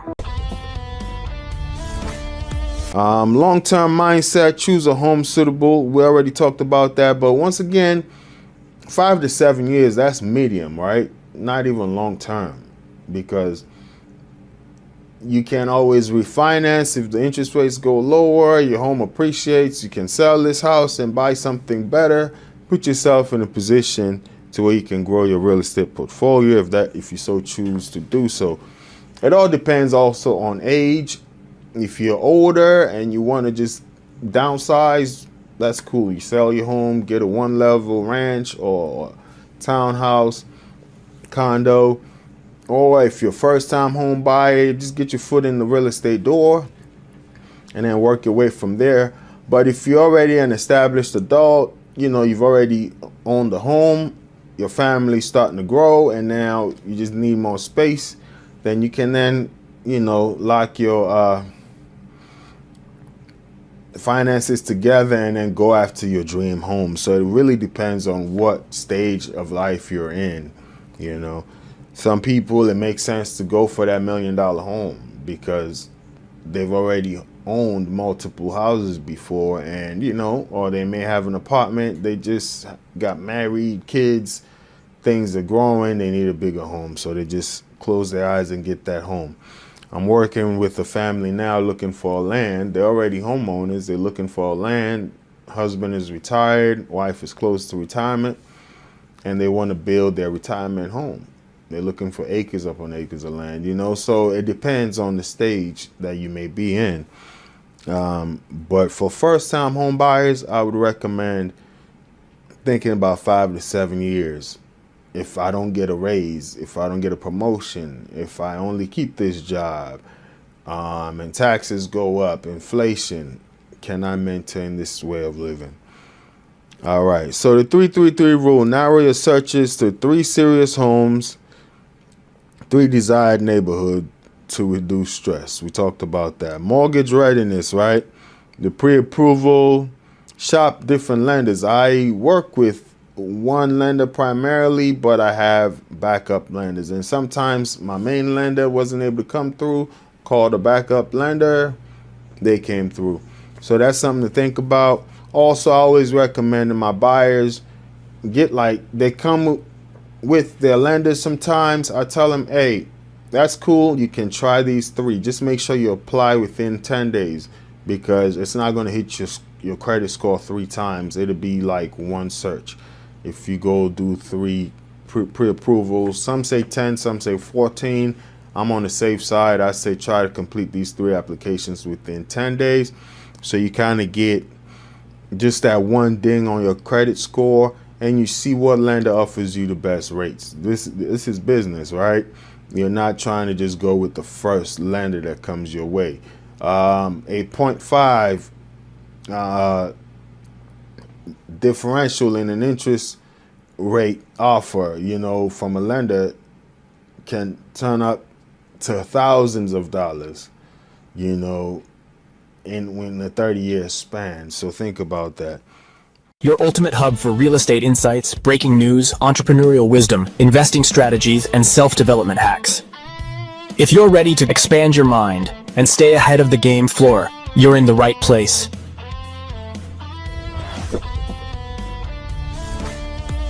Subscribe now. Your future self will thank you. All right. Welcome to Day in the Life of a Realtor. Just a quick update on the daily blog. I believe this might be let me get the day right. Day number 6. All right. And today was just one of those slow, boring days. Not the glamorous side of real estate, but I like to do these just to let agents know, a lot of people who want to get into the industry. Some people think it's some kind of glamorous thing, but on a daily basis, these are the days that make or break your business, right? So, did update a contract in the middle of negotiation for one house, and contract waiting on a client to sign. They're currently at work. We had a meeting here at the office. Well, not here, but virtually. I'm at the office. The other agents and the broker were not in person, but we did a quick Zoom, Google weekly meeting, which is good. Sometimes when you look at it, it's always good to like glean ideas from different agents to see what they're doing to keep their business going. But at some times as well, it's not so productive. On the other hand, if you feel as though you could be making calls, but from being that I'm taking my broker's class right now, actually, I understand the requirements, right? The state of Maryland requires these, not only the state of Maryland, just the Realtor, just for ethics purposes. As a broker, you need to meet with your agents and train them. So these are just regular meetings. Didn't last too long, so it was pretty good. And I did some cold calling, which was the most productive part of the day. Only spoke to 5 people, didn't do a lot of cold calling. Sorry about that. Didn't do a lot of cold calling today just because of the schedule. It was so congested. But I try to pick up the phone even on days where things are just so busy. You say, okay, I don't want to call, I'll do it tomorrow. But guess what? I ended up getting a lead, from a for sale by owner whose property had been sitting for quite a while. And, I just like to check up on those to see. Some people are reluctant. They're like, no, we're going to wait it out. We're going to do it out on our own. Others, after a few weeks, will say, I'll consider. This guy didn't go in all the way, but he definitely said he'll consider. So that was a bright side of the day, and I added that to the pipeline. And also, I don't try to let my mind fail me, so I always set calendar reminders as to when to follow up. He gave me a time to follow up, and I scheduled him for some hand mails. You want to market sporadically, not too overbearing. You don't want to be too overbearing on some of these leads that come in. So overall, day 6, daily vlog, that's what we did. Cold calling, ended up getting 1 lead out of 5 contacts, got 1 lead. So as an agent, if you're looking to scale your business, now you see, okay, I got 5 contacts in about 30 minutes and 1 lead. What if I sit on the phone for 5 hours or so? So that's what I need to try to do, is to increase the time that I do prospecting. You do because so much to service the business, but not anything or not enough to generate business. That's why agents, myself included, you see spikes and dips. You go some months, like next month, for instance, if things pan out the way they're going, I may close 2 or 3 deals in 1 month, but I didn't close any last month. So that's how it goes. There are months when I close 3 deals, then I go 1 or 2 months without closing anything. And that's the spikes and dips. And the solution to that is to constantly keep prospecting. And that's what I'm trying to transition into, that constant prospecting, to where I don't get too caught up on servicing the current clients that I lose building the pipeline. The pipeline is what determines sustainability. As we all know, they say 87 to 90% of agents fail within their first 5 years. And it's just because of lack of continuity. You know, it's not sustainable. Those are some of the topics we even discussed there in the meeting, you know, in the brokerage, just trying to get agents, certain agents going, you know, and just sharing ideas on how to go about that. Well, thanks for watching. This was brief, and we'll keep you updated on things that are going on. Tomorrow we should be accepting an offer and submitting an offer. So as I mentioned, the pipeline is starting to flow. This is the exact time as an agent where you just focus and keep that flow going to where every month you're closing multiple deals. I've had those years before where every month for like an 9 month stretch, I'm doing 2, 1, 3, you know, constantly closing. Then I've had a couple of dry spells. So what I intend on doing is focus on RGA, revenue generating activities. All right, I'll keep you posted. Thanks for watching. If you haven't subscribed yet, please do subscribe. If you do plan on relocating to DC or Maryland, you can reach out to me. My link will be in the description down below. If you are looking to sell your house in the DC or Maryland area, please reach out to me as well. Your ultimate hub for real estate insights, breaking news, entrepreneurial wisdom, investing strategies, and self-development hacks. If you're ready to expand your mind and stay ahead of the game floor, you're in the right place.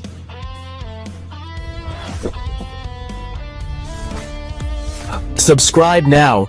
Your future self will thank you. Another lead source I have worked with is Redfin.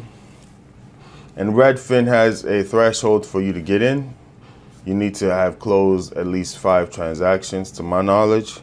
I think within the past year or so, but at least 5 transactions. I did close 2 deals with Redfin. I currently have a contract that is, you know, has been signed and everything right now. So this will be my 3rd Redfin deal. And they have a split as well based on the price of the home. The higher the price of the home, the more you pay them back.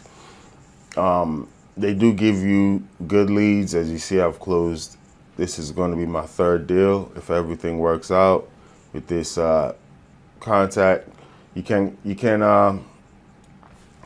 say it's a good one. There are downsides to the Redfin leads, and also good sides. Good is you will get leads. The bad side is I honestly believe Redfin has Redfin agents. They are a brokerage from my knowledge.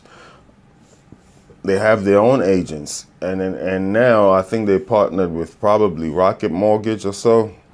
And they also have lenders. So their business model is very good. It works for them. But for you as just a partner agent with them, here's the downside is most of the leads they send you, at least they sent me, were for manufactured homes, condos under 100 grand. Honestly speaking, it didn't make financial sense for me to be chasing those leads. Most of these manufactured homes, they're on lots where you got to pay about $1,000 or so in ground rent, and most of these people are not aware. So they think they buy the house. Oh, this house is $90,000. I can buy it, but you still got to pay $1,000 a month on ground rent, and those have never panned out for me. You know, it doesn't make sense to be done paying your mortgage, but you're still paying $1,000 every month. You can get a condo in a better area, you know, and pay less of a condo fee. So I'll just say this much. Whenever the Redfin leads come, you get a ding on your phone.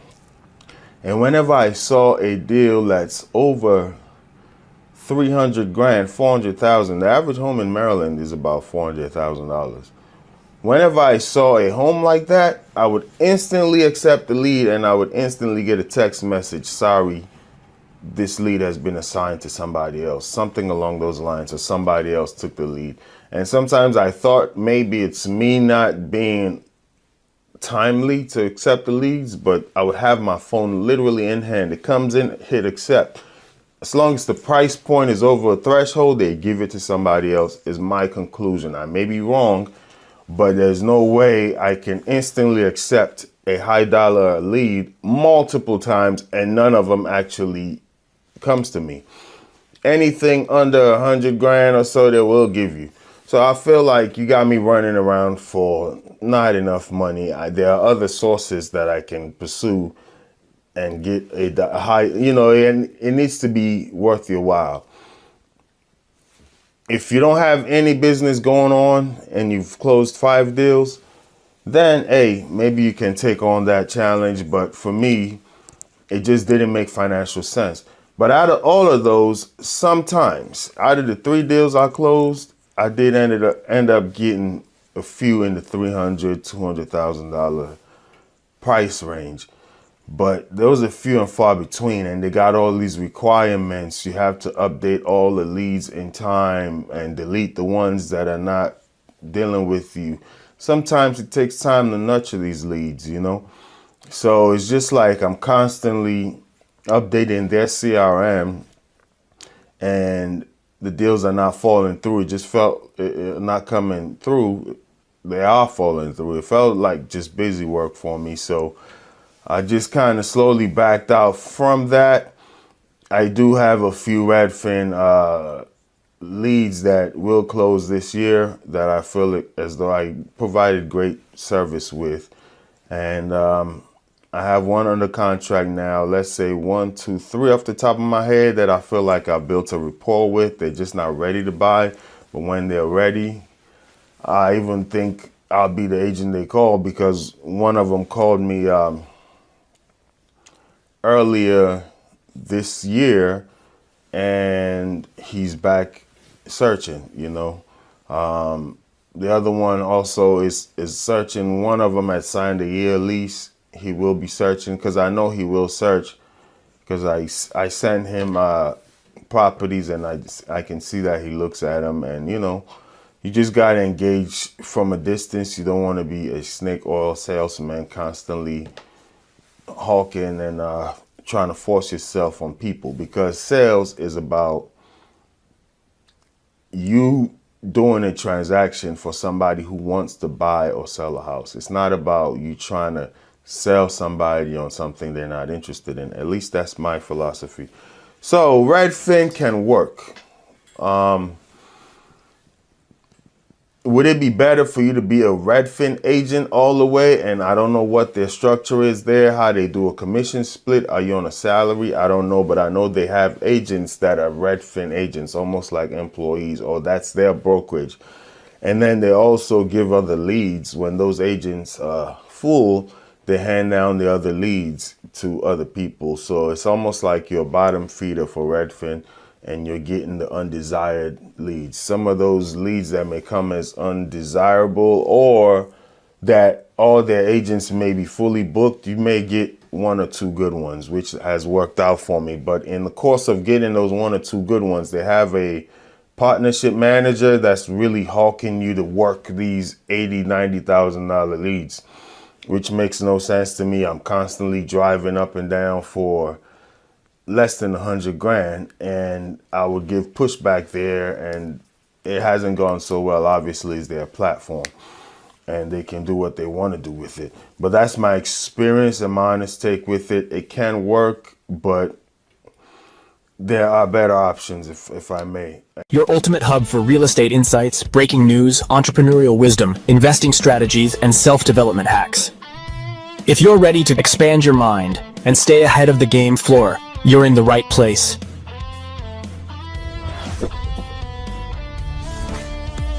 Subscribe now. Your future self will thank you.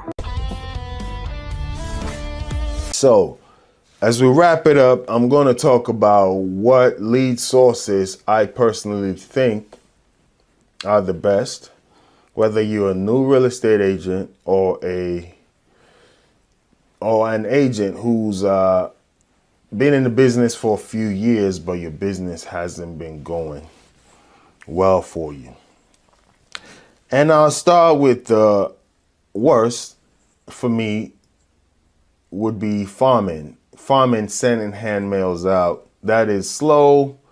It's almost like a dinosaur. It's dying, you know, back when people were older and they used to get the little val packs on the mail to go to the grocery store and get all the coupons. That used to really work, you know, because when they go get the val pack, they see a mail of a realtor, they take his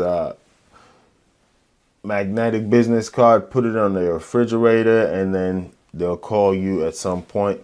That is almost a dying breed. It still works to the sense that I have gotten calls from that, but it is very slow, and there are more faster and proven ways in the modern day where technology is there and you can instantly contact people. So farming, I would have to put all the way at the bottom. And once again, there are way more lead sources, such as working with banks, and then you become a real person where they give you their foreclosed properties to sell. There are investors, you know, there are other websites. There's a Facebook, there's social media, there's YouTube. There are all these things, content creation, TikTok. You got agents who live off of those. I'm just talking about my business and what has worked for me. I do YouTube, as you can see right here. And for me, YouTube has been like used as a tool to solidify my status as an agent, right? Not only do I have resumes and houses that I've sold now, but YouTube videos come handy when I get a question from a client. I do answer them, and I send them a video like, hey, check this out. When they ask me about the Maryland mortgage program, I can just send them a video. Hey, this is what I know about the Maryland mortgage program. Here are links, but check this video out that I did. You can watch it on your spare time, or first time home buyer, home seller. So these videos kind of go hand in hand, and they also are marketing material. When I farm, when I call, when I email, I tag in a YouTube video. So that's how I've used them to help my business. But they haven't given me a business, just somebody searching online, find me and call me. I haven't received that. I've possibly have, and I don't know, because I get leads through my websites, and maybe they originated from YouTube. I don't know.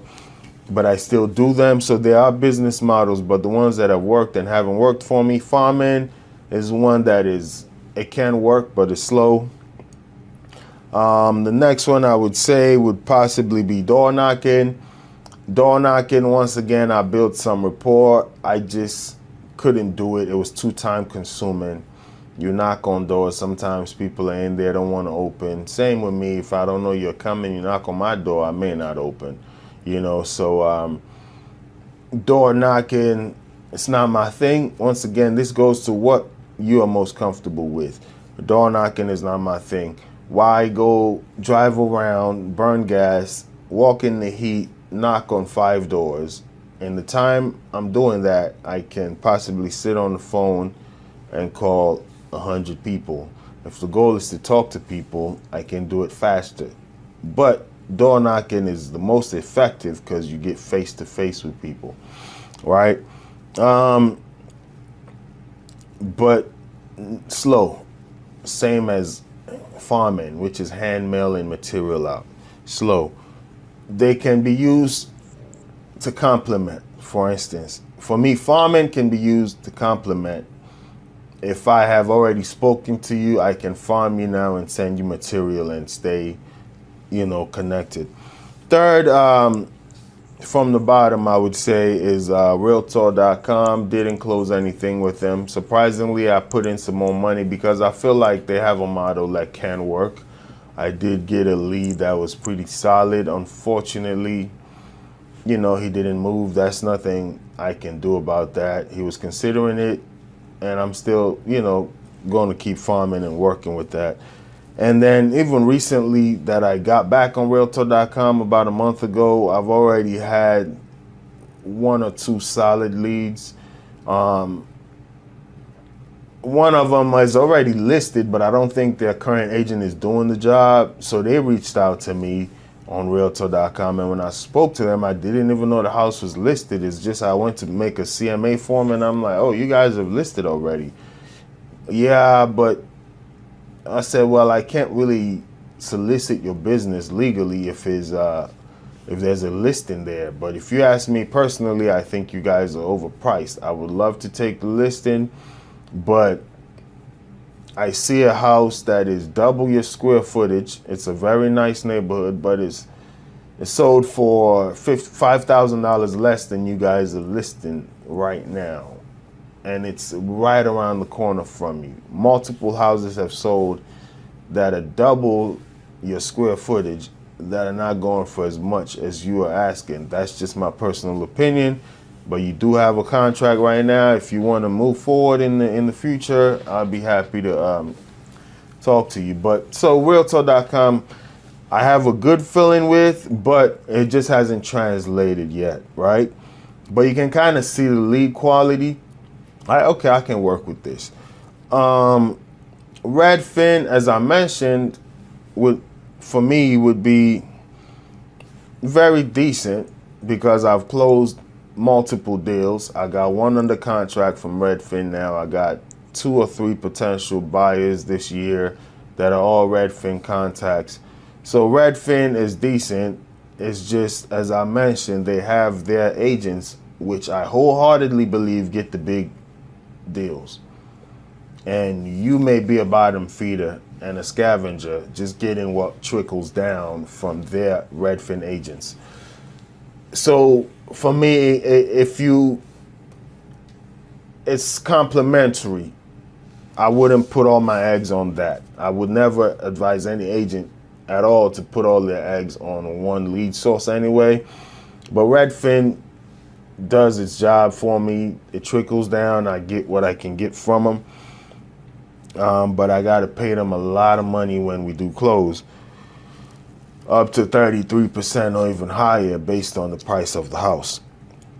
But that is a model that works. Just be ready to go chase a lot of unqualified buyers, if I may. People that are buying $100,000 houses, $80,000 houses. Is it really worth it in this area when you can do other lead sources? And for instance, when I target a certain amount. I don't go higher than I've done, and I don't go lower. I'm in a nice price range, you understand? But Redfin now, like I mentioned, the quality of the leads, you get a bunch of no good ones and you get 1 or 2 good ones, but it has worked. It's up there.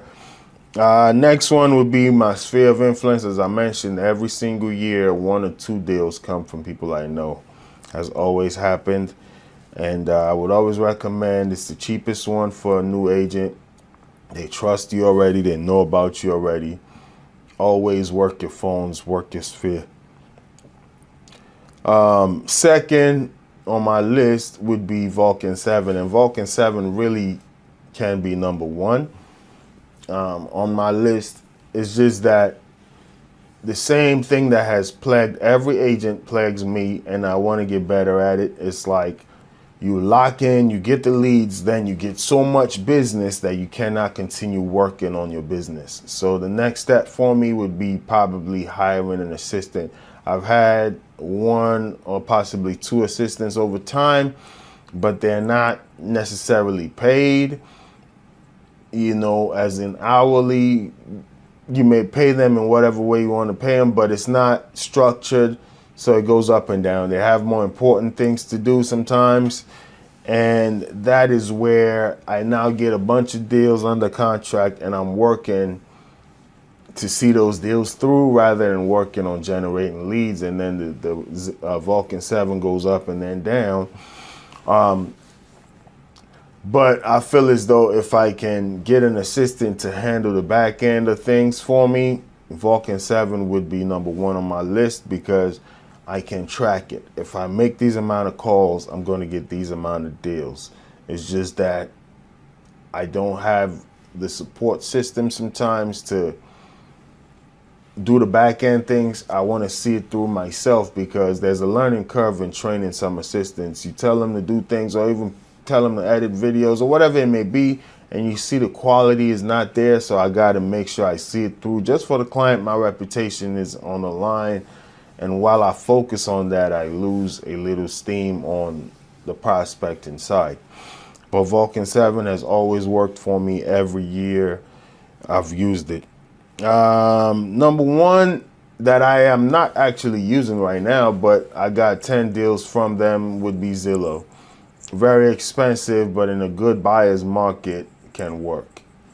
It's just very, very expensive. I remember the neighborhood I was doing was almost $1,600 a month to get the high quality leads.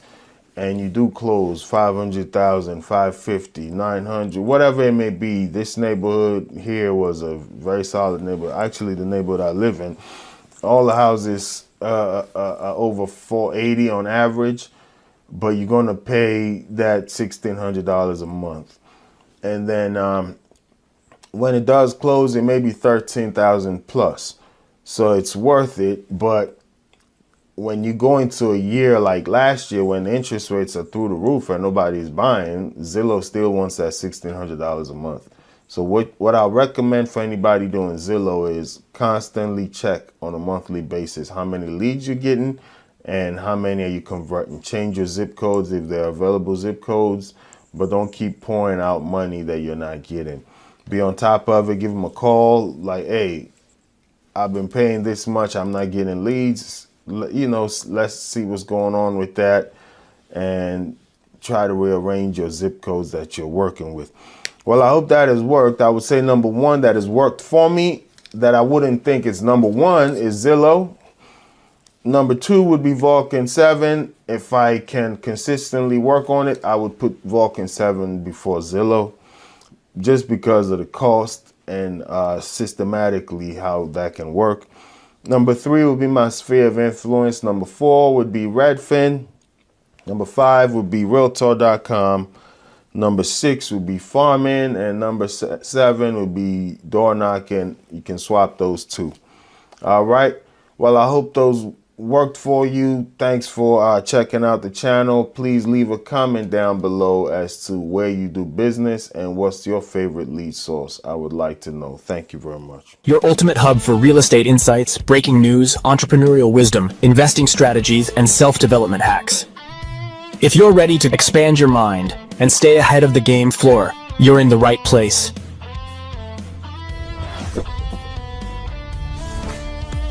Subscribe now. Your future self will thank you. Subscribe now. Welcome everybody once again to the day in the life of a real estate agent. I believe this is day 7, and just at the office making some calls, engaging with clients. We did accept an offer today for the open house we had on Sunday. So that property was really on the market for, I would say, 3 days because the offer came in on Tuesday, Saturday, Sunday, 4 days. But we accepted it today on Thursday because there was a lot of interest and we wanted to give other people an option to submit an offer. We did get an offer rejected, just terms, you know. Seller had 3 offers on the table. Ours wasn't the strongest, and I would like to draft a very strong offer for my client, but sometimes there are just limitations in what the client can offer, so it is what it is. We'll get back on the market and start looking again. Other than that, the housing market right now is, what I see is if your house is really nice You did a good job to put it together. Things are selling.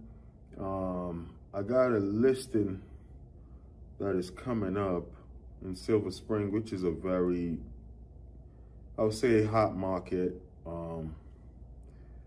But I am really trying to urge the seller to get the house move-in ready.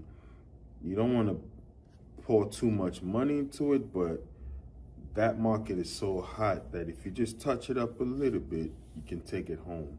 And that's what I'm trying to urge my seller to do. I should be meeting with him on, actually the contractor is meeting with him on Sunday, but I was going to take the opportunity to stop by and just be there so we can really come up with a strategy to get the house, you know, turnkey and move-in ready.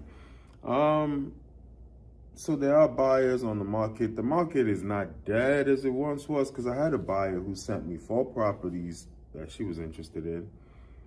Went on vacation for a week, came back, only one of those is still on the market, and it's the one that's not fully renovated.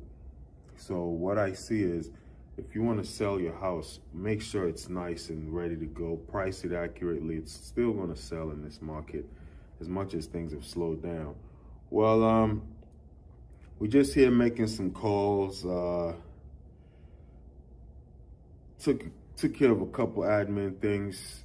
Did get a potential buyer lead, but that one never came in.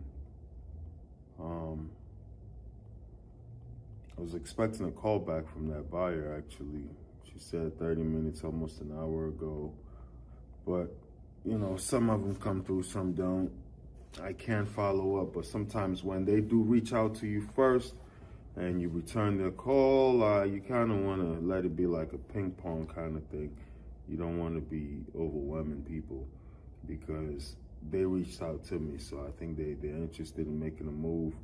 I still engage them. I did call them back and sent them some information that was needed. Other than that, I don't like to overwhelm people with calls. I like, you know, sales is what I always say with sales is it's about engaging people who want your business. That makes it simple, makes it easy, makes it doable. You don't want to engage people who don't want your business. That's where you come across like a snake oil salesman or a used car salesperson. And that's not the business I'm into. That's really bottom of the funnel type of stuff. And honestly, even in my real estate prospecting, I'm transitioning away from bottom of the funnel. So I still do FSBOs and expireds, but I wouldn't say I live there anymore. You know, I'm slowly transitioning away from the bottom of the funnel stuff where it's just very competitive. You're coming across as a snake oil salesperson. You know, I'm really trying to go for more qualified leads, engage with people who really want my business, and go from there. Well, thanks for watching. That's what this whole series is about as well. It's just branding, right? Building your brand online, and potential buyers, home sellers in DC and Maryland can see, you know. And honestly, if you take a look at the office, I'm always here almost all the time. This is not unique to this office. That's just the real estate business. Most agents do not come to the office. I have a home office, and depending on how I feel, I work from home. But there's just something about being in the office that just gives me an extra motivation. As much as I do have an own home office, it's like you still have a TV close by, you got a bed close by, you got a kitchen, you know, it's home. So you really need some kind of mental fortitude to just block all that out and sit in the office. Here, it's a drive to get here. So once I'm here, I'm working. You know, even if I feel hungry, I take a little snack, a little break, bring my lunch bag, but I don't go turn on the TV to watch something, or just don't go lay on the bed like I'm home. So I think most agents that are not doing really well in their business should consider just coming to the office. And because when you're here, you meet other agents, you bounce ideas off each other, you know, on how to grow the business. But when you're just home, sometimes you're doing a lot of home stuff and not work stuff. So, but I was saying that's why this series is ongoing, and all the videos we post is just to build a brand. And that's all so we slowly move away from bottom of the funnel, because as buyers and sellers see things online, I get calls, maybe people that already had known me or I had already engaged in some kind of way, but then they see the work we're doing online, and then I get a call and you know, hey, Ray, I would like to sell a house. I would like to buy a house, you know. So it does work, and those are almost, they're not cold, they're warmer leads because they already know you. Some of them know me through videos here, and they watch so many of them, they like know you, not personally, but at least on a professional level, and they feel as though they can trust you. And when they call you, it's a warmer lead, you know. So those are all the things we're doing to kind of get away from the bottom of the funnel. That is still part of my business. You don't let go of some lead source unless you completely replace it. It's like for those who have a 9-to-5, regardless of how much your boss may be stressing you, or your coworkers, customers, whoever, you don't quit a job unless you get another one. So as we slowly are transitioning away from the bottom of the funnel, we still engage in it. All right, with that being said, that's enough of that. We're going to get back on the phones. I got about 1 more hour to do prospecting, and day in the life of a real estate agent.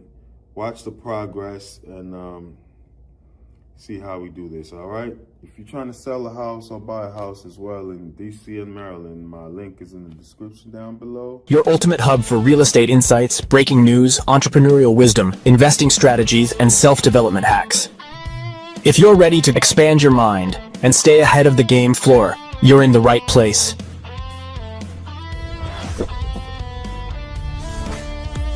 Subscribe now. Your future self will thank you. And then the last one I want to mention is Vulcan 7. On the list of leads, Vulcan 7 has always worked for me. And just this year, I had a gentleman from Vulcan 7 a lead that I got a year ago or 2 years ago, listed his house. I think he was overpriced. It didn't sell. But he also referred me to his neighbor. I ended up closing his neighbor's house. She had to sell, she had to move, and honestly, she was going to go into foreclosure. She was barely hanging on to her mortgage. She had to sell, so we priced it at a decent price, mid 300s, actually high 300s. She was aiming for 4. I told her if you really got to sell, 368, 370 would be where you want to go. She knew that as well, but she wanted to push for closer to 4. But being that she had to go, we dropped it down to 368 or something like that. And the week we did, we got 2 offers. And she said it herself. I knew if I get to 360, I'll sell. You know, so I did that deal for her. And that was a Vulcan 7 lead that referred me to his neighbor. His neighbor sold, and he didn't sell, but he saw the deal and the work I did for both of them. And we actually got him under contract. So it's not like we actually got 2 offers, 1 under contract, and then we found out some issues that were wrong with the structure of the building that he had to repair. The buyer just backed out, and he has now repaired it apparently, and he's ready to go, and he called me up. So that's a Vulcan 7 listing that I'll get this year that is coming from multiple years ago. And once again, even though we didn't sell, I just didn't throw it in the trash can. I sent him things over the holidays, text messages, periodically call. Now he's in my contact. You use your phone, as I mentioned in the beginning. I call him, I check on him, and he said he'll let me know over the weekend if he's gonna list. And he called me up, so that's one of my things to do early today on a Monday, is to follow up with him to see if he's gonna list. So my first listing came from Vulcan 7, Annapolis, Maryland. It was about $400 and almost $500,000, and I got multiple listings. So here's the thing about Vulcan 7. For me, it can be the most lucrative and most productive because you don't pay that much as Zillow, but you get way more leads. The best things you got to work for. You understand? You got to work for. Vulcan 7 is, you got to work for it. It's not the most expensive. Zillow to me might be one of the most expensive to get the lead, but at least you keep all your commission. Realtor.com and Redfin may be the most expensive because of the back end split that you got to do with them. And they're going to do the work for you, and you just got to follow up when you get the lead. But you still got to pay them on the back end. So Vulcan 7 now, you pay them up front and the leads are yours, but the leads are everybody's. You got to work, and you get a bunch of them. You got to work them. You got to call them. You got to see who doesn't want to deal with you, who bangs the phone on you.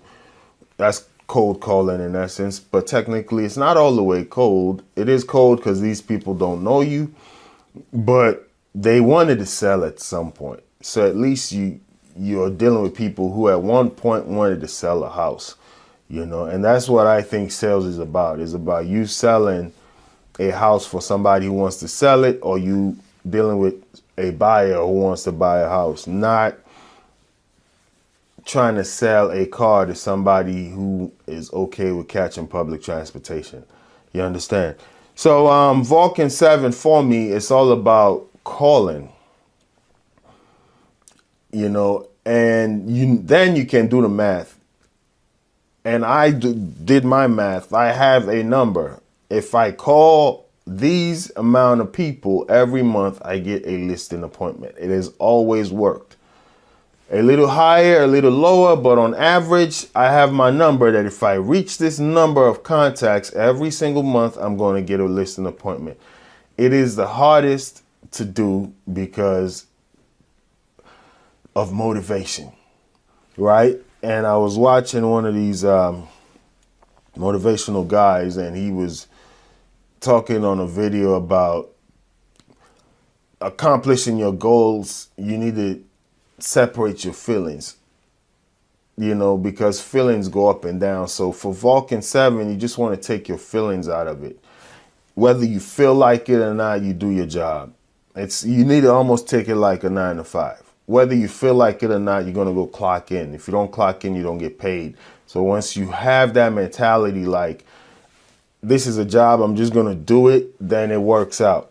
It does work, and I'm continuing to do it. Zillow at the moment, I can't even get in because when I backed out of the Zillow after last year from spending so much, I tried to buy back in this year. They're all sold out once the market started picking up. So that's why I actually did some Realtor.com, but I'm actually leaning towards Vulcan 7 harder because for me, it's just easier to track. It's like I got a number of calls that I make and I get a number of deals. Your ultimate hub for real estate insights, breaking news, entrepreneurial wisdom, investing strategies, and self-development hacks. If you're ready to expand your mind and stay ahead of the game floor, you're in the right place.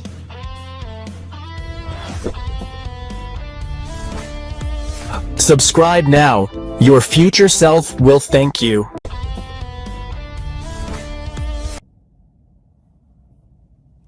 What's going on, everybody? This is fiscal week 1, right? Day 1. Day in the life of a real estate agent. Today, as you can see, we're in the office. Nothing major going on today. The office is pretty empty, as most brokerages. So it's either a positive or negative thing. One, I seldomly come to the office myself. So it's either you're showing houses, you're out doing something with clients, but if not, I recommend coming to the office. You just get this professional feel, vibe of wanting to work, which is always good. So today, there's not too much to do. Today's Friday, the 17th, I believe. Yes, Friday the 17th. And what we're gonna do is I gotta finalize a listing agreement because the property goes on the market tomorrow. Client is already signed, your broker reviews the contract, says, okay, this needs to be adjusted. So I need to get that done so it can be signed. I actually got an open house scheduled for tomorrow. I think I got to schedule a showing as well for one of my buyers. Tomorrow will be Saturday, so I got a buyer that wants to go look at a house. So I got an open house for 2 hours, then directly from there I'm going to a showing. It's kind of like in the same neighborhood. So when I first started, I was kind of all over the place with my business. I still take clients where they come, but for the most part, I try to narrow it down now to a more localized market. Yeah, there's nothing else real estate related. I actually wrote everything down. The way it works, I think it's always good. I try to write it all down because the mind can sometimes fail you. Yeah, so the listing appointment showing. Yeah, and on the MLS, I just gotta upload a lot of pictures because the property goes live tomorrow. You probably do one picture just to kind of entice buyers, but then, I need to put up some pictures now for that listing. So it's mostly admin work. That's all I have to do today. Fiscal week, one day in the life of a real estate agent. I'll keep you guys posted. I haven't done one of these in a while, but we are trying to see how we can get back to it as things are very active and busy right now. But thanks for watching.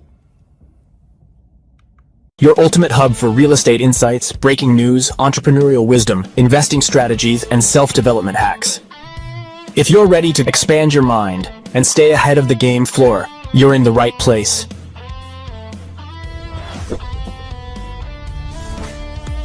Subscribe now. Your future self will thank you.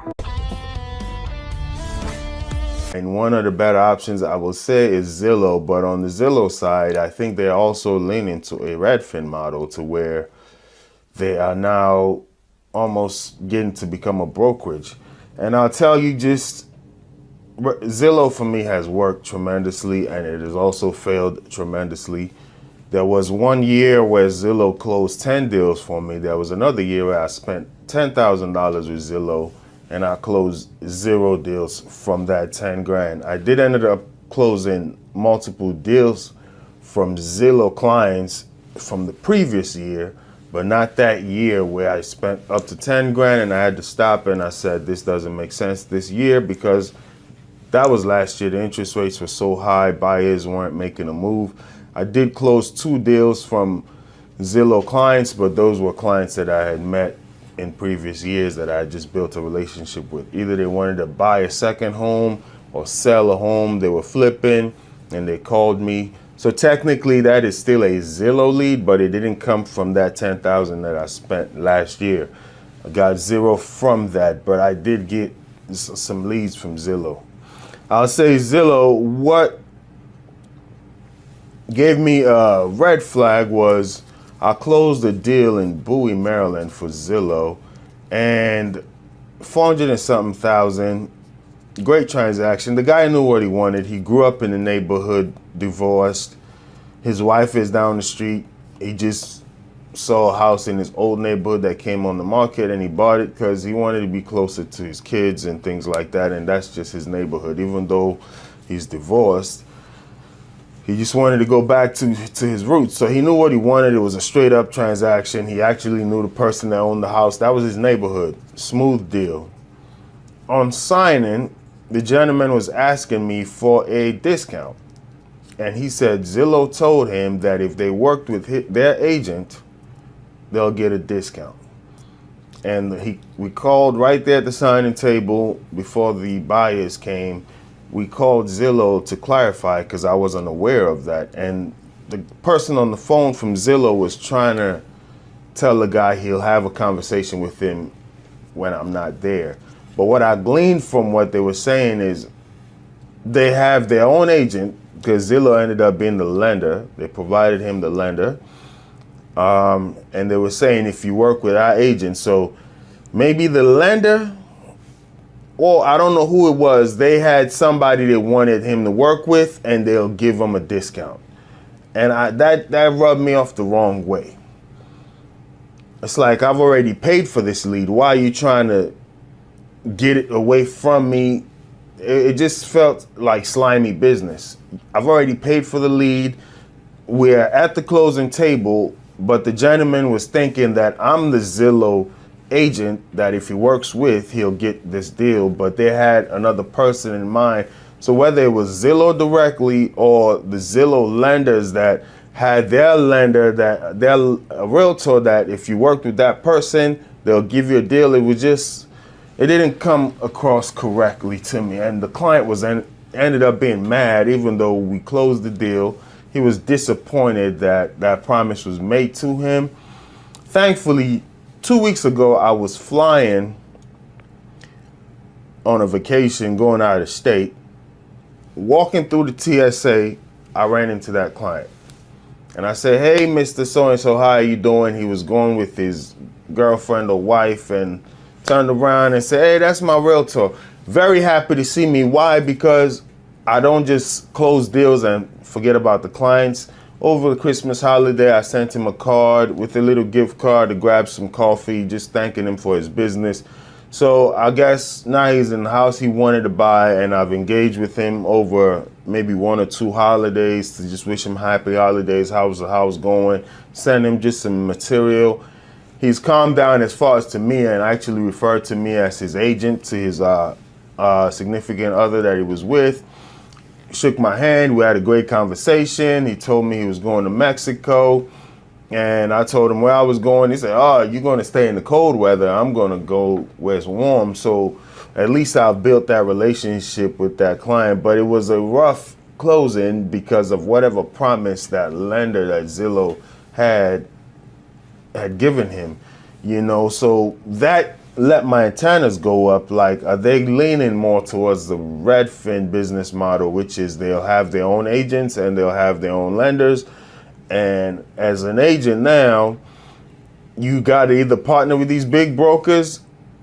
If Zillow and Realtor.com all become brokerages, you got to either partner with them because your money is not going to be as big to fight against them, or you try the other sources that I'll mention here. You work your sphere of influence because these people know you and they trust you already. Your friends know you, your family members know you. So you go into those as a warm lead. They already know you and trust you. Zillow can't compete with that. Or you become your local expert in your neighborhood to where Zillow and Redfin, if they become brokerages, they cannot compete with you as the local person they trust. You got people who do toy giveaways in their neighborhood, turkey giveaways in their neighborhood. Some realtors do cleanup day. They do a trash pickup where they rent like a big dumpster and then they help all their neighbors load up their garage things. Zillow cannot compete with the human thing of you actually touching and meeting and mingling with your neighbors. Or you do home buyer webinars. Some people do open happy hours. I don't really get into the alcohol thing, so that may not be my strength, but some people do that. But there are so many different avenues where you can actually meet people. I know a lady who was working with a school, then got into PTA, and now she's built almost like a referral base from her PTA. So Zillow and these big brokerages cannot compete with the one-on-one and building. So it's still enough to go around for everybody. But one thing that let my antennas go up is like, this model may be changing with Zillow. But to me, Zillow has been very successful. 1 year, I think I did 10 deal max with Zillow. but I've had repeat clients with Zillow to where we've closed maybe 5 other deals after that. And same with Redfin. I only did 2, but then I had a repeat client that came back years later that I did something with. And to my knowledge, those that come back years later, I don't think you owe Redfin on that. You owe them on that first transaction. Your ultimate hub for real estate insights, breaking news, entrepreneurial wisdom, investing strategies, and self-development hacks. If you're ready to expand your mind and stay ahead of the game floor, you're in the right place.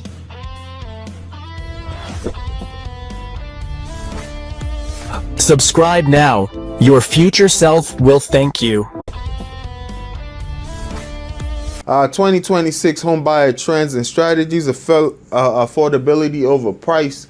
So it just is what it is. There was once upon a time when some people still do it, try to keep up with the Joneses. The more money you make, the more you try to elevate your standard of living. So you were okay driving that Toyota Corolla, Honda Civic. Now you make a few more dollars. You want to go get a BMW, a Benz. You probably were living in a not so decent house, but it served the need. Now you got an increase at your job and you want to buy a bigger house. So people always try to elevate their standard of living, but now buyers are tending to lean more towards affordability because it's just the reality of it. Focus on the total monthly payment, including insurance taxes, which are rising faster than income. Especially, I live in the state of Maryland right now. There's a lot of, if you earn this much, you got to pay.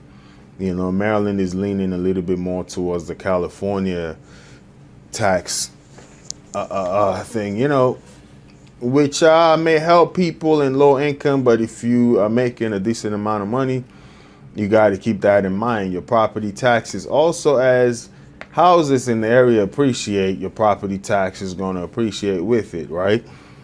So what your mortgage may be this year may be different next year, not because your mortgage is not stable, it's because the taxes have gone up.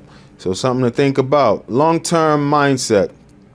Choose a home suitable for at least 5 to 7 years to ride out market volatility.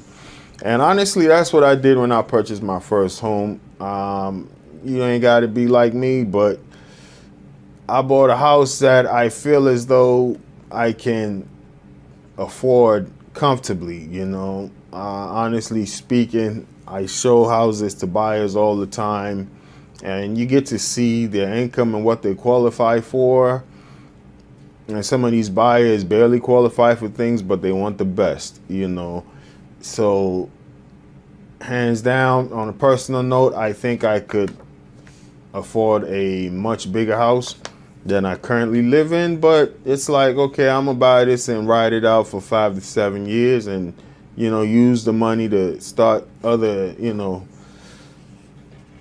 just things, you know, and just get myself in a comfortable position. So if I want to upgrade, I can upgrade, or maybe try make this a rental property, build your real estate portfolio. It's just, if you go through a financial downturn personally, you don't want to have to go into foreclosure, do a short sale, try to get rid of your house because you're spending every single dime on mortgage and bills. So get a house that, you know, you can afford with a few extra dollars to maintain your standard of living, and just in case of emergencies, right? Maintenance or just medical, you never know, right? So I don't believe in living paycheck to paycheck and spending every single dime. Once upon a time, we all go through those things when you're young. You got an apartment, probably in school, you probably go through those things, right? But as you become an adult, it's like, my advice to home buyers, buy something that you can be comfortable with financially. You know, you don't want to be pinching pennies to pay your mortgage. Not a good strategy, especially in how volatile the market is. You know, and we live in an area right here that is kind of dependent upon the federal government, right? The DC and Maryland area, the Washington metropolitan, which also encompasses Virginia, Northern Virginia. Most jobs rely on the federal government, and we saw all the federal government job cuts. So you don't know, and this is just for this area, but other areas are going through things as well. So things are kind of unstable, not unsure. You hear possible switching of the Fed chair, Jerome Powell. So you never know where things are going to go with the new person, the new policies. So we're kind of like in a volatile situation right now as an economy, a nation. So if you can afford a house right now, get it, but don't spend your last dime, and don't get a house where all your money goes towards bills. Your ultimate hub for real estate insights, breaking news, entrepreneurial wisdom, investing strategies, and self-development hacks. If you're ready to expand your mind and stay ahead of the game floor, you're in the right place.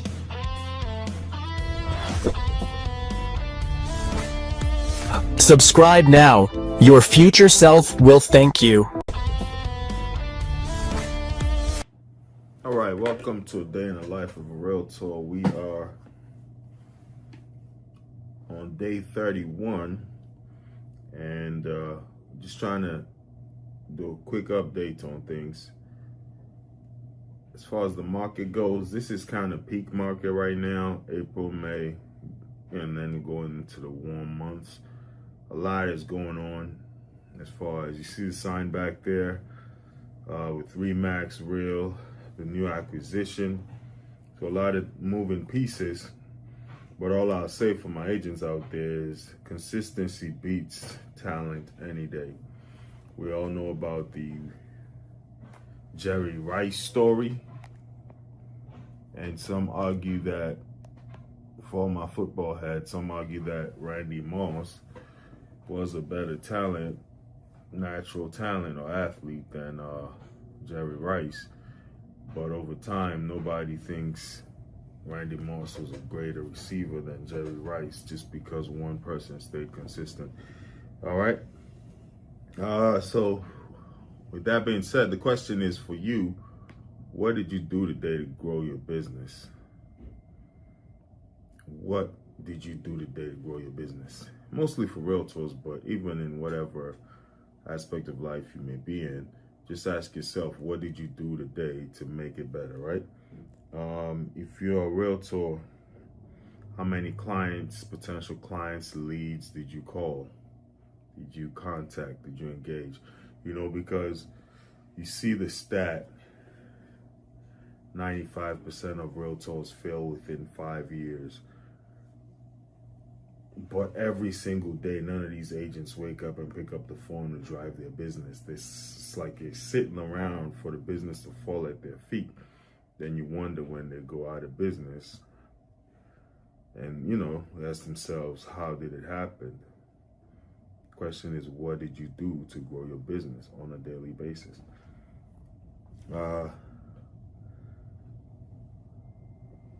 Your phone, your sphere of influence. Did you go through your phone? Did you engage people? Did you reach out?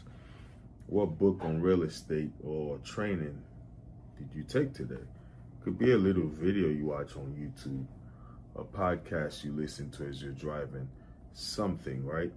But what did you do in order to grow that, to build that? Well, with that being said, you know, I was in the office today, I think about from 9 to 3, about that, maybe an hour in between, took care of other business. And I reached out to some clients, some good engagements, did some follow-up on some old leads, potentials that might be brewing, but it's just all about consistency. That's just the takeaway for the day. Consistency beats talent any day.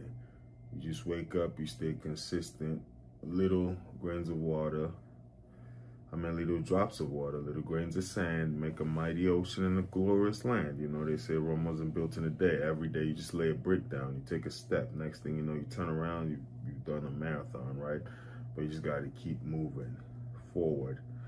Every day you wake up as a realtor, you need to take a step towards growing your business, towards driving the business, towards knowledge. How can you better service your clients?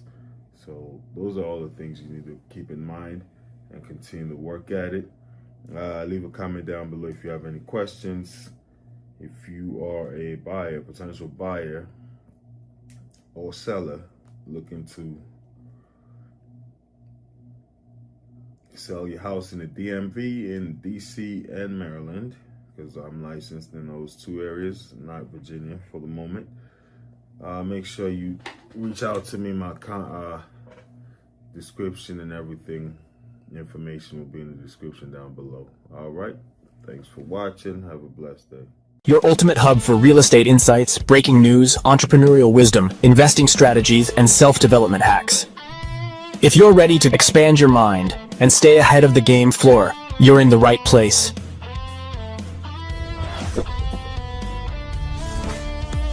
Subscribe now. Your future self will thank you.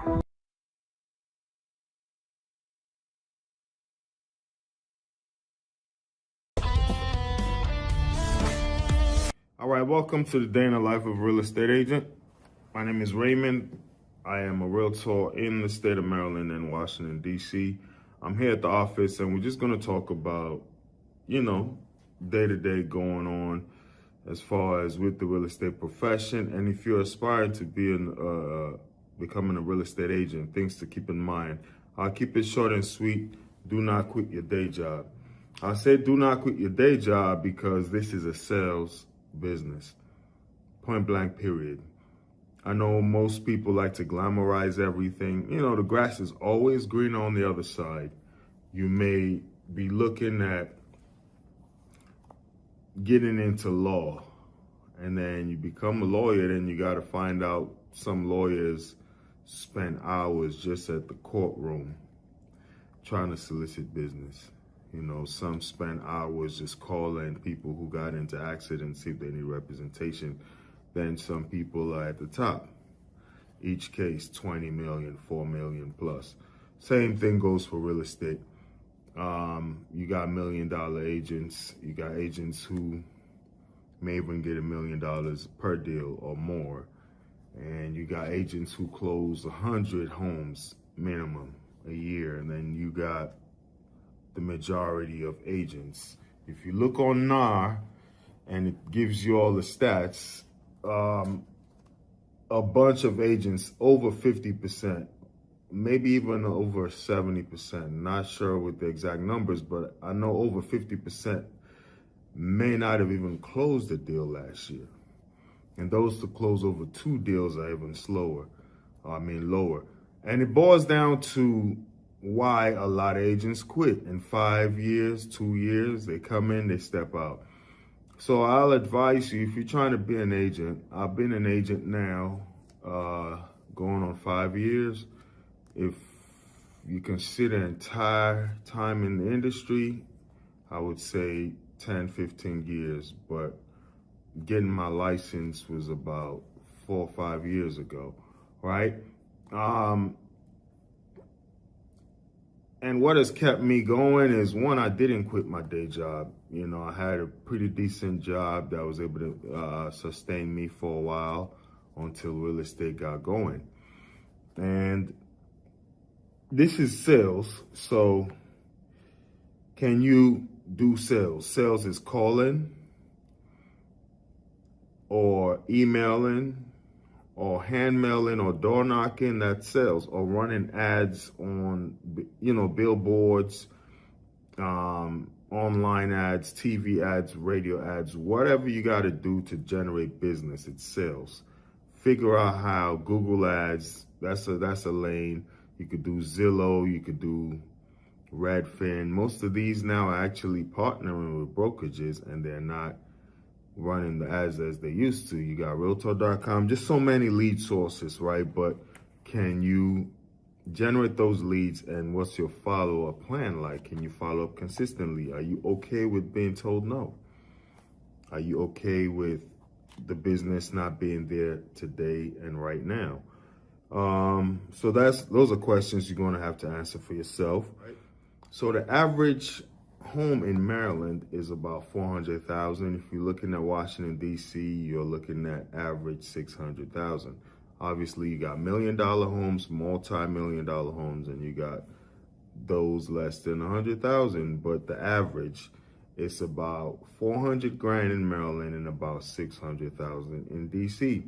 So the average commission check is at least take home after you've paid your broker at least $7,000 to $10,000, right? So if you are closing $1 million homes, it's going to be a lot more. If you're closing lower homes, it'll be a lot less. But just the average, $7,000 to $10,000, easy, for this area, this market. So if you're looking to becoming an agent, I would say keep your day job until you can consistently close one deal a month. I think this is not a cheap area to live in. You know, the DC area is pretty pricey just compared to nationwide.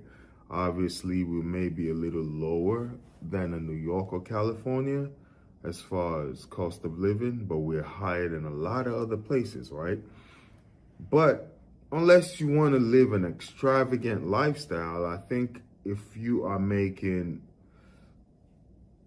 you know, your gross commission is about $7,000 to $10,000 a month, I think you can be able to sustain your life, right? As far as mortgages, and you got to put some more money into the ads, and also 30% of that, at least they say, put to the side for Uncle Sam.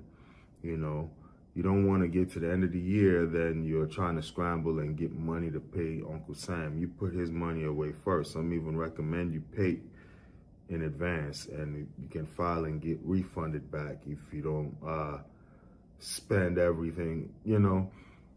Anyway, talk to your CPA about that. All I'll say is $7,000 to $10,000 a month, 30, percent of that put to the side. So about $3,000 of that put to the side. You get $7,000. You can honestly reinvest $2,000 back in your business. And if you can't live off of $5,000, you can cut your expenses until you sell more houses. But I think a lot of people live on less than that in this area, the median, right? A lot of people live on way more than that. But just to get going as a real estate agent, get to the point where you can sell one house a month and do it for about 6 months to a year. That's when I would say, okay, now it's time to make a move and to make this a full-time thing, you know? Because what's notorious in the real estate industry is 2 sales a month, 3 sales a month, 0 sales for 3 months. Just roller coaster, up and down, like the Appalachian Mountains. If you're driving, you just go uphill, downhill, you know. That's just really what's notorious in this area. In this industry. People cannot consistently close deals. So I would say do not quit your day job until you at least close 1 deal a month in this area. If you're in a lower cost of living area, you may live on closing 1 house every 2 months. If you're in a higher cost of living area, you may need to close multiple deals a month, or a higher ticket, every month. But whatever the case may be, I recommend at least close 1 deal a month for about 6 months to a year. That's when you've kind of developed consistency and you kind of have a flow, a pattern, and then that's sustainable. You got some tangible results you can measure and replicate, right? But if you cannot replicate that, I don't say jump into quitting. Keep your day job. And once again, consistency is a superpower. I'll wrap it up with that. I say that all the time. I really believe it is, especially in the sales industry such as real estate. consistency is your superpower. Being able to generate leads every day, work your phones every day, door knock every day, whatever your source of leads are, just be consistent at it every single day and you'll succeed. Leave a comment down below. Let me know how your real estate business is coming along, or if you are looking to purchase a home in DC or Maryland, or sell a house in DC or Maryland. My information is in the description down below. Feel free to reach out to me. I'd love to hear from you, okay? Thanks for watching. Day in the life of a real estate agent, day number 32. Let's go. Your ultimate hub for real estate insights, breaking news, entrepreneurial wisdom, investing strategies, and self-development hacks. If you're ready to expand your mind and stay ahead of the game floor, you're in the right place.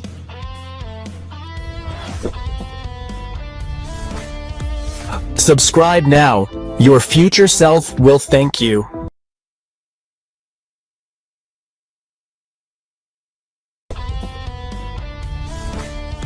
I would say the number one reason why agents fail is lack of consistency in lead generation and prospecting, right? Because this is it's not like a retail store where you open it and then customers just come in and purchase stuff, right? Here you gotta generate, you eat what you kill, is a hunter-gatherer, right? You gotta generate leads and you gotta prospect. And you need a strategy on how to go about that. You know, you can check out my previous episode on business plan. We're not going to get into that, but whatever your lead generation strategy is, you need to be consistent at it, right? So a lot of agents are inconsistent, and this inconsistency causes a lot of agents to fail. They may start off at one point, you know, a lot of zeal and fire, move on for a little bit, but then the enthusiasm fails off, especially when they go through trials or they go through things that may, you know, make life a little hard for them. They just throw in the towel. So lack of consistent lead generation and prospecting is the number one reason why agents fail. Well, actually, this is not in any particular order. Just one of the reasons, all right? Treating real estate like it's a hobby instead of a business. You know, I was guilty of this in my initial years of doing real estate, you know, especially being that I had a full-time job. You just treat it like, I can do without it today. If I don't feel like it, I don't do it today, you know. So that's almost a hobby. If you don't feel like playing golf today, you don't go play golf. You don't feel like going to the basketball court today, you don't do it. You don't feel like watching a movie today, you don't do it. That's a hobby. But a job or a business is like, if I don't wake up and go to work, I may get fired. Do you treat real estate as such? So I had to just change my mindset, right? And I would say one of the big reasons why is because even in my job, I was a manager already, and it's a business, you know, that I used to manage. So it kind of helped me just get a mindset of how these businesses run, the daily KPIs and tasks and requirement, and it opens at a certain time. If you don't open your door at a certain time, you get clients calling the corporate office, right? Why don't you treat your business as such? And that's what hit me. I'm like, yo, treat your business like the business where you go work, where you have to open at a certain time, close at a certain time, be a professional. Obviously, people call off, even in jobs. You know, that's why they give you paid time off, sick leave, vacation hours. These things happen. But for the most part, stop treating your real estate business as though it was a hobby, right? Look at these retail stores or the doctor's office, the dentist office. Go set an appointment with a dental office right now and set it for next month and see how many times they send you a text message to confirm your appointment. or even a doctor's office. Go set an appointment with them and see how many times they text you to confirm your appointment and then send you reminders. Do you do that for your clients when you set up a showing? Do you text them and follow up and say, hey, I want to confirm our showing? Are you going to be there? Do you do that for your listing appointments? You treat real estate as though it's a hobby and not a business. And that's why most agents fail. So no daily schedule or structured routine. And once again, this goes back to treating it like a hobby. Because when it's a job, you have a schedule. Like, okay, at this time I clock in, at this time I clock out. You know, treat it as such. You are a business, you know. You have to treat it as such. Structured routine. You know, I think it's Jay-Z that said, I'm not a businessman, I'm a businessman. Like, he's a business entity himself. So you got to treat your life as such, as though it's your career, as though it's a business. You have to structure it. A daily schedule, like today I clock in at this time, I clock off here. A structured routine. So yes, things happen. As I mentioned, even in a business or a job, you got personal sick time where you got to call out. You know, you may have a family emergency. These things are allocated and by a company. But for the most part, once that day off is gone, you go back to your routine. The same should happen in your real estate business. You got to have a structure, right? Daily schedule and a structure routine. And most agents lack that. They just go to the office and they wing it. You know, whatever happens, happens. And there's no structure in how they go about running their business. They don't have any plan or strategy on how they go about it. They just, you know, whatever happens, happens. And that's just not the right way to go about things, right? Your ultimate hub for real estate insights, breaking news, entrepreneurial wisdom, investing strategies, and self-development hacks. If you're ready to expand your mind and stay ahead of the game floor, you're in the right place.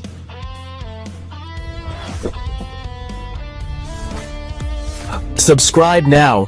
Your future self will thank you. So, as we wrap it up, I'm going to talk about what lead sources I personally think are the best, whether you're a new real estate agent or an agent who's been in the business for a few years, but your business hasn't been going well for you. And I'll start with the worst for me would be farming. Farming, sending hand mails out. That is slow. It's almost like a dinosaur. It's dying, you know, back when people were older and they used to get the little val packs on the mail to go to the grocery store and get all the coupons. That used to really work, you know, because when they go get the val pack, they see a mail of a realtor, they take his magnetic business card, put it on their refrigerator, and then they'll call you at some point. That is almost a dying breed. It still works to the sense that I have gotten calls from that, but it is very slow, and there are more fast and proven ways in the modern day where technology is there and you can instantly contact people. So farming, I would have to put all the way at the bottom. And once again, there are way more lead sources, such as working with banks, and then you become a real person where they give you their foreclosed properties to sell. There are investors, you know, there are other websites. There's a Facebook, there's social media, there's YouTube. There are all these things, content creation, TikTok.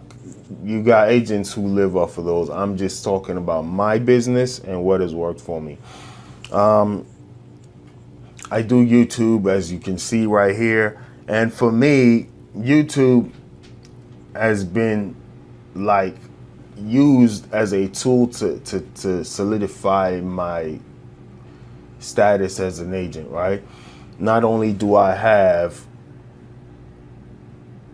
resumes and houses that I've sold now, but YouTube videos come handy when I get a question from a client. I do answer them, and I send them a video like, hey, check this out. When they ask me about the Maryland mortgage program, I can just send them a video. Hey, this is what I know about the Maryland mortgage program. Here are links, but check this video out that I did. You can watch it on your spare time. Or first time home buyer, home seller. So these videos kind of go hand in hand. And they also are marketing material when I farm, when I call, when I email, I tag in a YouTube video. So that's how I've used them to help my business. But they haven't given me a business, just somebody searching online, find me and call me. I haven't received that. I've possibly have, and I don't know, because I get leads through my websites, and maybe they originated from YouTube. I don't know. But I still do them. So there are business models, but the ones that have worked and haven't worked for me, farming is one that it can work, but it's slow. The next one I would say would possibly be door knocking. Door knocking, once again, I built some rapport. I just couldn't do it. It was too time consuming.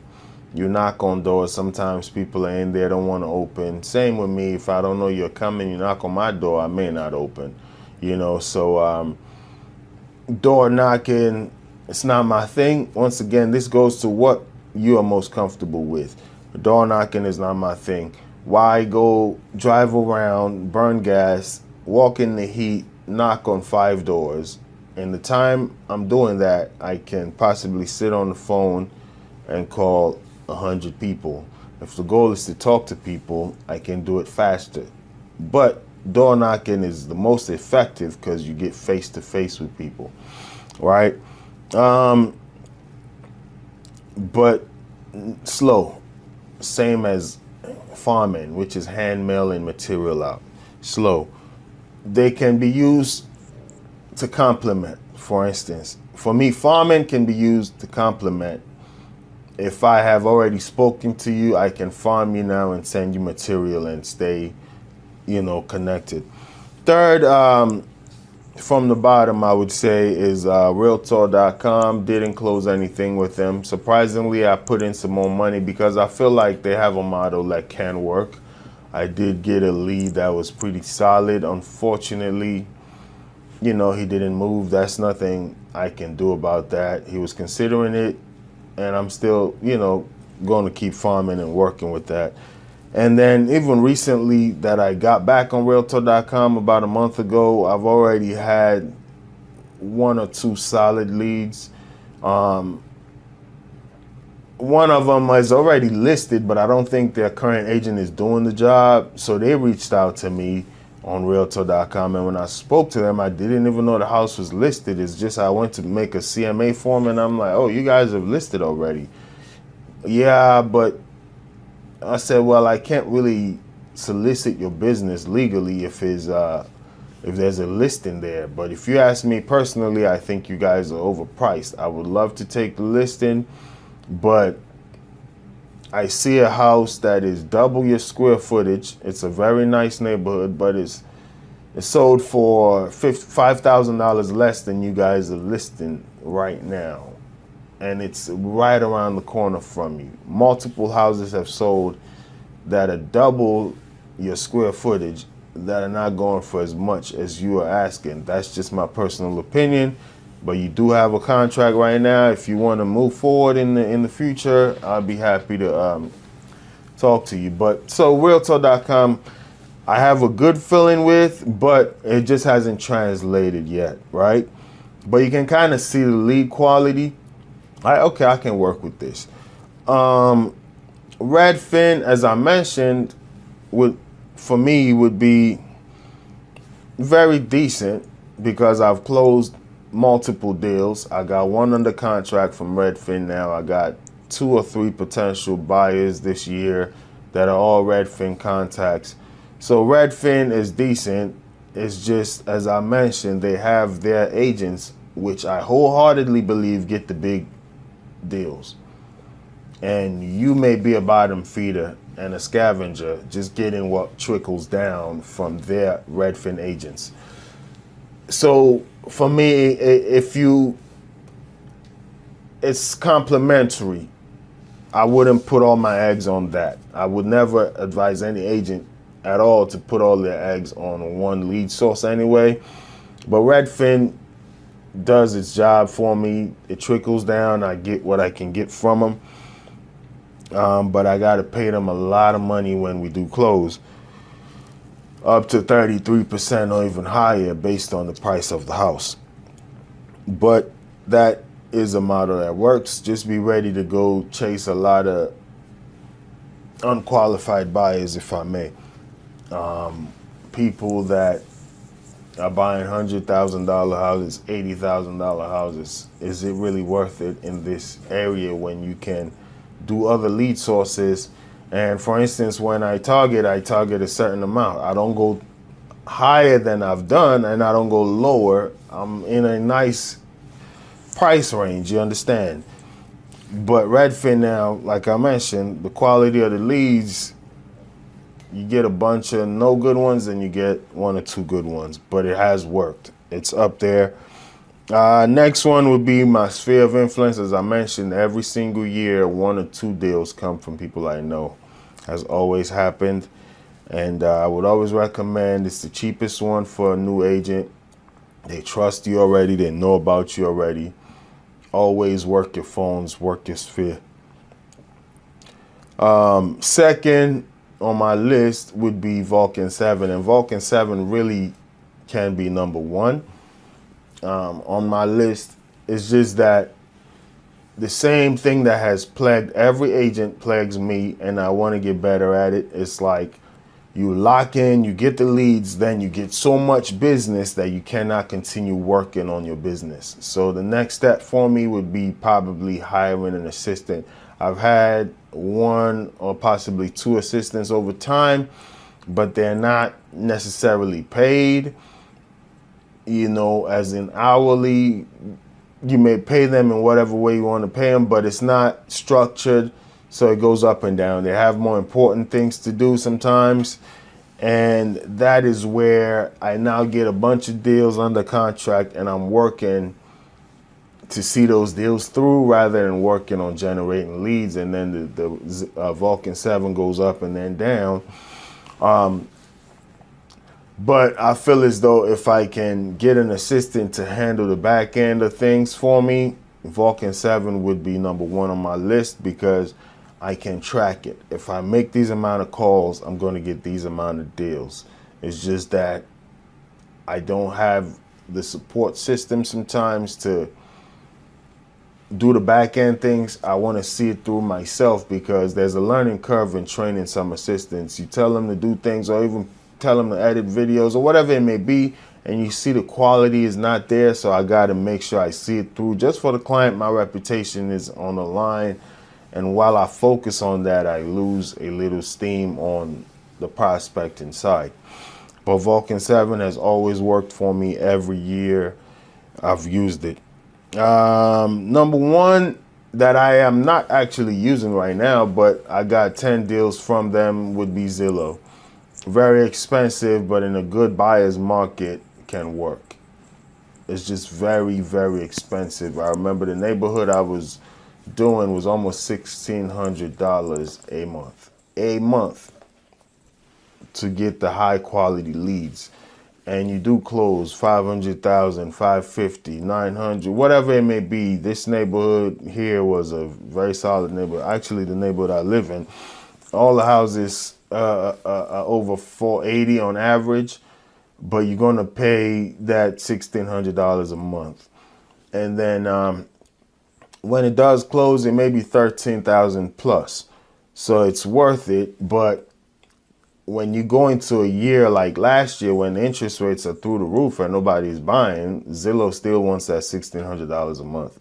So what I recommend for anybody doing Zillow is constantly check on a monthly basis how many leads you're getting and how many are you converting. Change your zip codes if they're available zip codes, but don't keep pouring out money that you're not getting.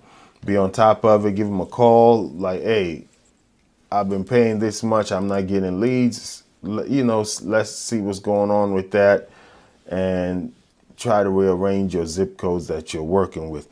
Well, I hope that has worked. I would say number one that has worked for me that I wouldn't think is number one is Zillow.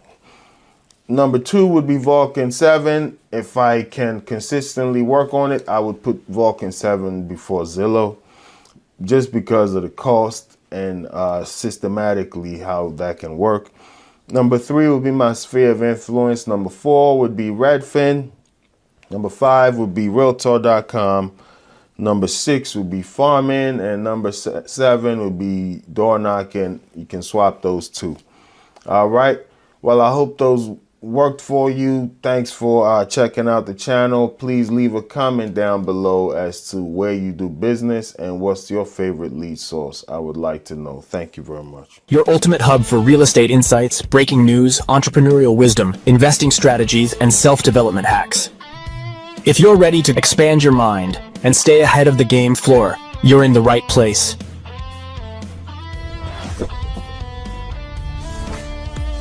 Subscribe now. Your future self will thank you. Welcome, this is what, day 4 or 5? Day 5, I believe. Day in the life of a real estate agent here at the office, just working the phones right now, making some calls. Contacted a couple of people in the last 15 minutes or so. Those are for sale by owners. The new FSBOs are not always the most attractive to call because some of them feel as though they can do it on their own.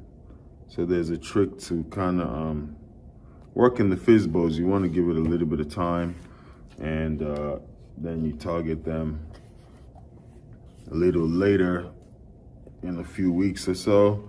Follow-up is key. In this industry, follow-up is key. If you can follow up, you can grow your business. If you don't want to follow up, then that's it.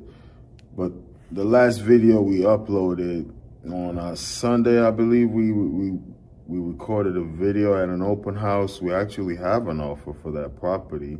So that was listed on Saturday. Offer came in this morning. It's Tuesday. So what's that, 4 days on the market? And we have multiple other interested parties. So normally in a case like this, if this offer looks really good, we just might go ahead and accept it. If the offer is not where the seller wants it to be, what we can do, we can post on the MLS offer on hand and give an offer deadline so people can submit their final and best offer by a certain time. That's a strategy, or you just negotiate with this person who already submitted an offer. We also have one property that may be going under contract. We're negotiating there. They have 2 other offers, so it's a little competitive with that one. I don't recommend the house for my buyer, but you can tell somebody what to buy. It's just out of experience. There's so many red flags with that property. But this person really likes the proximity to their workplace, the family environment in the neighborhood. But the house itself is not a bad house, just needs a little bit of work. And it's been sold as is, which is like a red flag sometimes. The HVAC unit was not working as far as visually the way we saw it. And on the disclosure, it said it's not working. But they are saying they fixed it already. So we're just waiting for a disclosure that can actually say this thing is working before we can go from there. Personally, like I said, I don't recommend that for my client, just to be honest. But that's what he wants, so we're gonna go with that. We're negotiating that right now. And also another thing is they didn't include certain appliances in their inclusion and exclusion statement. So we're trying to negotiate to make sure those are going to be added. So that's just the day in the life of a real estate agent. Just give you perspective of what's ongoing. I have a client I've been working with for quite a while, and we are under a contract actually, but you know, let's just say things are taking a little too long, and we gotta go and look at 3 other properties probably tomorrow. So I need to do some admin work, schedule those showings. Today is pretty much a boring day in the real estate industry, or field for me at least. These are the days where you still wake up and grind, when you're not showing houses, you're not doing open houses, you just working the phones, working the computer, doing paperwork, scheduling showings, reviewing offers.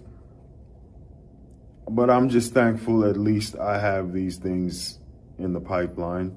And one thing I try to learn now with experience in real estate is it's not the deals that I have now that are going to sustain me. Sustainability in this market is like what's coming down the line. So that's exactly what I'm doing. Working on, even though I have 1 offer accepted, 1 offer being submitted, 1 under contract, and another 1 that we're looking for other houses, or 2 or so, I need to build a pipeline. So it's a funnel. You need to just load the funnel up so you just keep flowing. And you get to that point where every single month you're closing a house. Well, that's just a brief update there in the life of a real estate agent. Nothing too exciting to show. We're in the office just working the phone lines. All right. Wrapping up the day now. Getting ready to shut it down. Did make a lot of cold calls. Average, let's say about 8 contacts an hour, which is okay, not too bad. Also did write that offer, sent it to my buyer to sign. And then also, what else? Yes, followed up, did a lot of follow-up. I had 1 really good follow-up. Actually, I'm sending a vendor out there on Sunday to go see if they can do some repairs prior to getting that house on the market. So that looks very promising, because I was able to do a connection, a 3-way connection with the vendor and the seller, you know, just to go look at certain things that they may be able to update in order to get the house sold for the price that the seller's looking for. So that was very productive. I really like that that connection right there. But once again, if you don't pick up the phones, if you don't follow up, like that seller hasn't been calling me. I don't think I've spoken to him in a couple of weeks. So if I didn't call, he really wants to sell. I already did the listing appointment, but if I didn't call the follow-up, we wouldn't have had this schedule booked for Sunday. So that's what it's about, really, in real estate. In life in general, it's all about following up. All right? Thanks for watching. Your ultimate hub for real estate insights, breaking news, entrepreneurial wisdom, investing strategies, and self-development hacks. If you're ready to expand your mind and stay ahead of the game floor, you're in the right place.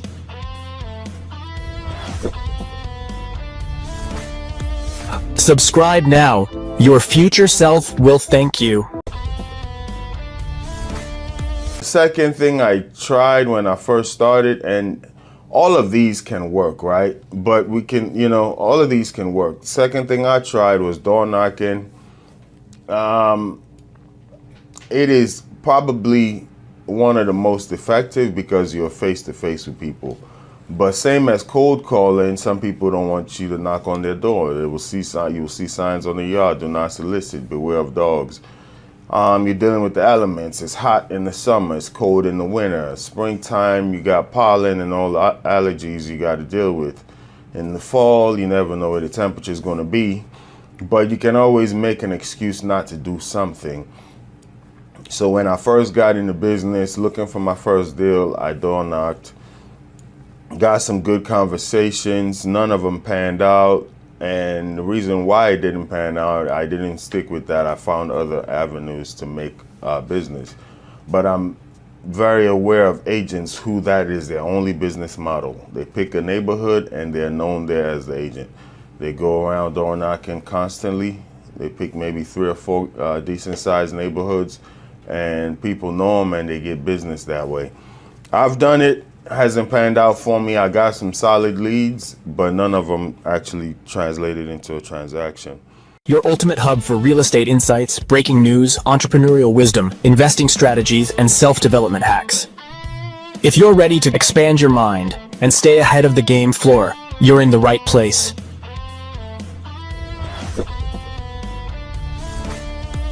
Subscribe now. Your future self will thank you.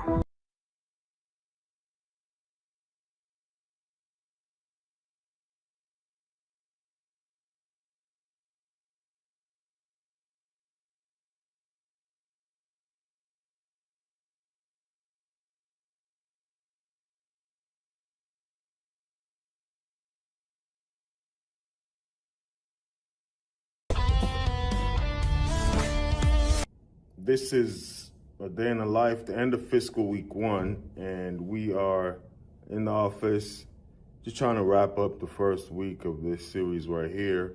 And pretty much things have been solid. Could have been better, could have been worse, definitely. So just to recap the week, multiple open houses, submitted an offer. That offer wasn't accepted. Put a house under contract as well, so not a bad week at all.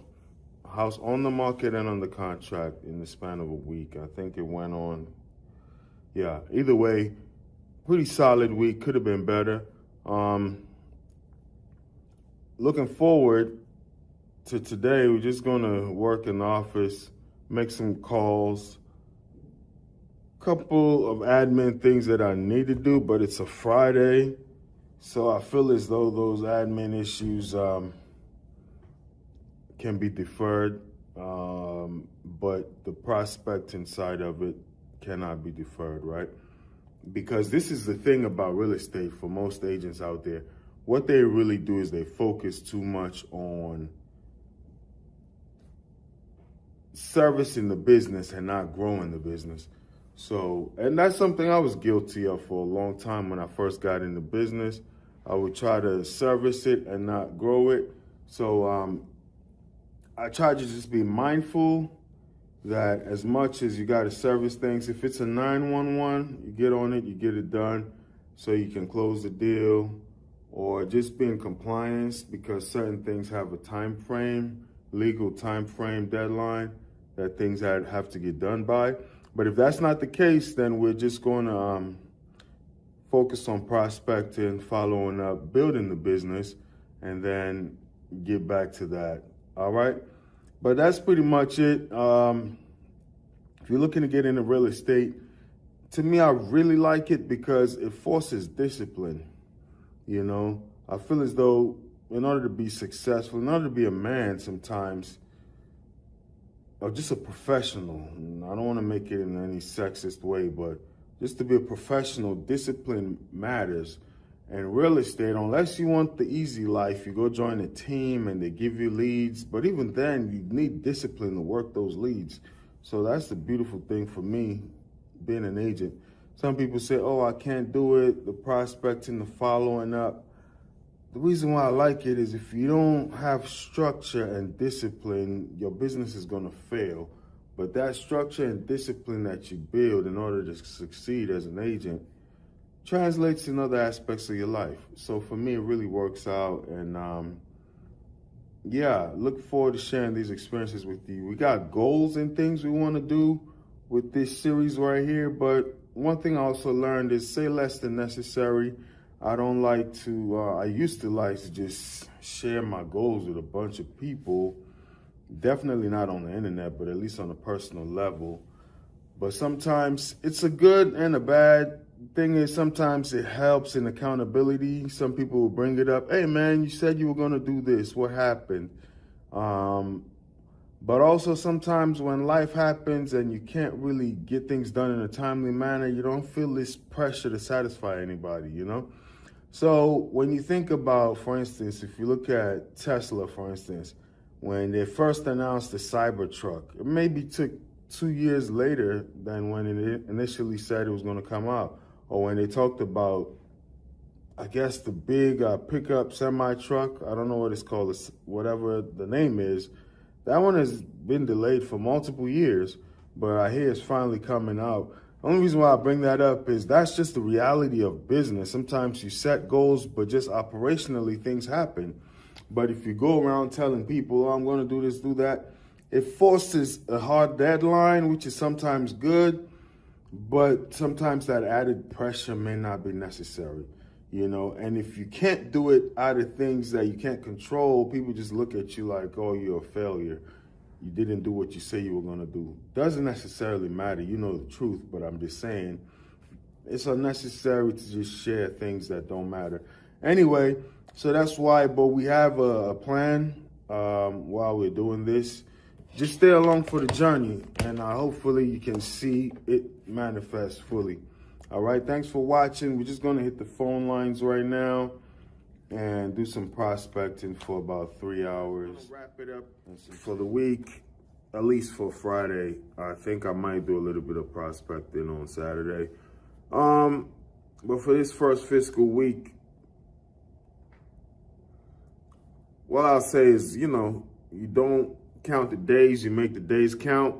That is key.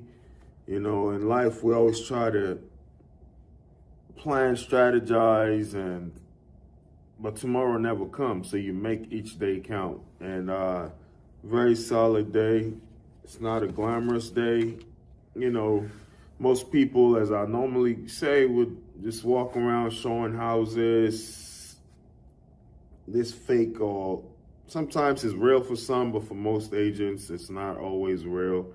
There's kind of glamour of the business. You know, you're flipping $1 million homes all the time. That is some agents' reality, yes, but majority of agents it's not.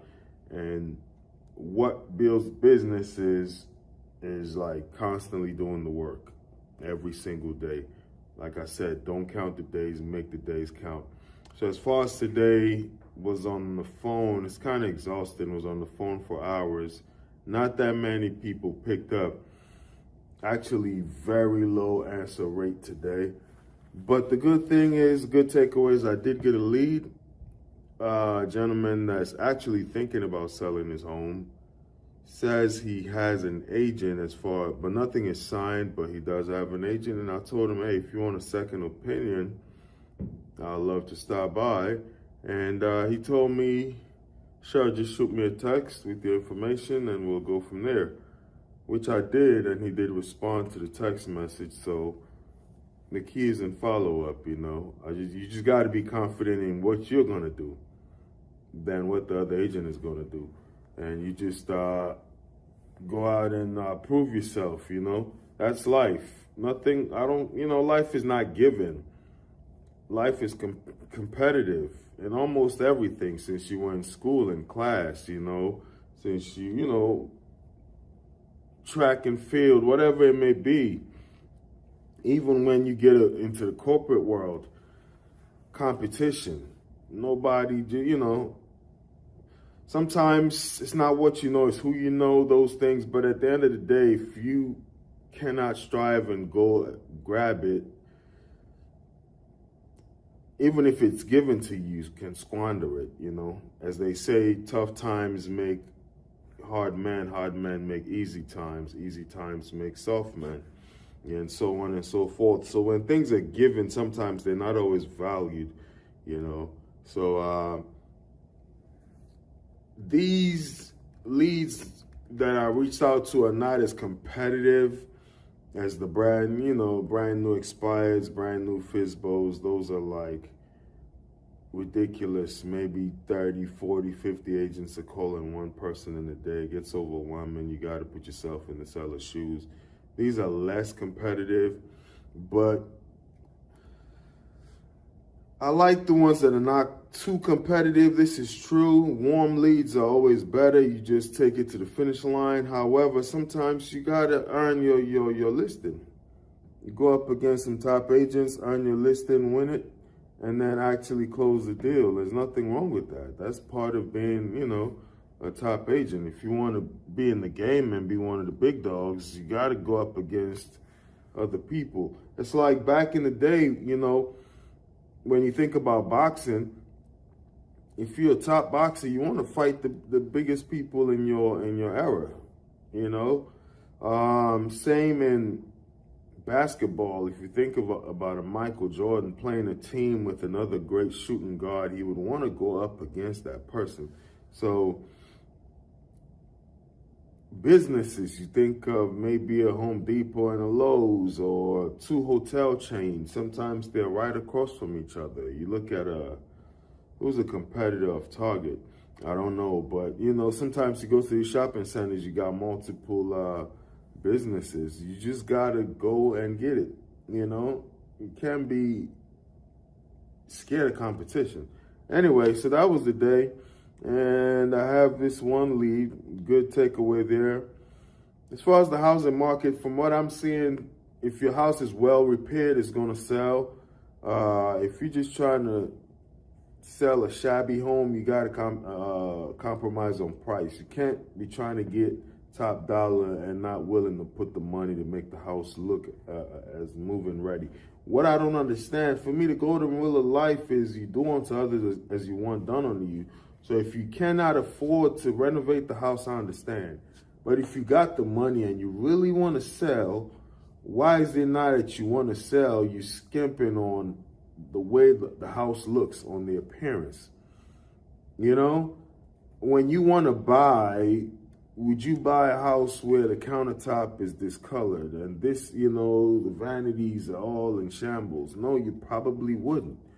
So when you're selling, just put yourself in the buyer's shoes. They want a house that's presentable. That baffles me. If it's a financial thing, obviously I understand. You know, sometimes you work with sellers, they just got to get out of there. But some people, there's no rush. They really want to move because they've outgrown the house. Multiple times they put the house on the market, it doesn't sell. It's simply because they're not willing to invest the money to make it look like you're trying to sell. Sometimes even pack up some of your stuff and put it in a storage.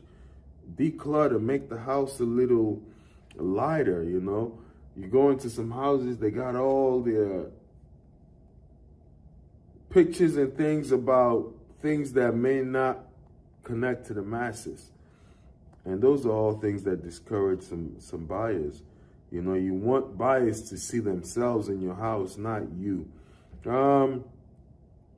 Lastly, for agents, consistency is a superpower, man.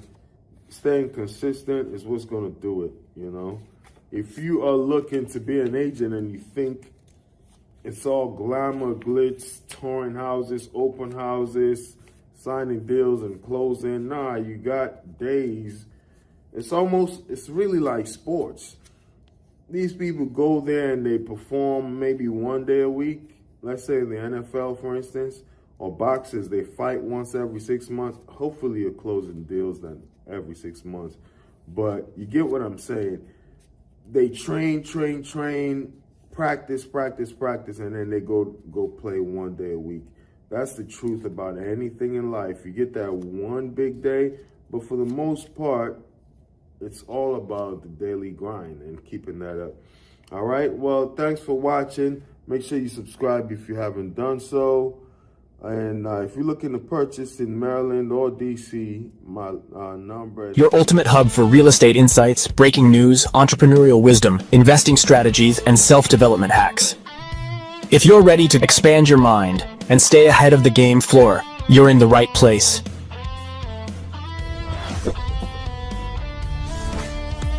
Subscribe now. Your future self will thank you. Welcome to the day in the life of a real estate agent. My name is Raymond Reffel. I am a realtor with Remax. I'm here at an open house. This is day 3, fiscal week 1, right? sorry, I'm at an open house, so when I hear the door cracks open, I gotta see if some guests are walking in. Anyway, day 2 was yesterday. Didn't get to record a video, but quick update, we had an open house here as well. This is a brand new listing. It was on the market in the wintertime. I advise the seller, take it off and put it back on in the spring right now when things are normally the hottest. Brand new renovated property. So I had that open house, then I had a showing with the client, and then just did some admin stuff pretty much. So today we got this open house, and then we got a lot of admin stuff to do. It is a Sunday afternoon, and right after the open house, you gotta kind of get yourself ready for Monday. You know, I advise agents to start or plan for next day today. That way when the day rolls in, you're already on the roll, right? Maybe I'll give you all a quick tour of the property a little later, but we just had one person walk in, set up some food, drinks, the disclosure sign, that's law in Maryland. And it's also a good way to get buyers for agents. If you struggling to get buyers, you host open houses for a listing agent in your firm, and that can also translate to business. I am the listing agent for this one, but I have a few people on the sign-in sheet from yesterday, previous days and today. And you know, you follow up with them. Some of them already have agents, some of them are just glancing around, some of them just want to actually purchase, but they don't know if this is the right property for them. So yeah, it's a pretty good day on a Sunday.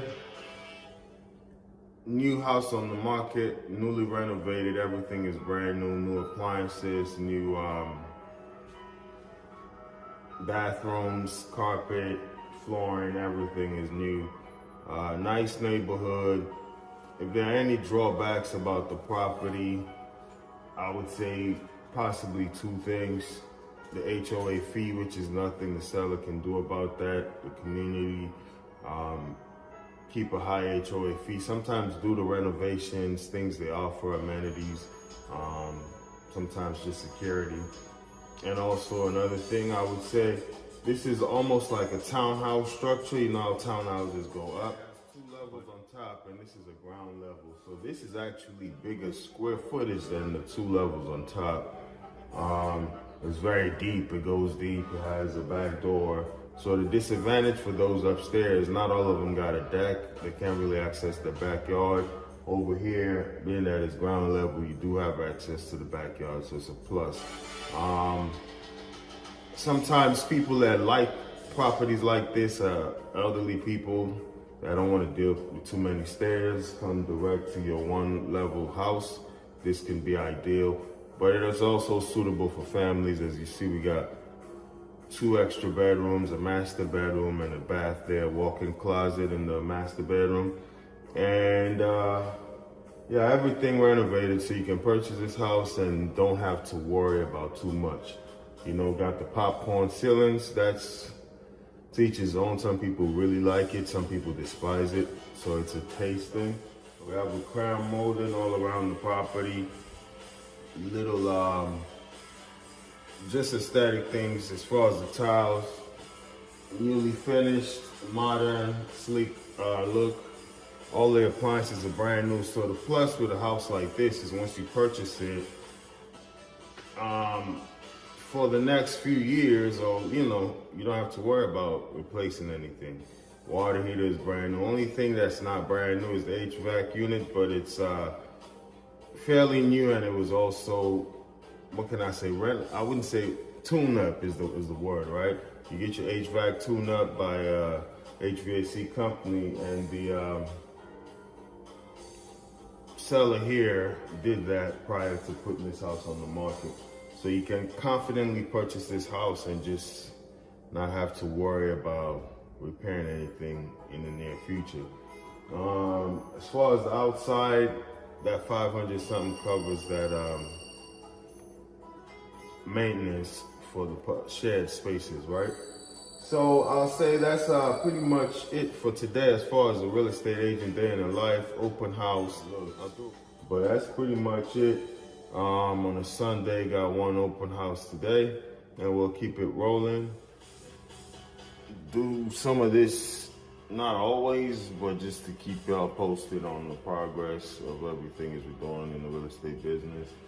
So if you're looking to sell a house similar to this, or not even similar, but in the area, in the DMV, DC and Maryland to be specific, because I'm licensed in DC and Maryland. My link to my information will be in the description down below. You can reach out and we can talk about best strategies on how to sell your house. Same thing if you're looking to buy, relocate, or move to Maryland.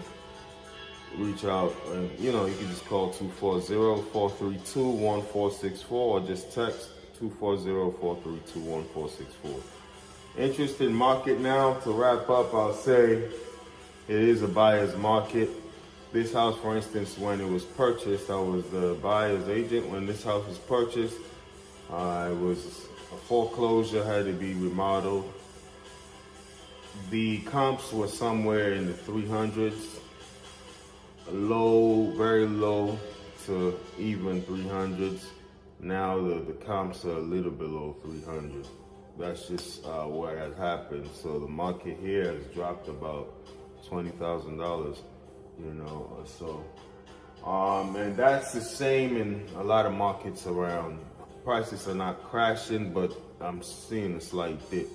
Your ultimate hub for real estate insights, breaking news, entrepreneurial wisdom, investing strategies, and self-development hacks. If you're ready to expand your mind and stay ahead of the game floor, you're in the right place.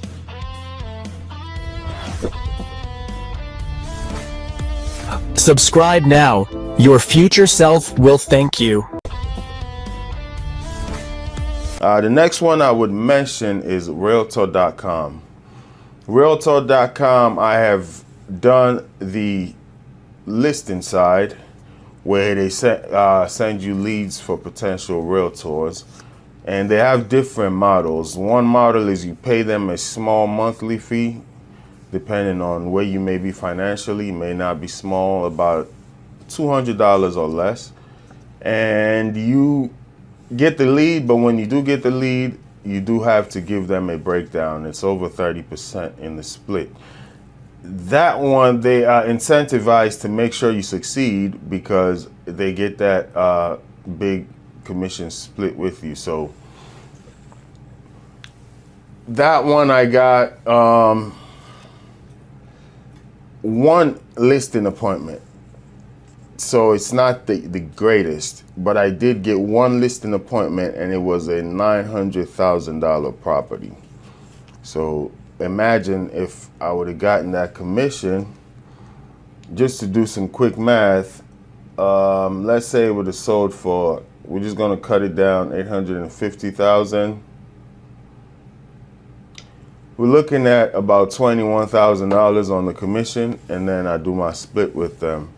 So the reason why that gentleman never sold is he ended up staying with the government. This was at the time when Donald Trump was cutting down on the government workers, and he was thinking, should I get the buyout? He never ended up getting the buyout, and he stayed up here. He had another house somewhere in the South that he was gonna just sell this one and relocate.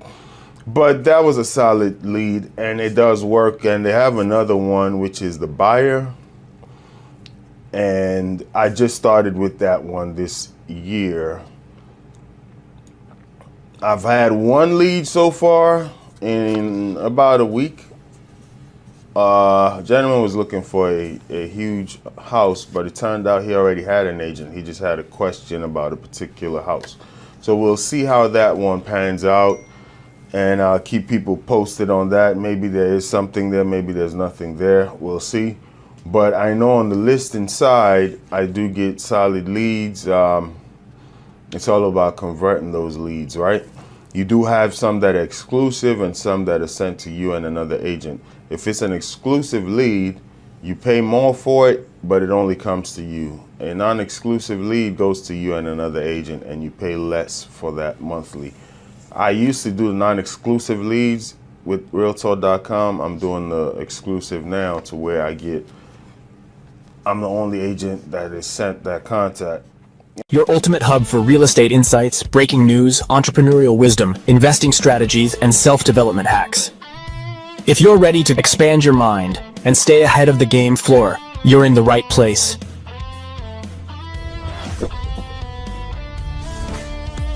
Subscribe now. Your future self will thank you.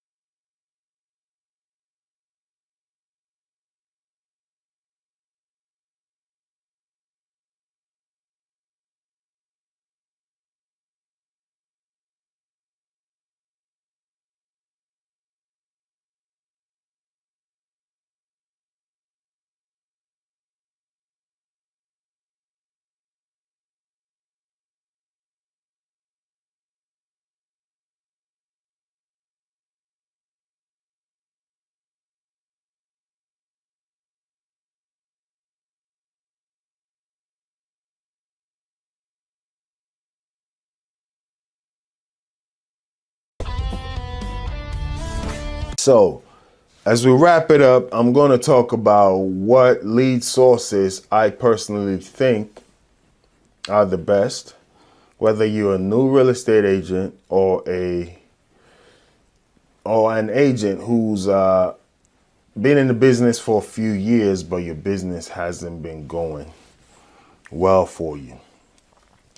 And I'll start with the worst for me would be farming. Farming, sending hand mails out. That is slow.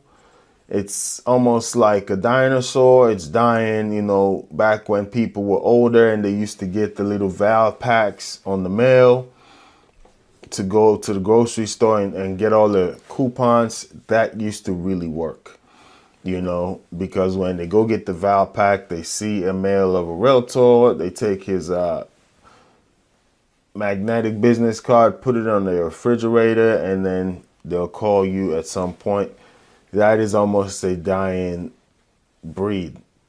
It still works to the sense that I have gotten calls from that, but it is very slow, and there are more faster and proven ways in the modern day where technology is there and you can instantly contact people.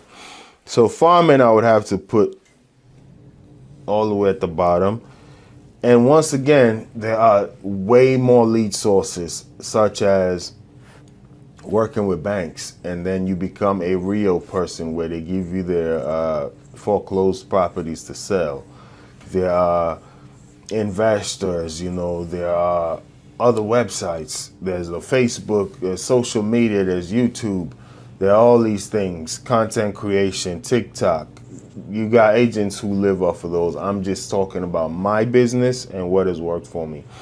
I do YouTube, as you can see right here. And for me, YouTube has been used as a tool to solidify my status as an agent, right? Not only do I have